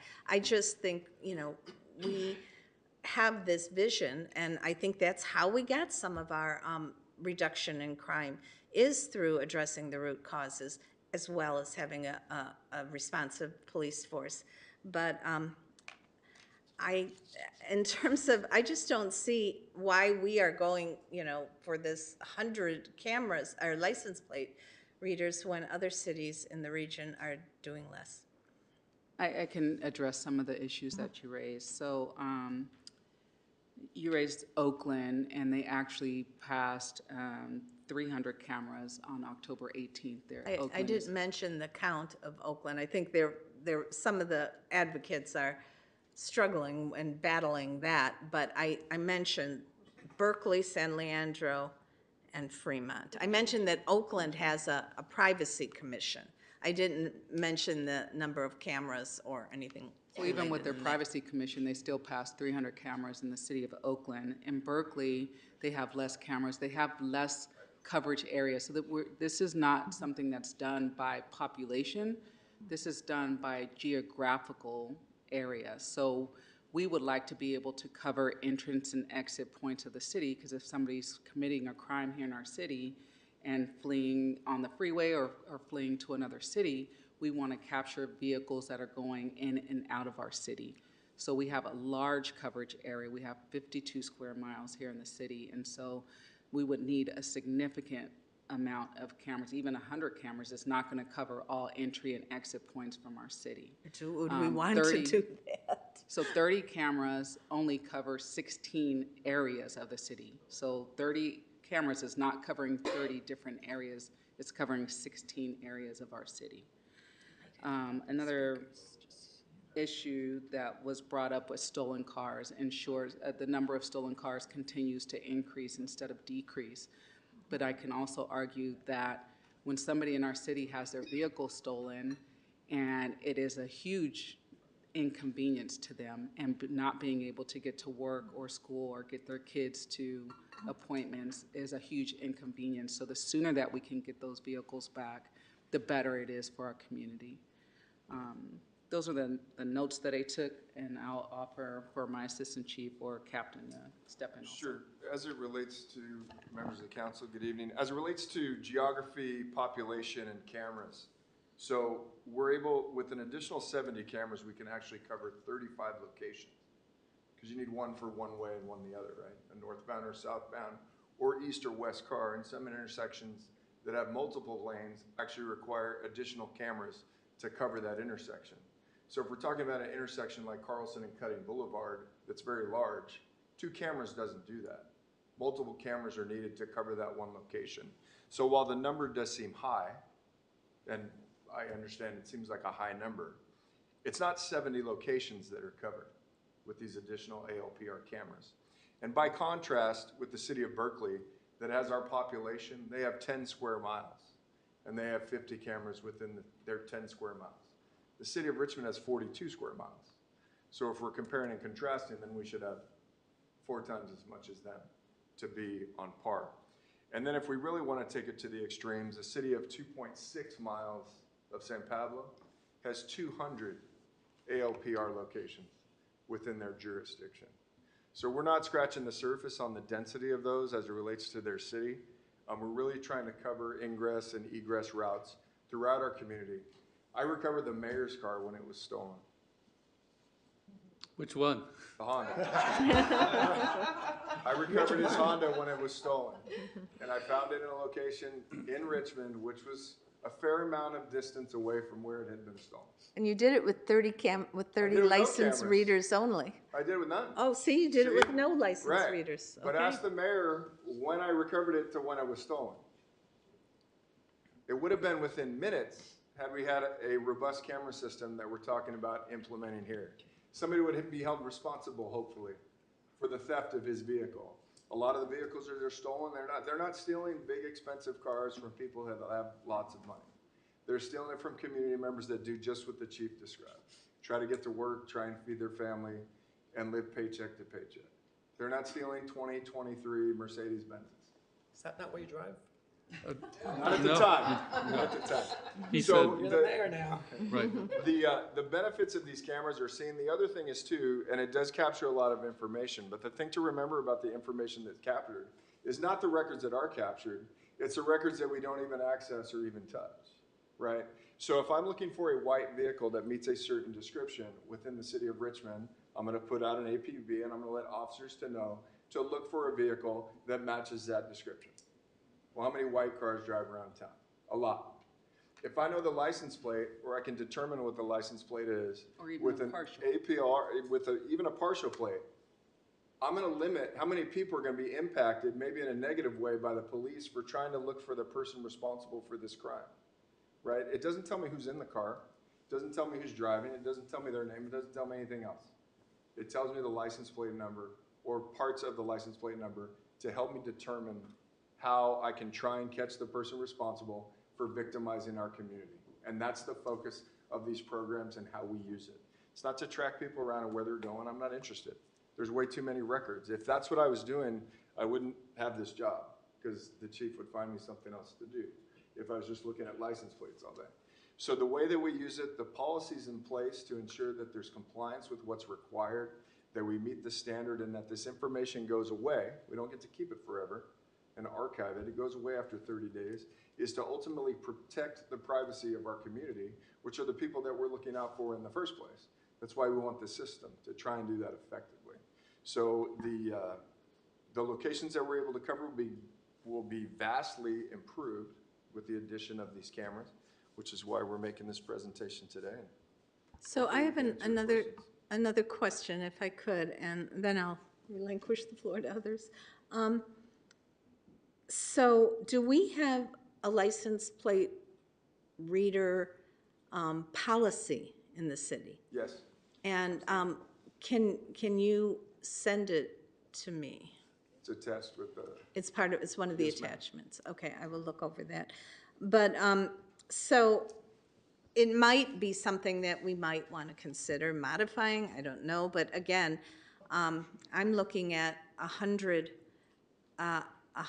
cameras for how much money? It brings this contract up to $1 million.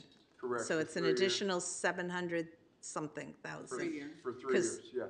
Okay, so, I just think I need more analysis, and especially in terms of how it's not only just that you relinquish the data at a certain point, but it's also, you have cameras all over your city. It's a question of how the community feels having cameras all over the city when they're moving around.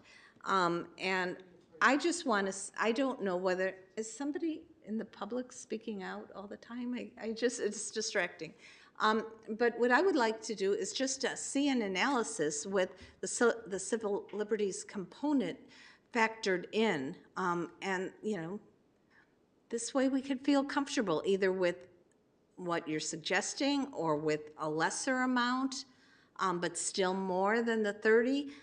I just don't have enough information, and that's what I would like to see. And again, I do support the 40 other cameras, the PTZs.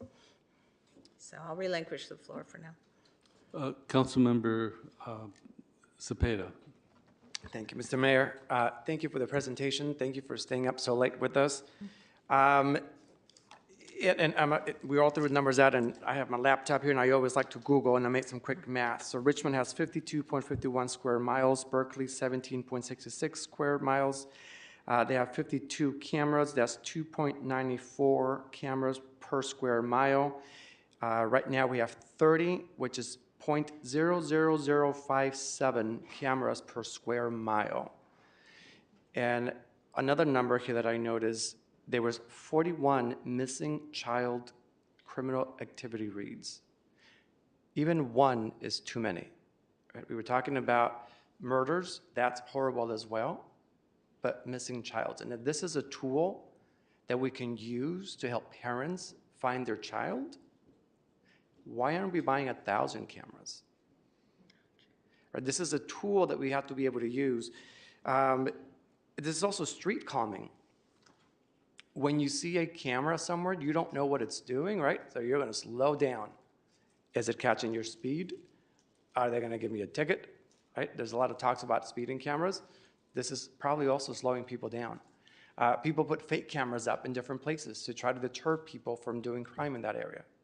So we know cameras deter crime and deter people from doing things they shouldn't be doing. But this one is not only deterring crime, it's also helping people, right? Because you're finding criminals, especially those that took these 41 kids. And this is data as of April 18th, and we haven't had these cameras that long. So this, to me, the numbers that you're showing, is a success. So we want to focus on what we are achieving positively out of these cameras. And every neighborhood council meeting that I've attended, they have all asked, when am I getting cameras and how do I put my name in for the cameras in my neighborhood council? None of them have said, I don't want cameras. They're all wanting more, and they're asking me, so I'm waiting for this to come forward. And in terms of privacy in public, I mean, we're all elected officials, but also there's no privacy in public. None of us can really expect that. You walk into any store or anywhere, you're more likely to be on somebody's camera, phone, picture, movie. There is no privacy. So that has to be put into perspective, that we don't really have privacy anymore. And what we're looking at is not to take people's privacy away. We are looking to provide safety and the opportunity to get your child back, right, or find that criminal. The cost is $249,000 a year, right? So we just break it down into smaller tidbits sometimes. One other story, and I know really quickly for Pinole, and I mentioned this last time as well when we approved the first set of cameras. The city of Pinole also has cameras. The city of Pinole's cameras stopped a mass shooting from happening in San Francisco. This was, I believe it was last year. I spoke to the city council member in Pinole. This person was coming from Washington. And this person's parents called the police and said, I found a letter from my child who's heading to San Francisco, and here's what he's going to do. The cameras were able to locate this person when he came out of the freeway to rest. So these cameras stop something. So I am totally for it, and you guys are shaking your heads, so I'm assuming that by me not really asking questions, but you're answering the questions, right? These are a tool that we need. Excuse me, it's time to suspend rules. All right, then I make a motion to suspend the rules. I second it. Okay. I seconded it. Yeah, Oh, yes. Vote. You must be So tired. suspend the rules and complete this item? Yes, complete the item. complete the Okay. item. Councilmember Bonner? Yes. Vice Mayor McLaughlin? Yes. Councilmember Robinson? Yes. Councilmember Zepeda? Yes. And Mayor Martinez. Yes. The vote is unanimous. Okay, so if I could just continue, do you see any issues with cameras? No, I understand the concerns that anybody would have about having cameras, but like you said, there's no expectation of privacy in the public, and we're not using these cameras just to, go through every license plate that's going through our city. We are only using it for investigative purposes if we have a specific criminal investigation that we're looking at, or a missing child or something like that, where we can utilize the cameras to assist us in that particular investigation. Okay, perfect, thank you. I'll give my time here. And if I may, Honorable Mayor, I wanted to add something to Vice Mayor's comment about the supporting on the pan-tilt zoom cameras, right? So there's tremendous value within those pan-tilt zoom cameras in and of themselves for illegal dumping, for instance, which is one of the primary purposes where those things would really be useful. Where it really comes valuable is that system works in tandem with the ALPR. The pan-tilt zoom will capture somebody like in progress dumping, but by the time an officer is able to respond to that area, normally that car or that situation, person has left, and the ALPR will have a description of the license plate that will start tracking where that person is in our city so that we can intervene and stop them in that moment rather than multiple days later trying to work backwards to figure out if this person was coming from a different city. It was discussed earlier that a lot of our illegal dumping, I think Councilwoman Robinson, I actually believe you're right. That's my belief too, looking at all these illegal dumping sites. I'm of the opinion that many of them come from out of the city. So if we can intervene while they're in our city and hold them accountable while they're in our city, because we won't get to them otherwise. They'll be gone by the time the officer gets around, and what we're gonna have is just a police report to clean up a mess. But we're not gonna have somebody to hold accountable to because they will no longer be in our jurisdiction. That's just one way, an example on how these two systems in tandem is what brings the great benefit to our community to really help stop and solve some of these kinds of issues. And there's even value within the sideshows, right? It's like as people disperse, if we need to hold somebody accountable that's starting something or doing something, by the time the officer gets there, we need to know where they are now. Are they starting another sideshow someplace else? This is how these two systems kind of work in tandem with each other that really bring a benefit. So they're valuable in and of themselves. Together, they really bring a great safety net to the community. Thank you. Councilmember Robinson. Yeah, this is like one of those issues that's like so good and so hard and all those things, but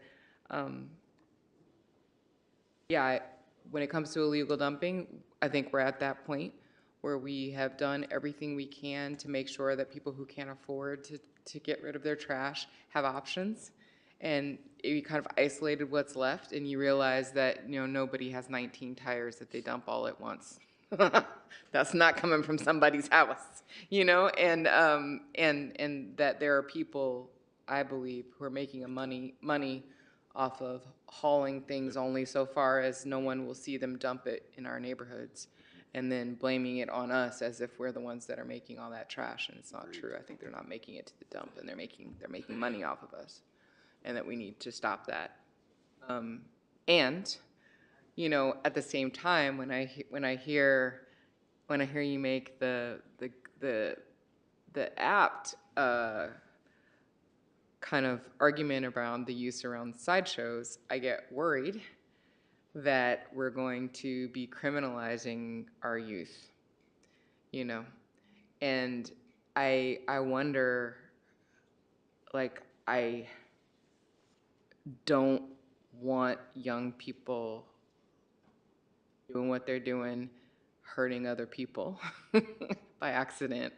I don't think they're trying to hurt people. And I don't think we have adequate things in place to properly deal with slideshows. And the only thing we have is punishment that will ruin lives. So I do worry. I worry about, creating the next generation of many people with records because they were dumb kids. I feel like we learned that lesson from the war on drugs, and I don't feel like we have an adequate answer.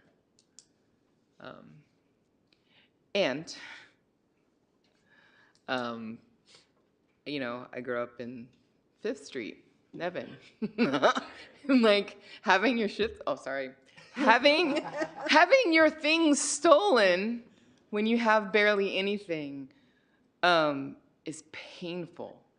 Your car, having your house broken into, and then having no response. No, like I have been the person who, like Mr. Perez, who was talking earlier, whose friend rolled up on people to get your stuff back because no one else could find it. I have been in those situations, and it's scary and dangerous and whatnot, and it would be great if someone else could do that and not me. And I feel like I'm not alone in District 3 where, I feel like we're the victims of crime a lot. like a lot. And I don't think that people really understand how much people in my district are the victims of crime. And it gets awful because it's like no one is watching out for you and no one solves anything. And you're just like hanging out there to be a victim. So And yes, I do have questions. With the sideshows, I was Yeah. more or less referring to not the typical sideshow where it's dispersed and they leave, but where there's something more severe that happens in conjunction with the sideshow. A number of years ago, we had an officer almost lose their life in a sideshow, and it took a long time to figure that case out. In this case, we would have been able to figure that out a whole lot faster. Somebody else gets injured or hurt, or firearm is used in a reckless manner, something of that nature. It's those anomaly situations where it really would help. Normally, they're dispersed and they're gone, and they're But gone. I would really like to explore just some better policy around the whole thing in general. But so I do have questions. Sorry, I like kind of pontificated, but I did wonder, of the cameras that we approved before, how many are actually installed, and how many are still coming, and what you said it's over a timeline, and I'm kind of like, okay, so what's the plan? Like, how many are getting installed when? Help me understand, because I don't think it's like 100 tomorrow. Right, so the first 30 have all been installed. They're in place. In terms of if you all approve the 70, I'd have to refer to, Yeah, I mean, there's a timeline to go, and there's strategic places to put those based on critical community concerns, the appropriate routes to put them, and then other direction from city staff on where they need to be to address some of the concerns that we have. They do put them up fairly quickly. I mean, obviously, if a contract is approved, it's not overnight. But the plan is to have them kind of done over from what I understand through the conversation, is about a 3-month period is realistic to make that happen. You know, it's the location, does it work? Is it gonna work? Does a pole need to be installed? Whatever the case may be. But over a 3-month period to install those cameras and put the infrastructure in is not unrealistic. Okay. And I don't think it's a lofty goal. I think it's a fairly realistic goal based on the conversations that we've had this far. Yeah, and then the other question is, so far with the 30 that have been installed, have you seen any need for increased resources, staffing, in terms of investigation, prosecution? Because I think that when we had the conversation before, not we, but we as in the city, we, and like illegal dumping task force, it was brought up that it would be great if you had cameras and everything, but if you don't have someone to prosecute those things, then they're not going to move forward. The DA is not going to take it. Like, they're just going to, those folks will just get off. So I do wonder about the back end. Like, have you seen so far with the cameras that you need more support on the back end? Do you anticipate with more cameras that you might need something like that? I just wondered, I would hate to get in a situation where we have put all this infrastructure in, but we have nothing to follow through. So the cameras, so without the PTZ cameras, those are ones that pan, tilt, and zoom in and out. So as it relates to illegal dumping, that's a good question and something to talk about with that. So the PTZ cameras, footage that may be obtained, prosecuting someone for that, there is an avenue to deal with the illegal dumpers, either through traffic court or even through criminal court here in Contra Costa County. It depends kind of on the nature of what's dumped, and there's like a threshold there, but it can either be handled through traffic court or it can be handled through criminal court, depending on the nature of the dumping. As it relates to personnel or staff to follow up and or address on complaints, so it helps us respond to calls more effectively. That oftentimes when we go to calls, the person involved in the criminal activity doesn't stay there because they don't want to get caught, right? So by knowing if they left in a vehicle, we have a description, that's what we look for on our way. So we are going to improve our response to those and the amount of people we apprehend or encounter engaged in that activity, right? So we do have the people that go to those calls, but what they are now oftentimes with some of those is a late report of this. So it's not a priority response because it's not in progress. So having the pan, tilt, zoom cameras and having the ability to read the license plates changes the priority level and the likelihood that the police officer is going to encounter an offender when they respond to those calls. Cops get into this job to help people and catch bad guys. They'll tell you that all day, right? Well, if the likelihood of the call I'm going to may result in me doing both of those things, helping a community and catching a bad guy, they're going to want to go to that call. It's not a late report where they take a report and then leave and drive around and try and find something. The likelihood of apprehending an offender goes up. So it improves their response. We do have people to go to calls. Sometimes there isn't an officer available to go to a call for service. Those calls of dumping, as an example, don't require much follow-up to try and get those prosecuted. They don't go to a detective and a bunch of follow-up on the back end. There's something that an officer who goes to calls and writes reports, that's how it can get routed to get remedied, similar to a traffic ticket or a misdemeanor arrest, where they're cited and released or even booked and cited later. In the event, that's the appropriate remedy for the arrest. So I think what you're saying is that you don't feel like you need additional resources at this point, but it's more of a more effective use of the current resources you already have. Well, we always need more resources just from a Sorry. response end, and we're actually below our current staffing levels that we're hoping to improve. So, I mean, sure, if we can put that on the table, what else is on the table? But no, certainly, but it will improve our response to these calls and help us to be more effective, I think is the big thing. Because cops want to be effective in the jobs that they do and their response, right? Gives them satisfaction. If I strike out every time I go to the plate, I'm not going to want to go to the plate. But if I'm being successful in my response and having tools that we need to do our job more effectively and safely and have better outcomes, it makes it positive for them as well. And I think that's important with job satisfaction in general. Yeah. So one last question, and that is, if there was a smaller version of this rollout plan, what would that look like? Would it, because we just started this, right? It's only a few months out. If we wanted to take a little bit more time to see how it all pans out, to get more numbers in terms of effectiveness, in terms of what's really working, what's not working, what strange situations arise, is there another number of cameras that would be like a minimum amount so that you have enough coverage to really show impact, but maybe is not that total 100 cameras? Just wondering if there's a compromise kind of bigger pilot so we could see impact and kind of proof of concept. Is there such a thing? Is there an alternative proposal that we could do? So I don't have an alternative proposal at this point. I mean, I would just have to look at what the proposed locations are and trim those down. We've broken it down as to where the next cameras will go by each of your districts. So I don't know, I would have to pull from each of your districts to try to figure out where the best locations are for the next set of LPR cameras. So I'm not sure that we I'm just trying to understand. So if we were to reduce the number of cameras, that means it would reduce coverage in all of our districts or in some districts based on current crime levels or something like that. But some folks wouldn't get as much coverage, is basically what you're saying. Correct. Yeah. Yeah. But I mean, everything even would with go down at least two cameras to cover at least one two, location. right? Yeah. So with every camera, you have to reduce two cameras. So if you cut it in half, you can only cover at max half the locations that were originally proposed. And for an intersection, I mean, take your pick of a big one with 4 lanes in each direction.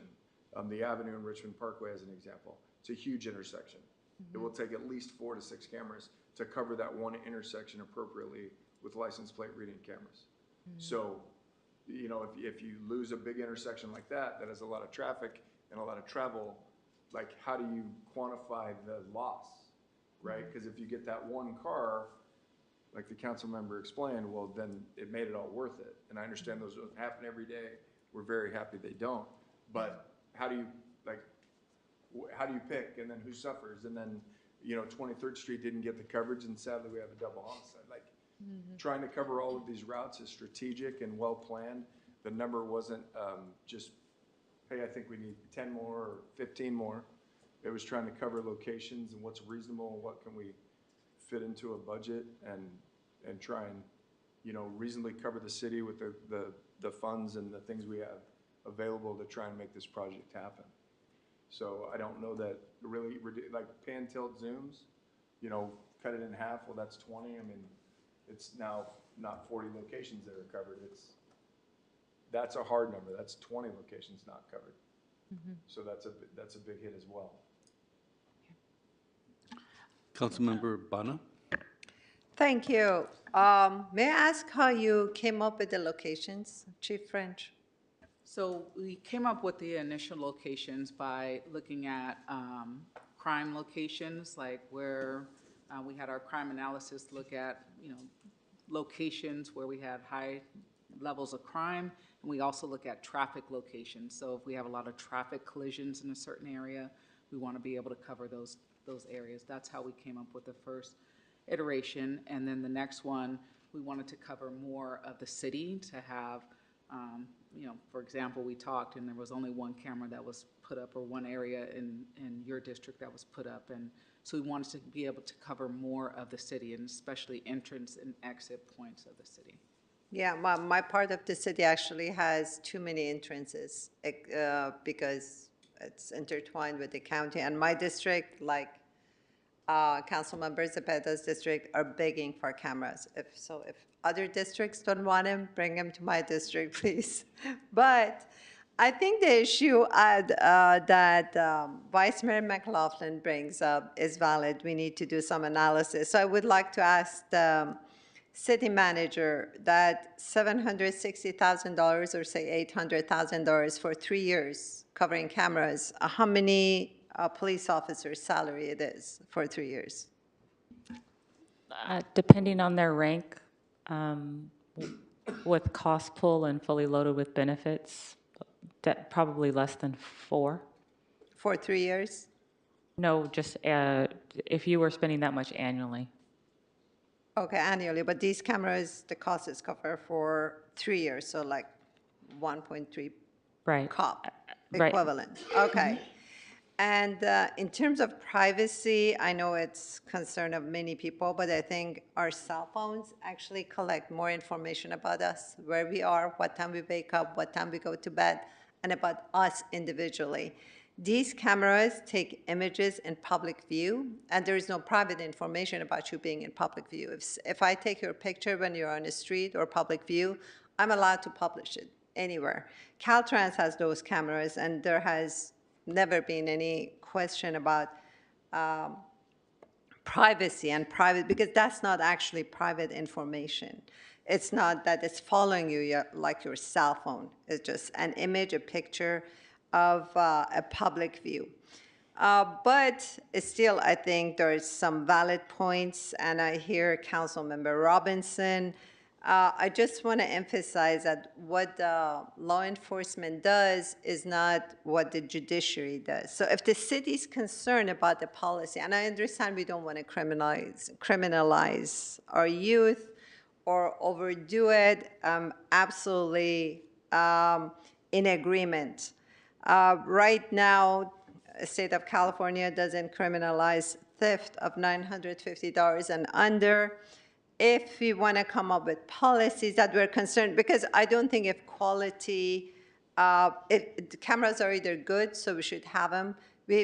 Quantity doesn't matter. I mean, compromising on a smaller number of cameras doesn't make sense to me. But to address the concern, which is valid, maybe the city needs to come up with a policy of the type of crimes that are detected by the cameras and how we want to go about it.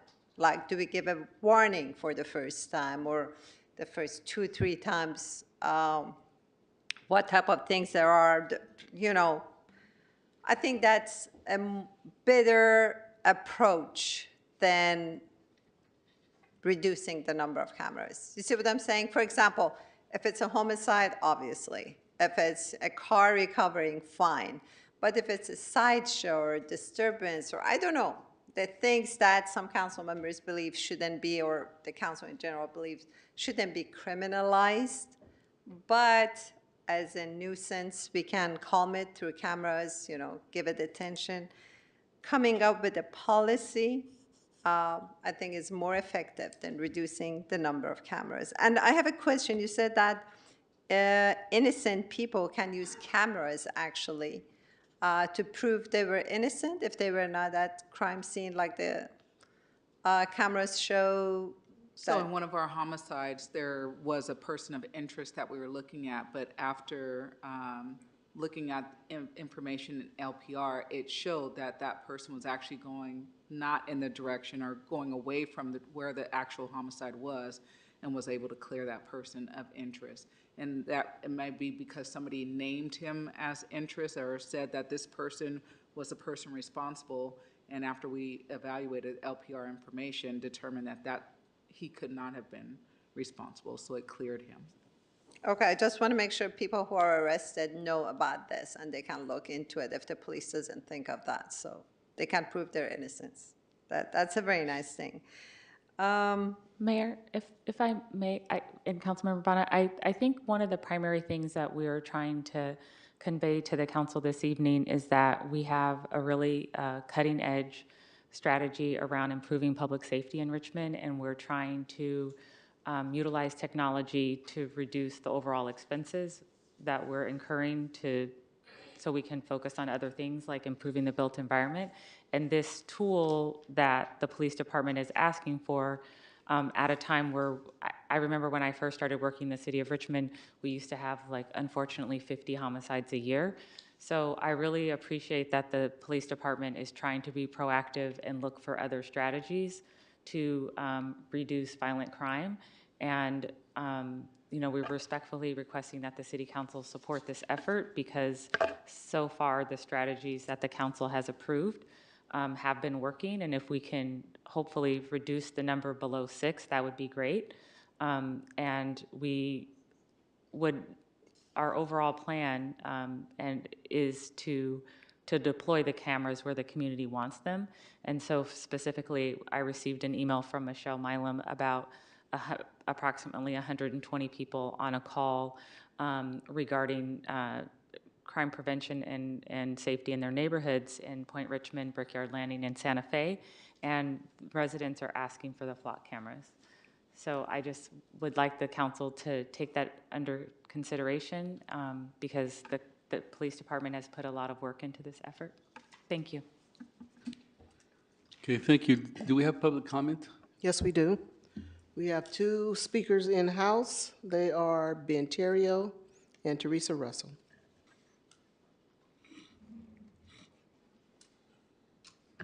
Ben Terrio, President of the Richmond Police Officers Association. Please vote this down so I can go to every neighborhood council and talk about how you guys don't give a shit about victims of crime. Why would we not utilize this technology? Why? 6 people. If one can be solved, why wouldn't we want that? Why wouldn't we utilize that? That homicide that the chief was talking about, the patrol team I work on, some young man shot in front of a store on a drive-by. We have the camera footage of the homicide. It's very gory. It's very bad. One of the men actually vomits as he dies and expires on the sidewalk. Why would we not be allowed to go get some justice for these people? What is it about with this council that's so hard about public safety? You pull an item, but you don't even read that we have a policy. We can't pick and choose which crimes are going to be on the cameras. It doesn't work like that. Can we get some common sense on public safety in this council? Please. And sideshows, I arrest people for sideshows. They're command staff. The officers that I work with, we arrest people. I haven't arrested a single person from Richmond yet. They're from the Central Valley. They come in like locusts, terrorize our city, and leave. Get some common sense. Protect the people in this city. That's your job. Help me so the people that I work with can do that. For once.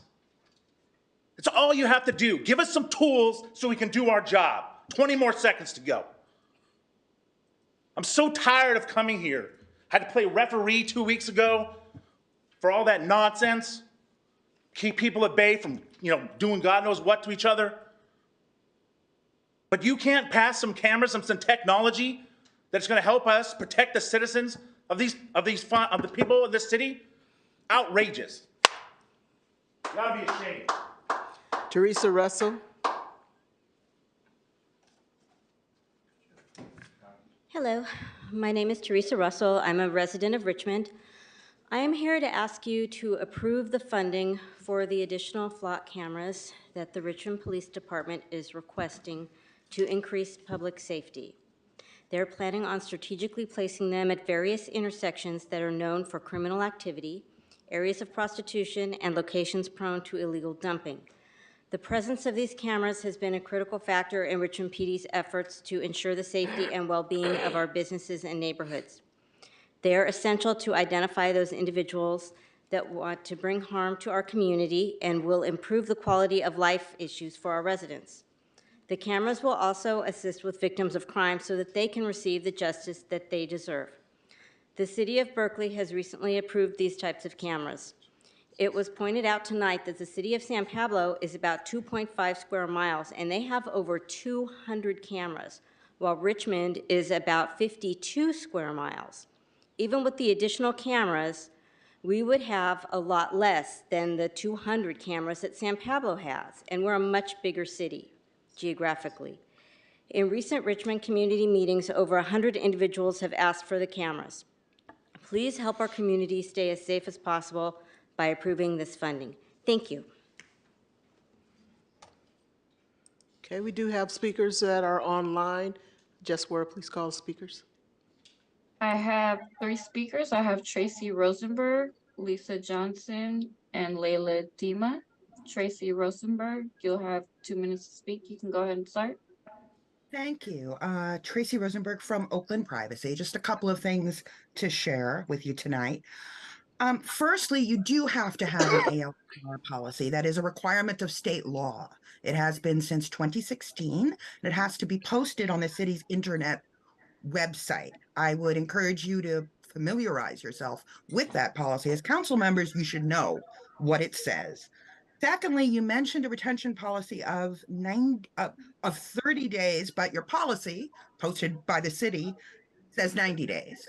30 days is much better, and I encourage you to adopt that standard, but your policy has to be accurate under state law, and you should have an accurate policy in front of you tonight, and it's unfortunate that you don't. Second, the cost to benefit ratio question here is real. I heard you talking for hours about money for soccer fields to help keep kids out of trouble. This is expensive.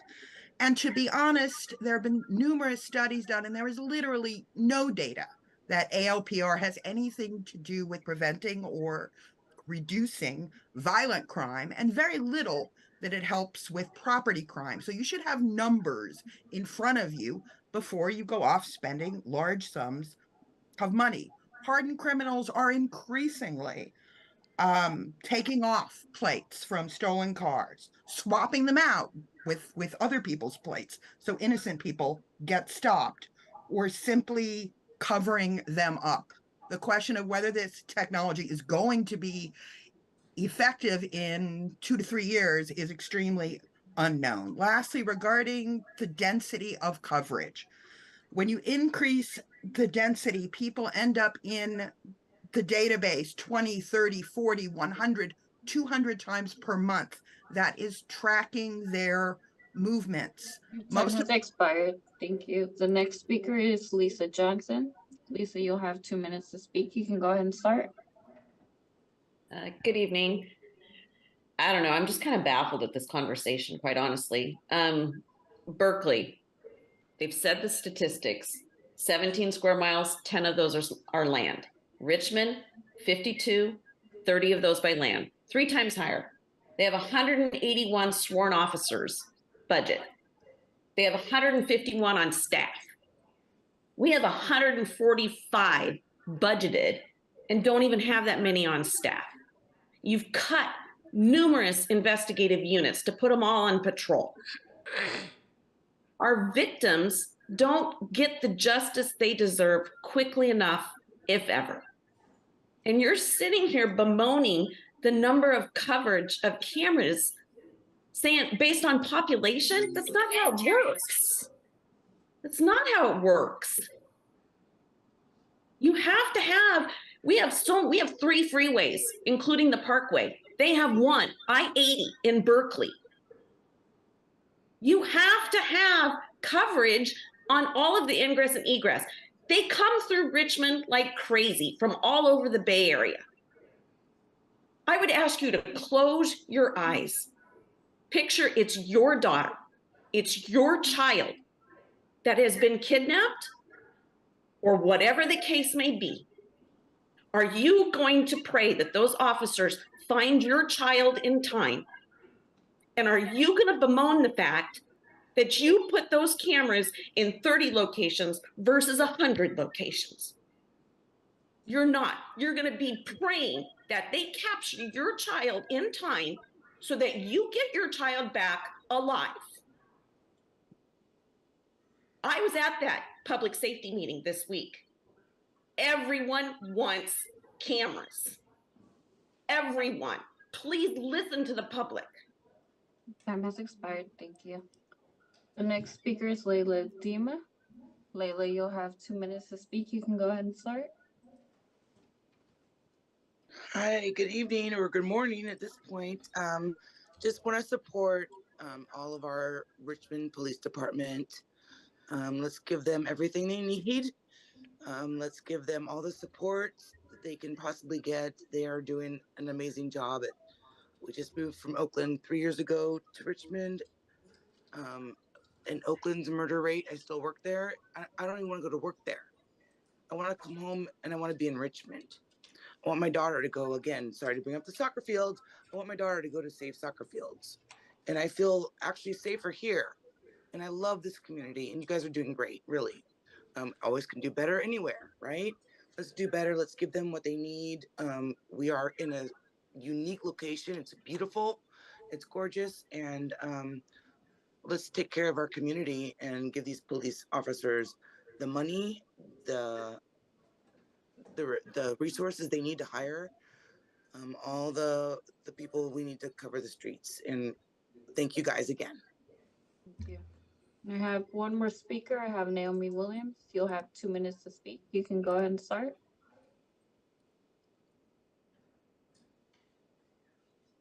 Naomi Williams, you have 2 minutes to speak. You can go ahead and start. Okay. Can you hear me? Yes. Okay. I'm baffled because safety is safety. And we don't have the right amount of cops on the street or in my district anyway.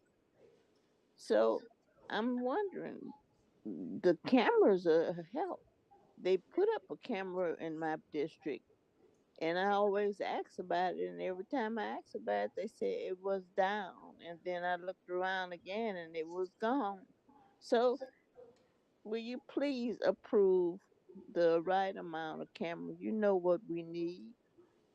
You might not need them in your district, so like that lady said, send them over to her district. No, we need them down here where I live. It's not a plaything. And we do have dumps that people dump stuff over here, and they have been doing it for years. But the cops can't get there in time to see them in person, so they won't do anything about it. But if we had cameras and you approved the cameras, that's a little evidence that you could go by to help us try to keep our district as clean as the other district. And thank you, Donna. Dora, I'm so Donna, that's my cousin. Dora, for bringing that up, because that's an issue that we all need. And you don't need them unless they are there. But it is best to have than not need than to need and not have. Okay, thank you. Thank you. And that was the last speaker. Thank you. And Councilmember Cepeda? Thank you, Mr. Mayor. I'm not sure if Public Works Director is still here, Mr. Chavarria.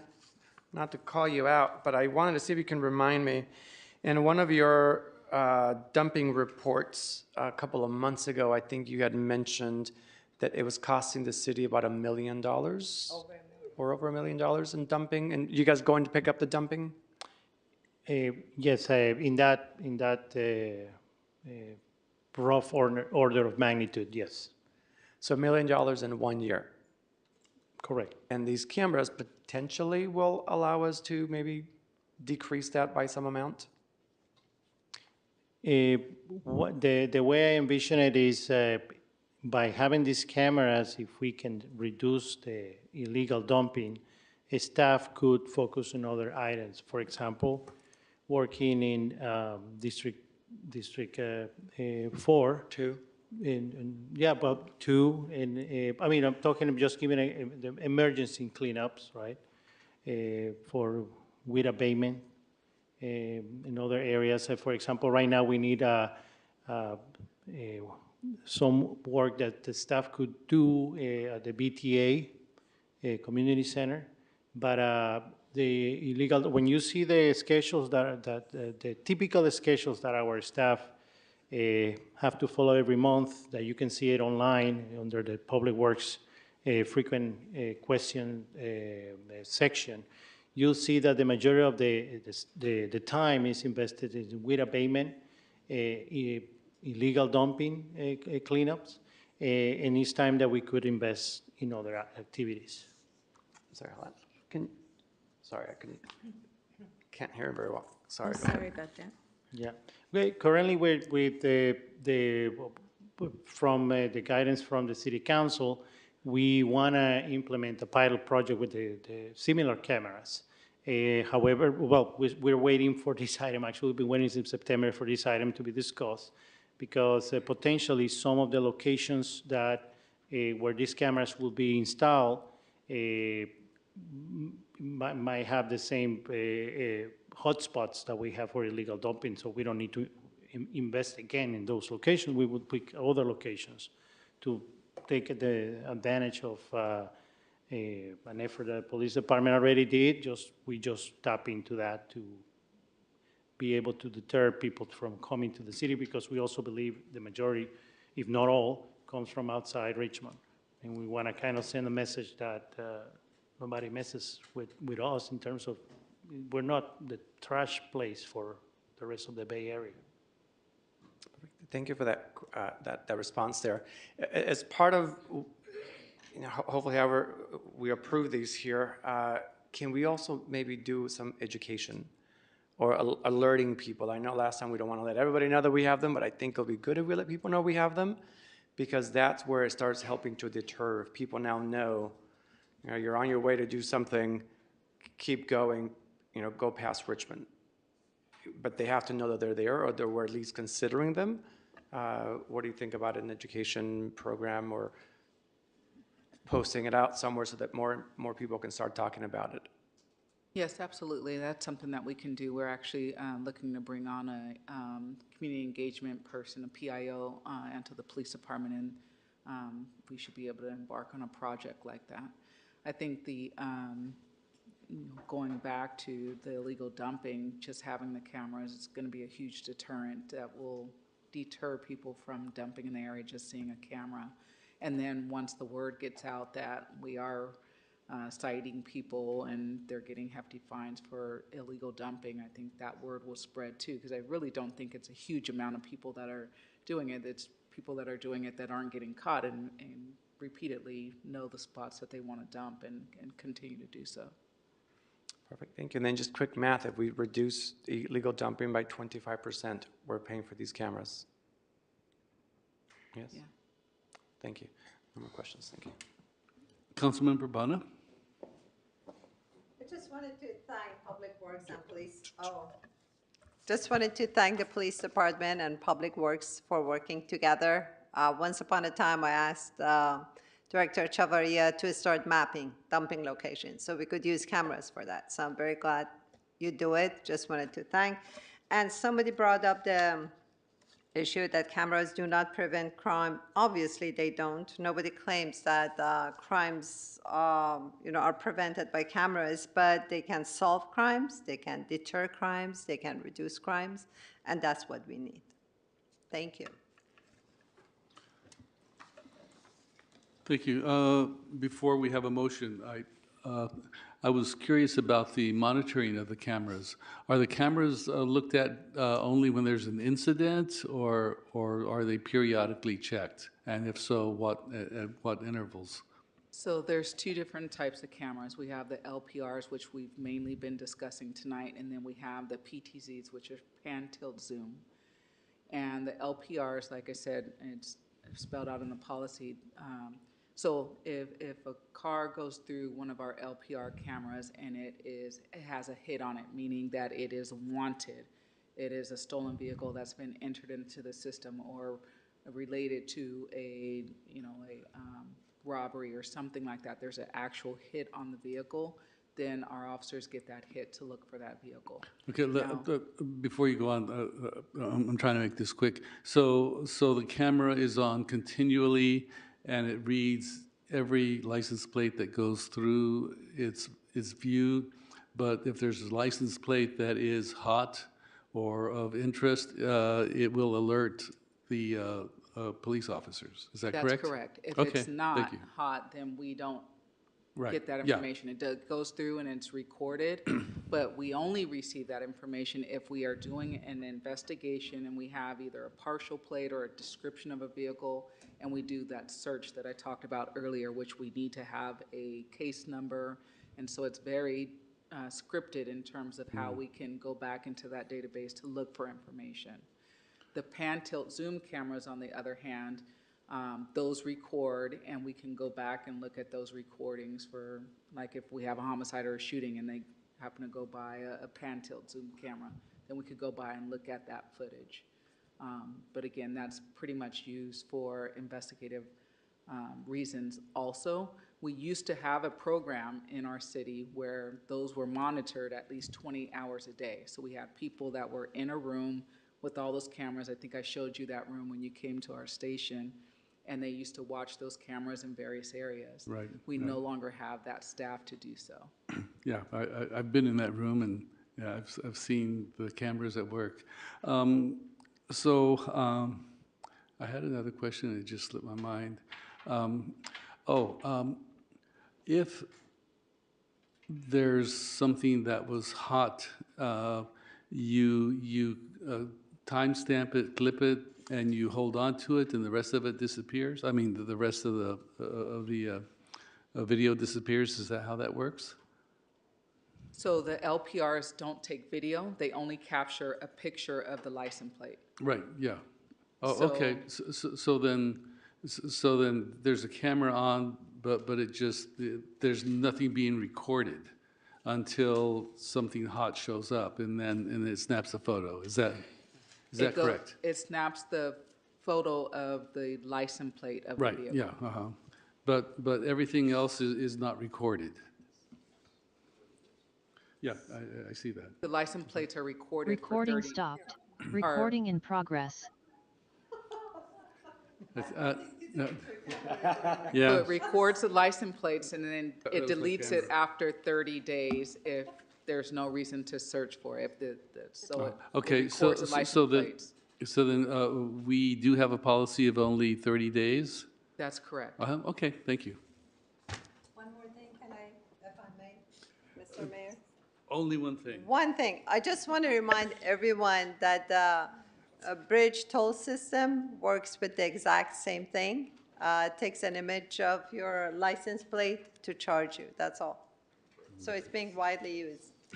Thank you. Mr. Mayor, I'd like to make a motion. Please do. If I can make a motion to approve the item and adding that a small component, as you have the officer or the person hired to do a education around it for our community, but to be able to approve the item as written. I second it. I'd like to make a substitute motion, and first I want to make a comment. I am not in opposition to these license plate readers. I'm in opposition to knowing the right amount and knowing the level of success, because I'm hearing different numbers. I'm hearing different numbers, and I'm also concerned about the amount of money that we apply to this that could go. I mean, issues were raised about children and crime that involves children or what. And if we had the right social services, if we had the right address for things like homelessness, if we were putting that money into even other police activities, we might find that we have a better result in terms of addressing the crime that we're all so concerned about. So I just need more information. Again, I am not against these license plate readers. In fact, I recall bringing an item forward back when I was mayor to get license plate readers. But I had no idea that this would be skyrocketing into hundreds. I mean, the fact that San Pablo has 200 in such a small city is kind of strange, thinking that that is going to protect people. The way to protect people is to really deal with poverty, deal with opportunity, having people's needs met. That is what's going to address crime, rather than encircling our city with loads of cameras. But my substitute motion, and again, I am not against these cameras, is to, and we certainly need the illegal dumping cameras, is to go forward with the 40 PTZ cameras for illegal dumping, and to come back with some options. Like, let us have an option to address the 100 license plate reader cameras option, and maybe a 80 cameras option, and maybe a 50 cameras option. Give us a little more information, rather than just to assume that you have it all worked out, that 100 is the number we need. And so my motion is to approve the 40 PTZs and have staff come back with an analysis with various options for different numbers of cameras.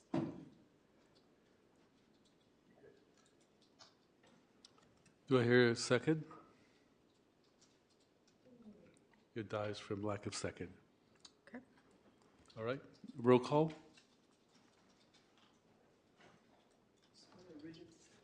For the original motion, Councilmember Bonner, Yes. Vice Mayor McLaughlin, Yes, it's definitely going to pass. Councilmember Robinson, Yes. Councilmember Zepeda, Yes. and Mayor Martinez. Yes. The vote is unanimous. Thank you so much. Thanks to everyone who stayed to the end. So at this point, it's time for adjournment, and I would like to adjourn honoring the veterans who have fought wars to protect us. And even more than that, I hope that we can honor the veterans by making sure that they are not homeless, that they are fed, and that they are treated like the heroes that they should be treated as. So with that, we're done.